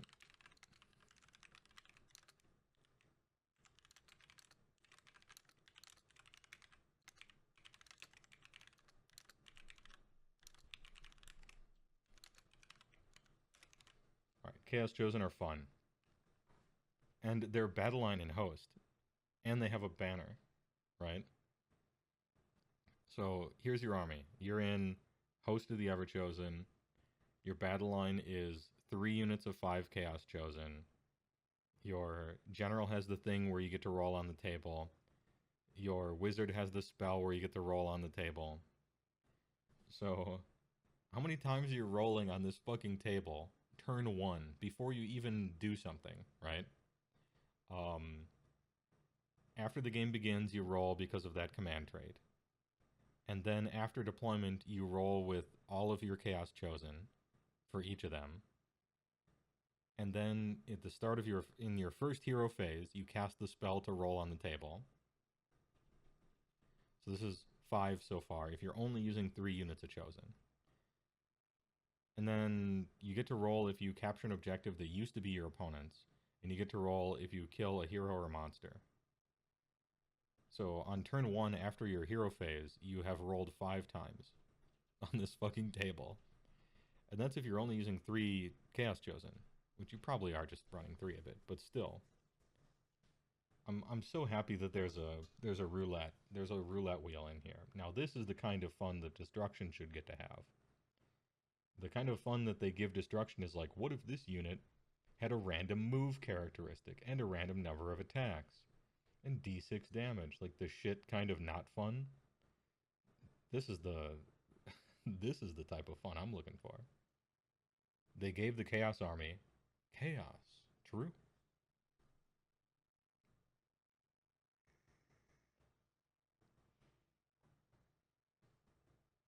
Three wounds, 3 up save. Oh yeah, that's worth noting. 3 wound, 3 up save. Battle line host. Once per game, fight twice. Spin the wheel value. What happens if you bring these guys into another faction? Then you can't spin the wheel of value. It says, if this unit is part of a Slaves to Darkness army, after deployment you can spin the wheel of value.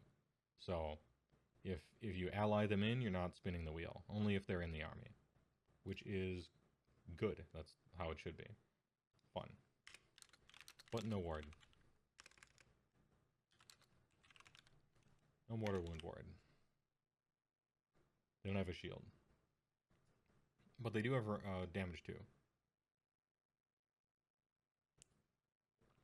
And keep in mind, you can give them buffs, right? There are a lot of buffs in this army to pass out, both defensive and offensive. You can juice them up if you want, if you so please.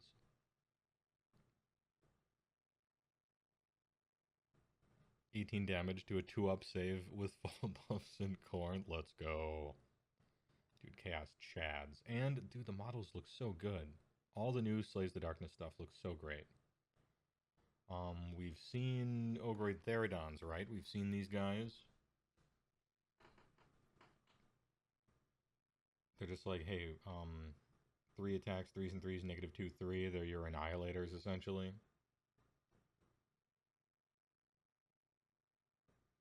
Add 1 to wound rolls for attacks made with melee weapons if this unit has any wounds or mortar wounds were allocated to it earlier in the same phase. I assume they're in units of 3. They have shit ass armor, but a lot of wounds, I guess.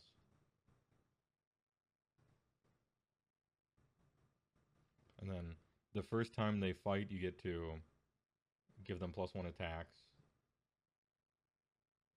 which is sick. And then, but you can't receive Inspiring Presence. Okay. So these are just like shit slappers. Ogroid Theridons.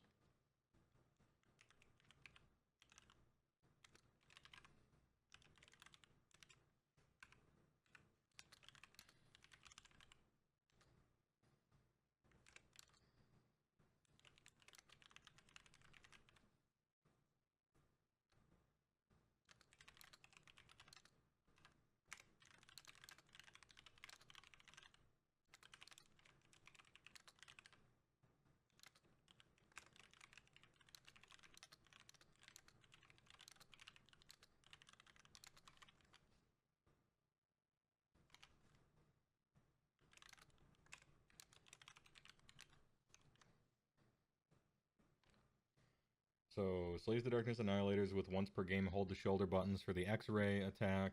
Shit-ass armor, but who cares? They're glass cannons. They don't have the mortal keyword, though. Ogroid Veridams. What are your points, sir?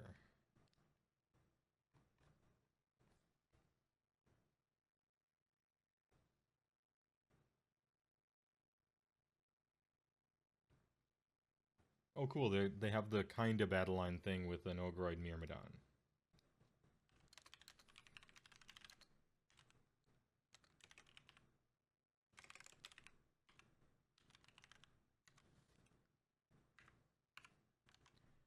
They are 190.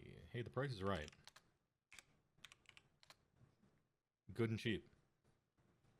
Not bad. Not bad at all. You're right. I did want a glass cannon in the army. Although you're getting a little less bingo with them. Sick. Yeah, these guys are sweet.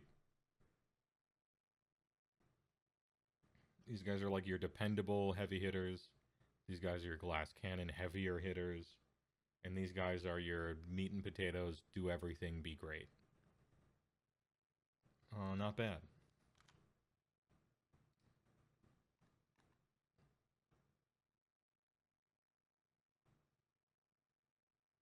And then Chaos Knights, who are also looking mighty fine.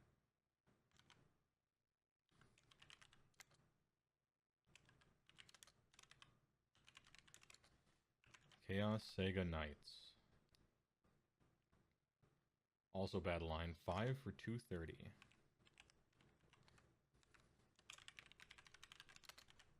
Battle line, you love to see it. 10-inch move, 3 wounds, 3 up save. Hell yeah. Cursed Lances. The champion gets to use a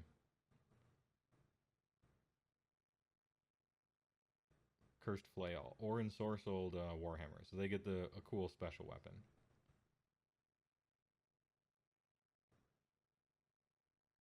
You have the normal standards and musicians, Riders of Doom. Let's go. When a model in this unit makes an attack with its Cursed Lance, instead of using the range characteristic for the attack, target enemy units that are within. I think that's a half. I think that's 1/2 inch of another model from this unit that itself is within a 1/2 inch of another. Oh, they're doing this. They should do this to the entire fucking game. Riders of Doom.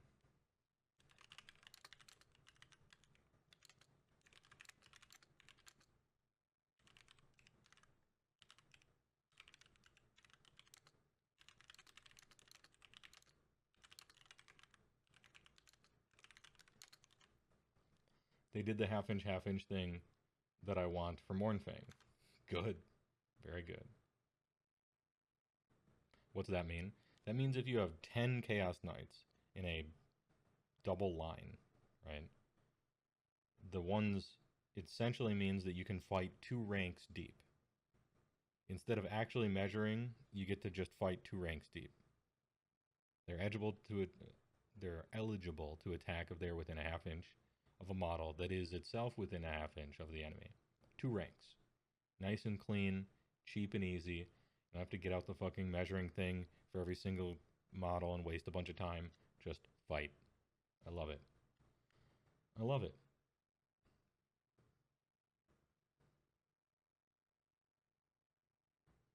Oh, the musician is different. Hold up.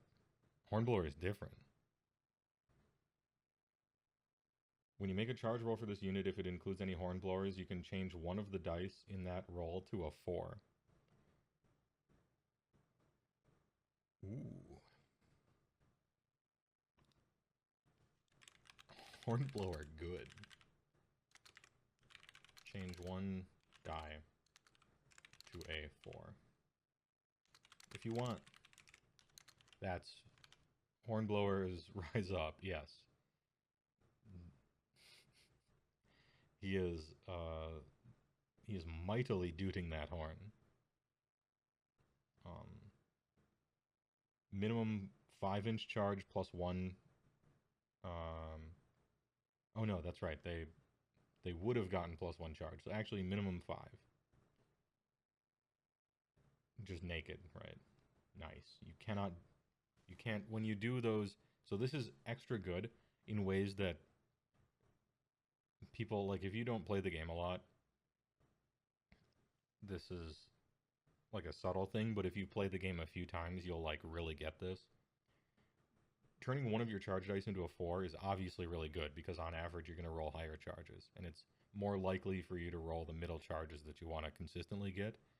But it's so common in this game to be like, I'm going to move towards this unit and I'm just putting them outside of 3 because I have the movement to do that. Like I'm just going outside of 3. You cannot fail the outside of 3 charges with these. Like there's no snake eyes that can randomly screw you. You just can't fail those. And that's a big deal. Because that happens a lot.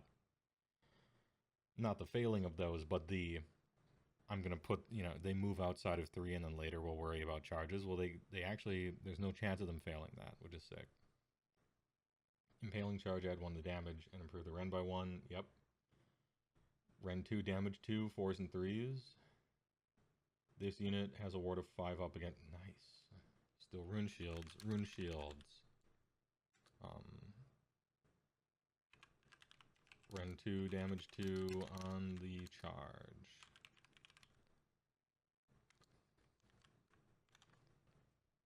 Empty throne, run and charge. I like empty throne, run and charge. I mean, you can put so many buffs. Like slap the top of a Chaos Knight. You can fit so many fucking buffs in this thing. Let's go. 3d6 charge, the lowest is a 4. You simply will charge, okay? If you want to. If what you don't like is failing charge rolls, boy have I got the army list for you.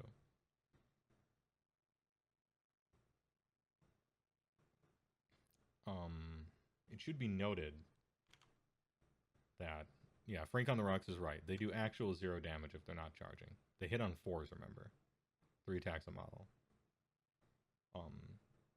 But, okay, so they do, like, no dam if they didn't charge. But you have the tools to, like, very always get the charge. Here. All you must do is take it. Alright.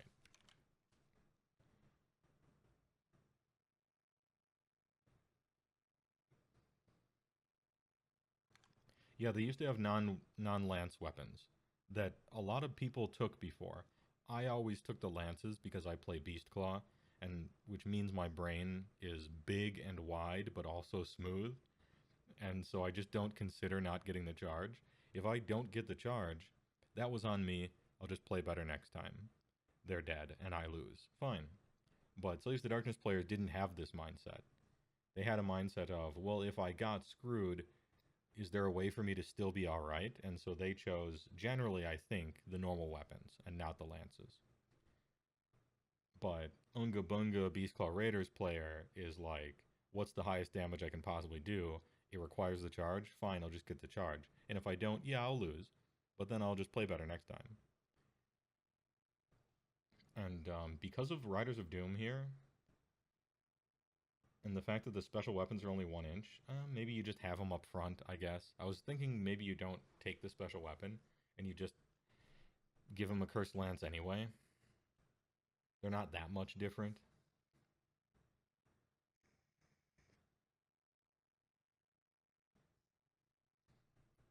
Statistically, the special weapons of the leader aren't as good as the +1 attack the lance gets. Oh, so it's as I thought. You did all the math this morning. Nice. I'm glad when math backs up my gut feeling. I try not to play too much on gut feeling, even though I'm an ogre player. All mounted Chaos Biker Gang army is actually pretty good now. I'm in. I like it. Grand strategies, battle tactics.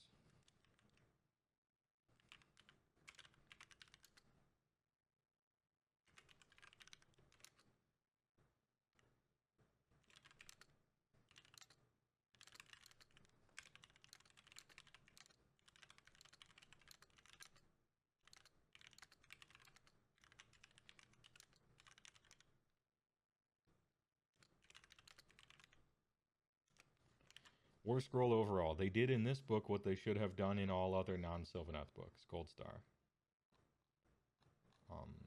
They really did it. Let's see. So far, what are my complaints? Be'lakor feels too good.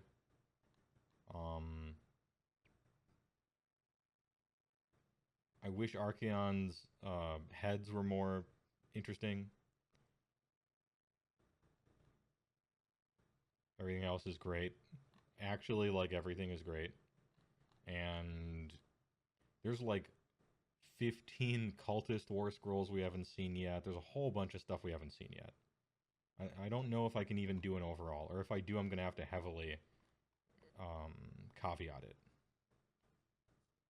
Also, there's like Marauders and Marauder Horsemen. There's like, what, actual 20 war scrolls we haven't seen.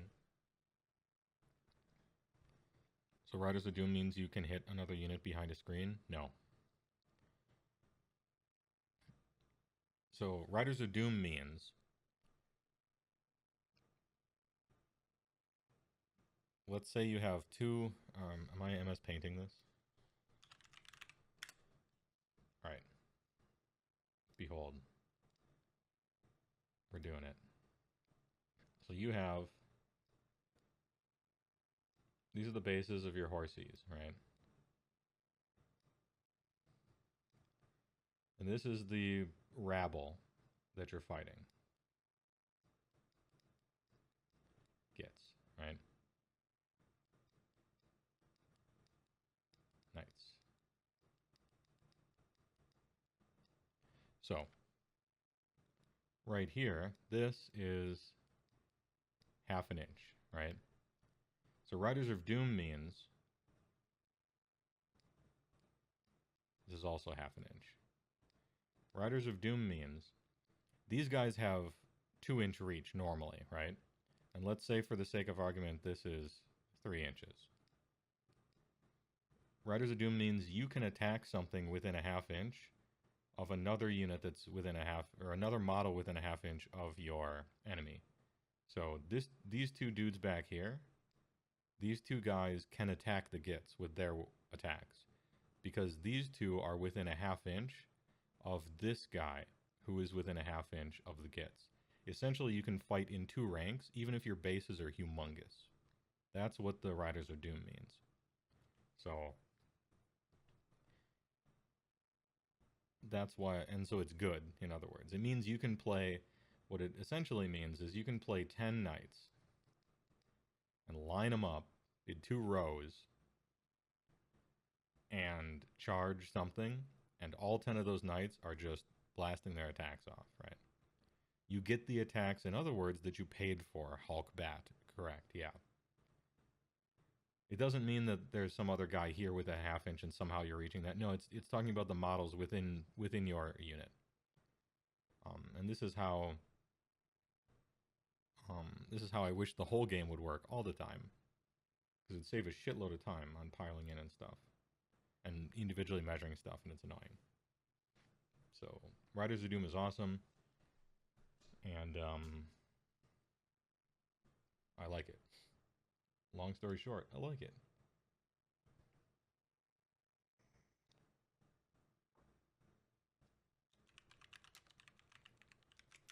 Grand stratagems. When the battle ends, you complete this grand strategy if there are at least one friendly Slaves and Darkness unit wholly within each large quarter of the battlefield. This is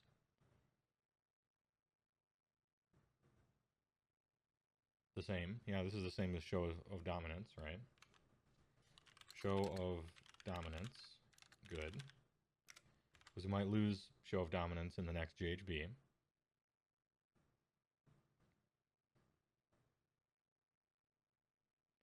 Stupid question, but why emphasize large quarter? That's not a stupid question, Dragon 240. It's not a stupid question. Because really it's superfluous. If you're talking about quarters of the battlefield, I think the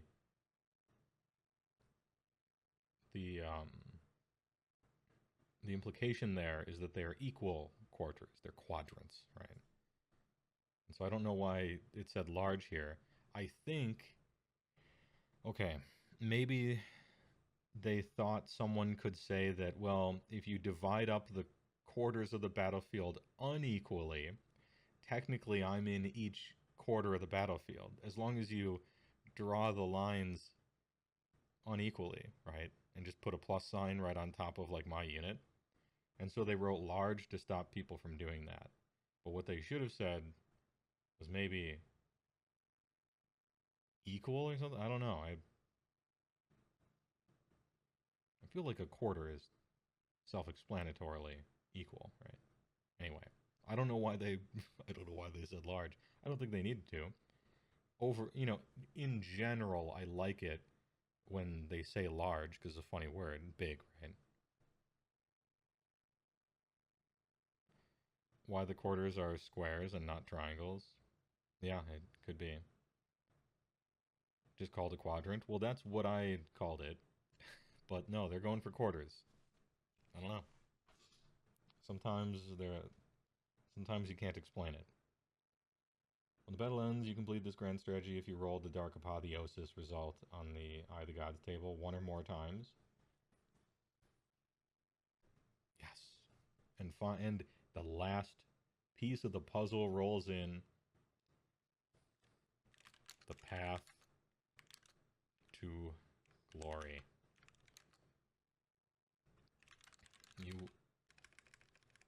You get 3 points if you went all in on that gambling on that gambling gaming list. Yep. If you took all the aforementioned things, so you're always rolling on that fucking table, chances are you're going to get it. And now that list has a grand strategy.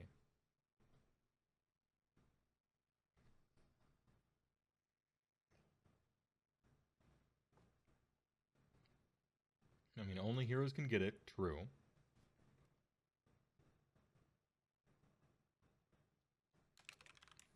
I'm going to put that one fun.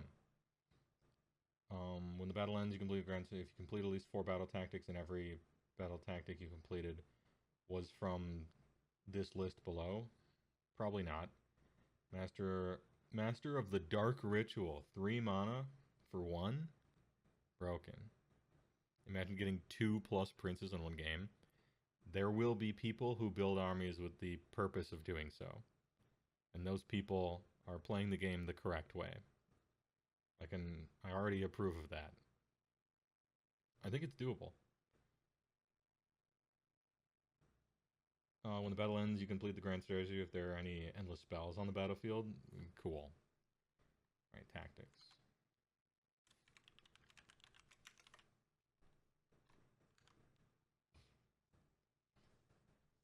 Pick one objective marker within 12. Complete spell tactics. There are no enemy units within it. Okay. Kill everyone next to a thing. Good. Pick one Slays Darkness hero that has the Eye of the Gods keyword. You complete this battle tactic if you roll on the table for it during this turn. Yep. There's even a heroic action for this one. So you can double up on it. If the situation comes up, so that you can do something to roll on it, you can also do that heroic action now as well to make it more likely. This is a good one. I like this one. March of Ruin.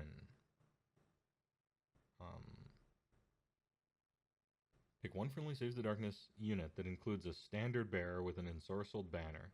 It is not within enemy territory. You complete this battle tactic if at the end of the turn it is wholly within enemy territory. Oh, so just run.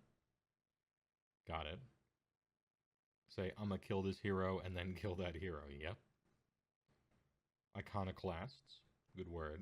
Pick one enemy unit that is a priest or a totem. You should kill it. Easy. Okay. 3 or more friendly heroes within 3 inches of enemy heroes. That's hard. Run them down. 3 or more friendly Saves the Darkness units made a charge move. Hey, run them down. Run them down. Remember those 2 units of Chaos Knights and the Chaos Lord on Demonic Mount or Kargadrak? Just charge all 3 of them in. Not bad. Yeah, your battle tactics are excellent. These are very good. Just run them down. Junkyard Dog, thanks for the big primer, and I appreciate no message. Thanks a lot. Your tactics are very good. Overall, we still haven't seen a lot from this book. Like 20 scrolls. Cultists. Scrolls, excuse me. Scrolls.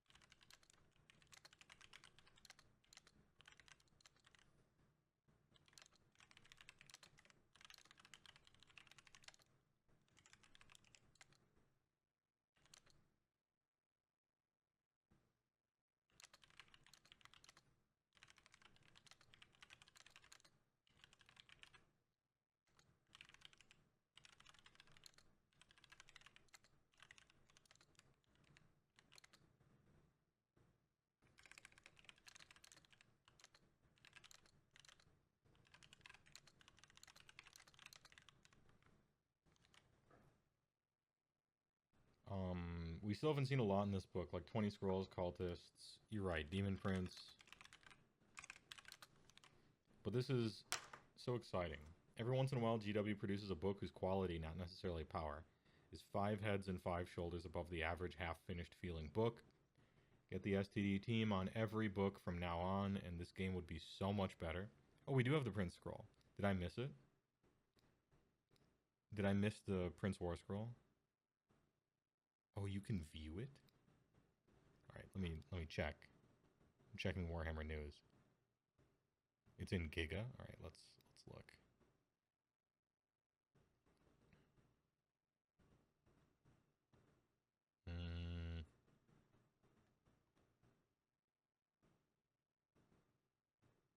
Scrolling.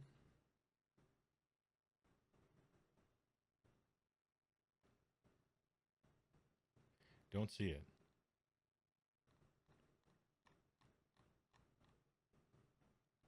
Hey, somebody repost it.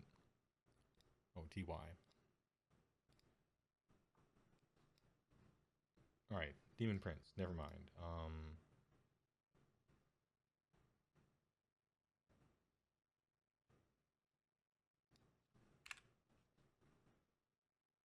Let me just get rid of the Demon Prince there.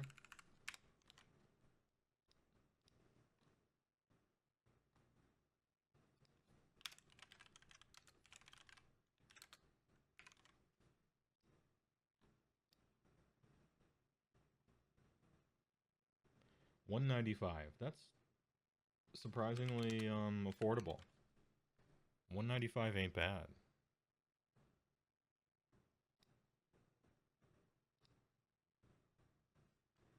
Enhance.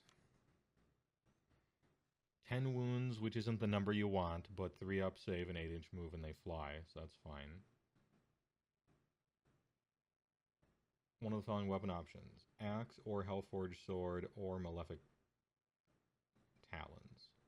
In addition, it has one of the following. Wings or Trophy Rack. Okay.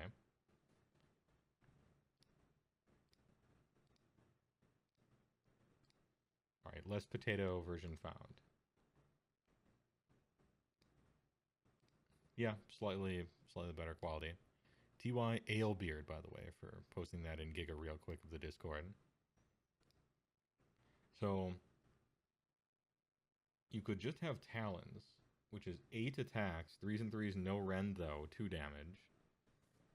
Or you could have 5 attacks, 3s and 3s, rend 2, damage 2, which I'll choose that one. Or Hellforged Sword, which is like Demonic Axe, only strictly worse, so I assume it has some sort of bonus. Ahem.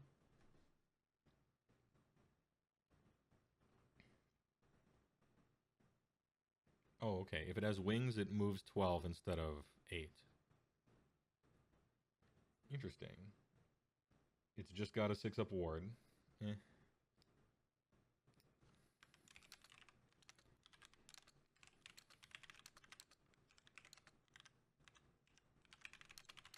What do you get instead of wings? The mounted skulls of fallen foes. This unit has a trophy rack. Do not take battle shock tests for friendly units wholly within 9 of it. In addition, each time an enemy hero or monster is destroyed by this unit in the same turn, increase the range of this ability by 3 inches. The dong expands. Nice rack. Thanks. Appreciate it. Okay, so you don't take battle shock. It's interesting that you give up the wings for that ability, which kind of actually makes sense because if you're playing him that way, he's going to be surrounded by troops that are trying to fit wholly within 9 of him, so he needs flying a little bit less. That's an interesting trade-off, and I don't mind it.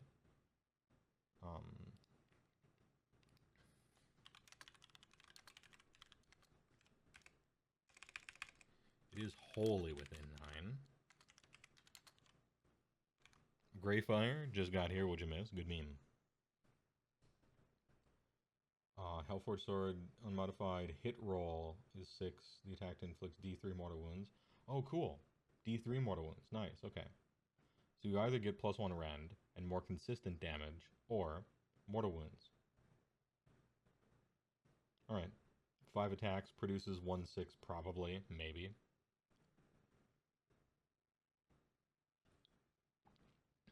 That is a good point, Chris CB. Imagine you become a demon and you don't even have wings. Pathetic. You can carry out one of the following heroic actions with this unit instead of any other heroic actions you carry out. Yo, alright, cool. Heroic actions, let's go.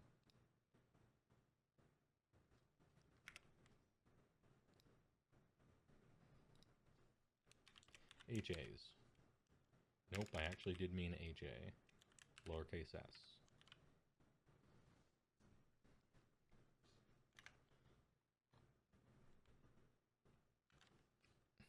Undiv, Corn, Nurgle, Zine, and Slan.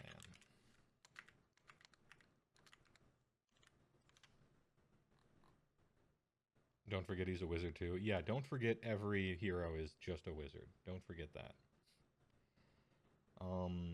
Until the end of the turn, the strike first effect applies to this unit.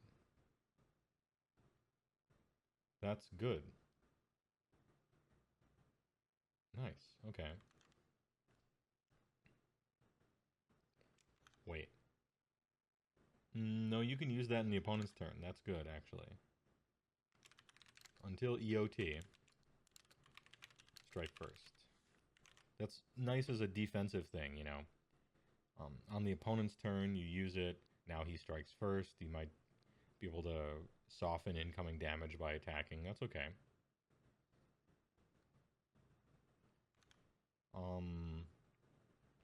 Until the end of the turn, each time an enemy model is slain by wounds allocated from attacks made by this unit, heal 1 wound allocated to this unit. Meh.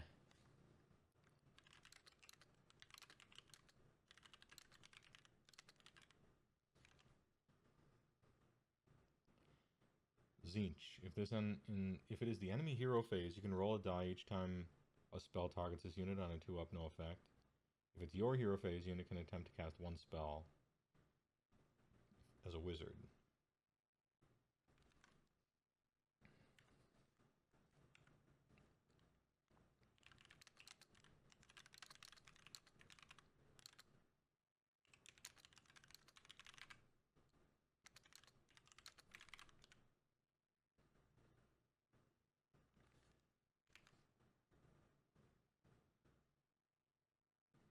If this unit is already a wizard, the spell is in addition to any others it can attempt to cast. Yeah.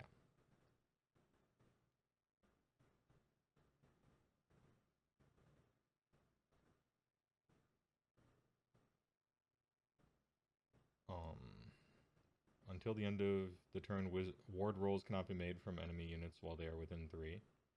Ooh. He isn't like the craziest fighter, but and that's like that's a big silver bullet. Not a lot of people have wards, but it could be a choice.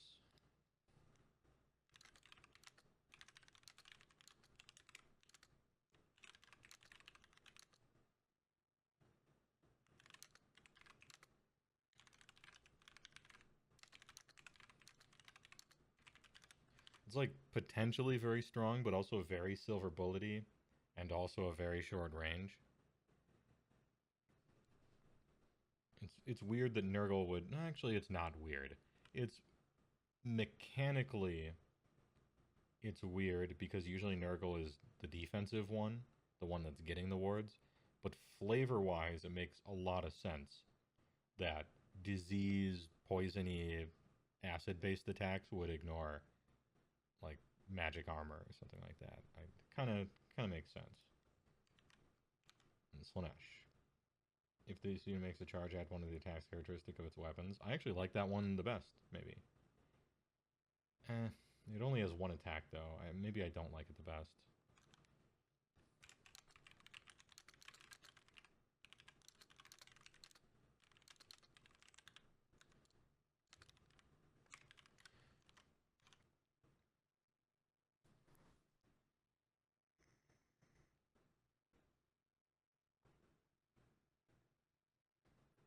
They do have the one trait that lets an undivided use any of them once. Yeah, Elbeard, I actually like that. I actually like that. Like, I like that trait more now that I've read all these, because all these feel kind of silver bullety.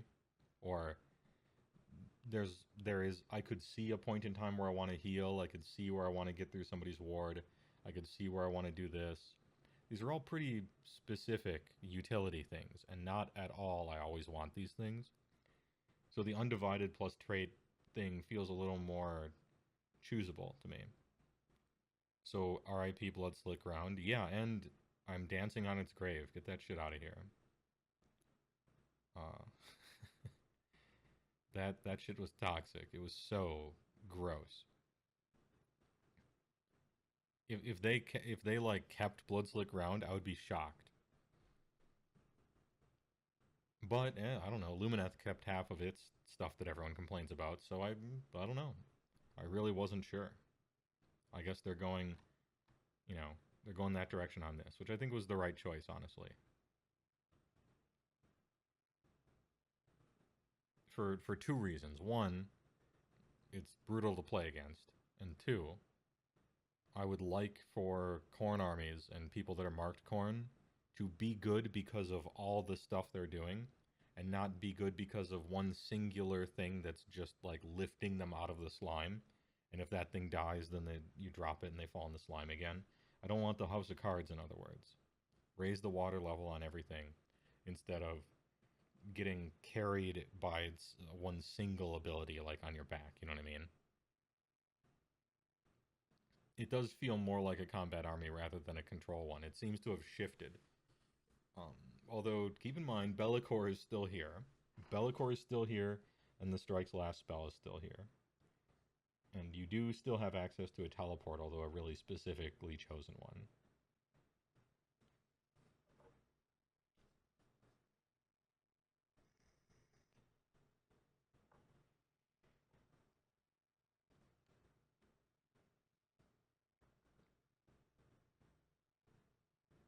Have we heard when the new Demon Prince model becomes available? Maybe? I can't remember. Yeah, it's a wide house of cards. It's not a tall house of cards. That's what you want. You want wide. You don't want tall. But don't look too much into that. I'm not making a larger statement about anything else. Kind of the opposite.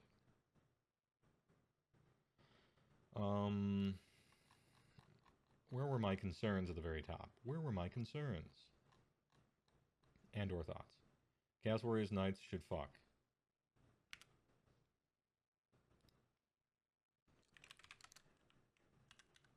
They do. Mark of Chaos system could use a bit of a redesign. It got one. And it's fun. Bellacor's problematic. Unchanged. Archeon should be a literal Giga Chad in the entire game.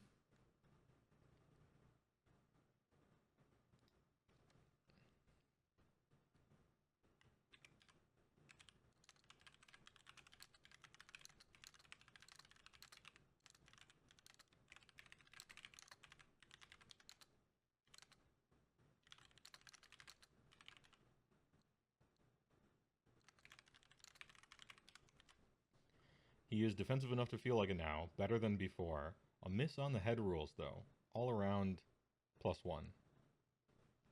I'm excited to read this. It was exciting.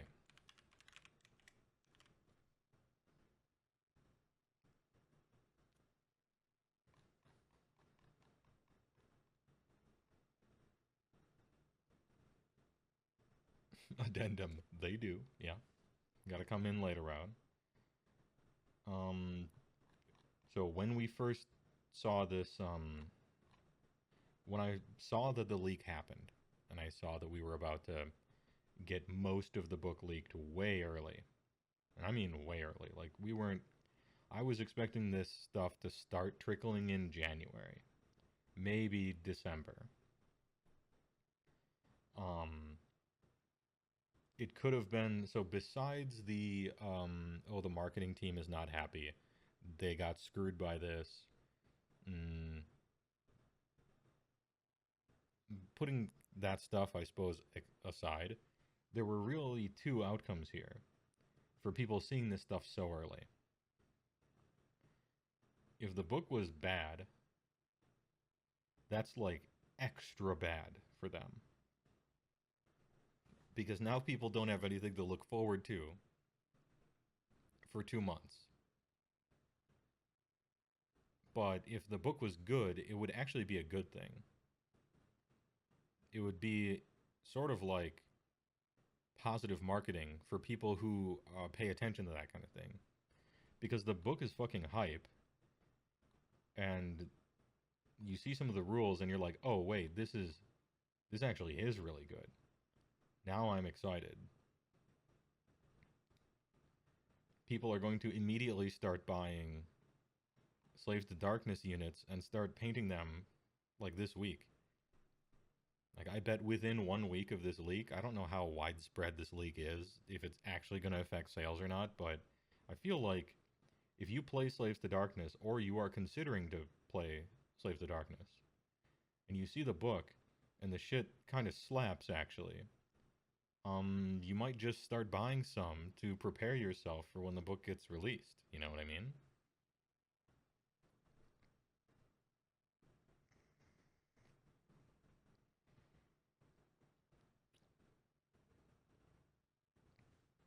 Local GW store has their slaves boxes all sold out. You had to eBay one. I mean, it might have that effect, which isn't exactly bad.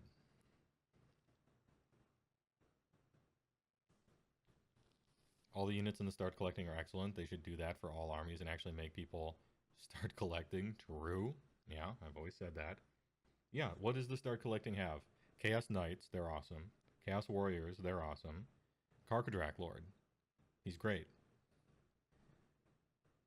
Like, the chances of every unit in the start collecting being good increases the more stuff in the book is actually good, right? And most of the stuff is good. I didn't put a star next to some of the stuff. It doesn't mean that stuff is bad. It just doesn't jump out at me as like almost an auto-include or something like that. Or you have to do a lot or choose a lot to make it good. Like Ogre Theradoms look awesome. Chaos Chosen look awesome. Chaos Knights look awesome. And I didn't, Vanguard, I didn't give them a star. But I would play with them if I were playing Slaves to Darkness, and they're good.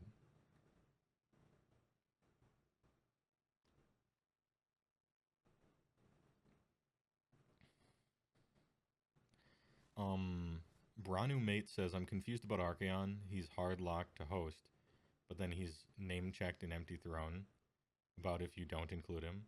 Yeah, so how it works, Brunimate, is um, he's not hard locked to host, as in you have to play him in host. Because he has the keyword, and stop me if this is not the question you were asking, but I think it is. So, him having the keyword host of the Everchosen simply means that if you are playing Archeon, he will not enjoy your Damned Legion bonuses unless he is in host of the Everchosen. So, like, for instance, I could play Kabbalists, and I could put Archeon in my army. That's perfectly fine. I got Archeon, and then I'm Kabbalists. It's just that Archeon himself won't get the extra spell from Kabbalist heroes, and he won't get the like power casting thing. But I can play him in my army, and that's totally fine. Everything else works. It's just he doesn't get the subfaction bonus. That's all. So you're not like, it's not illegal to not play him in host. It's just that is host of the Everchosen is canonically his actual subfaction, and so he only gets the bonuses from that one if you're playing it in there. Yeah. I think that's actually like a common question among new people where they're like, oh, am I not allowed to do this? And you can. It's like in Hammers of Sigmar, a whole bunch of Stormcast heroes are from Hammers of Sigmar. Doesn't mean you can't play them in Hallowed Knights. It just means they don't get specifically the subfaction bonus there. It's usually a downside, which allows them to make something a little bit more good than it should be just because it has less synergies then.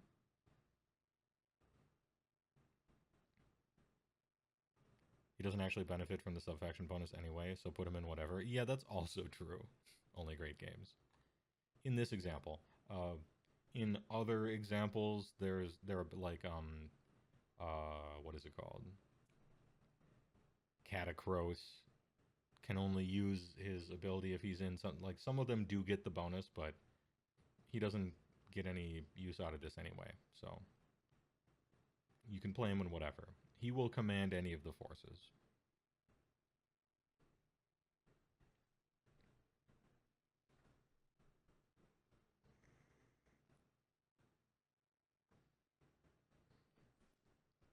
Six by three. 6x3. 6x3 for Vanguards and Empty Throne, pretty fun. Can you make an entire army of only Knights of the Empty Throne? I think you can. Right? Because one of them can become a hero and your general.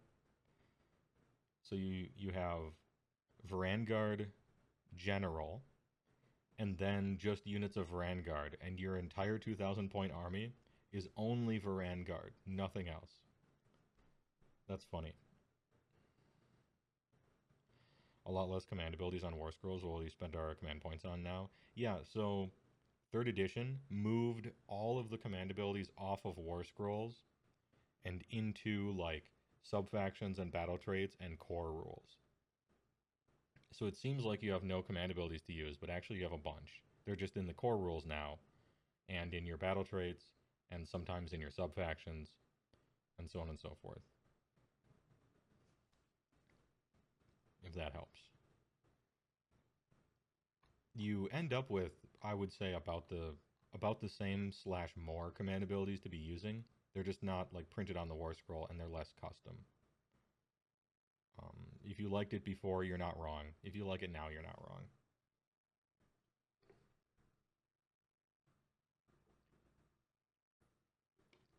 Ahem.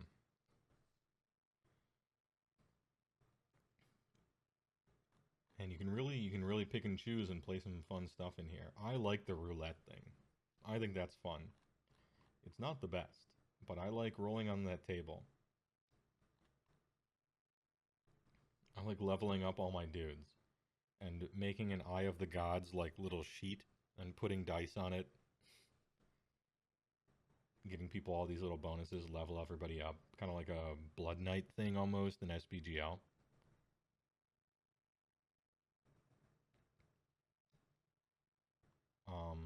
Concerned about Kabbalists being too good. Well, I shouldn't say too good, but like, feeling too choosable. But Host of the Everchosen is fun. I never liked Legion of the First Prince. It's more minor now. I figured that it would just turn into a normal subfaction and wildly decrease in scope. Like, it's no longer essentially an entire another faction. I figured that that would happen. Despoilers is actually fun, and I think you got enough command traits that Despoilers is alright. Not great, but alright. And we don't know enough about the Ravagers. We haven't seen like any of the War Scrolls or anything like that. Not sure about that. Yeah. Friendship with gameplay bingo has ended. Now it's roulette. And Knights of the Empty Throne seems very good. I'm digging it. And it means that there really is a choice between Chaos Knights and Vanguard. There was a potential danger zone when you're building this book, or when you're writing it, that Vanguard and Chaos Knights are very similar in what their role is supposed to be. They're mounted Chaos Chad guys, right? That are just, you're on a mount, you're pretty fast, you're supposed to do a lot of damage. And Vanguard are just the more expensive version. So there was a danger that one would eclipse the other. Either Chaos Knights would simply be better because they're more points efficient, or Vanguard would simply be better because they're better, but they cost more, but it's worth it, and so you just play them. Like, that was a danger. And this is kind of an elegant solution. It's Vanguard are better if you use the subfaction, and if you don't, then you can choose Chaos Knights. And even if you're not, I think you possibly can play Vanguard even outside of this subfaction, but I'd have to build some lists for it. I feel like Chaos Knights are probably the choice unless you're in Knights of the Empty Throne, but again, I'd have to do more than a first look at it and do some math.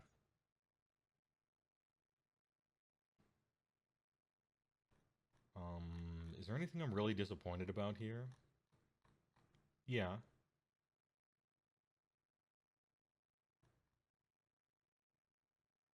I wish the traits were stronger for Despoilers.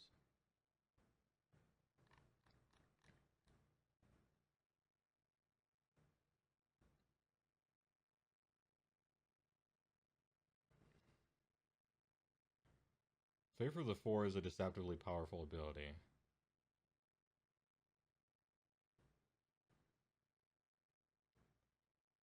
Also giving the low-key demons some Marks of Chaos is actually pretty good.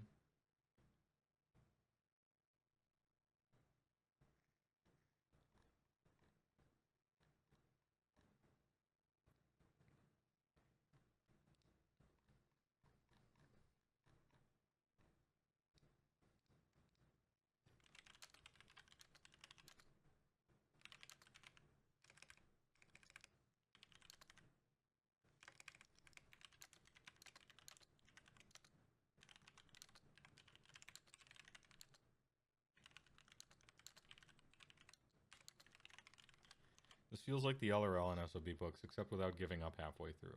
They went all the way, at least from what I've seen. Maybe they gave up immediately and every other war scroll in the book sucks and blah blah blah. Like, I don't know. That could be. We haven't seen everything yet. But they did a really good job with about a third of Lumineth and just stopped. And the same thing with SOB. With Slaves to Darkness, they seem to have given themselves enough time to do a good job for the whole book, which is refreshing. Hopium for Gits and Ogres and all the rest, we'll see. Anyway, I'm pleased. How nice. How nice. What are we, 5.5 hours? God damn, it's almost midnight. Hey, thanks for watching, everyone. Follow me on Twitter if you use that awful website. Join my Discord.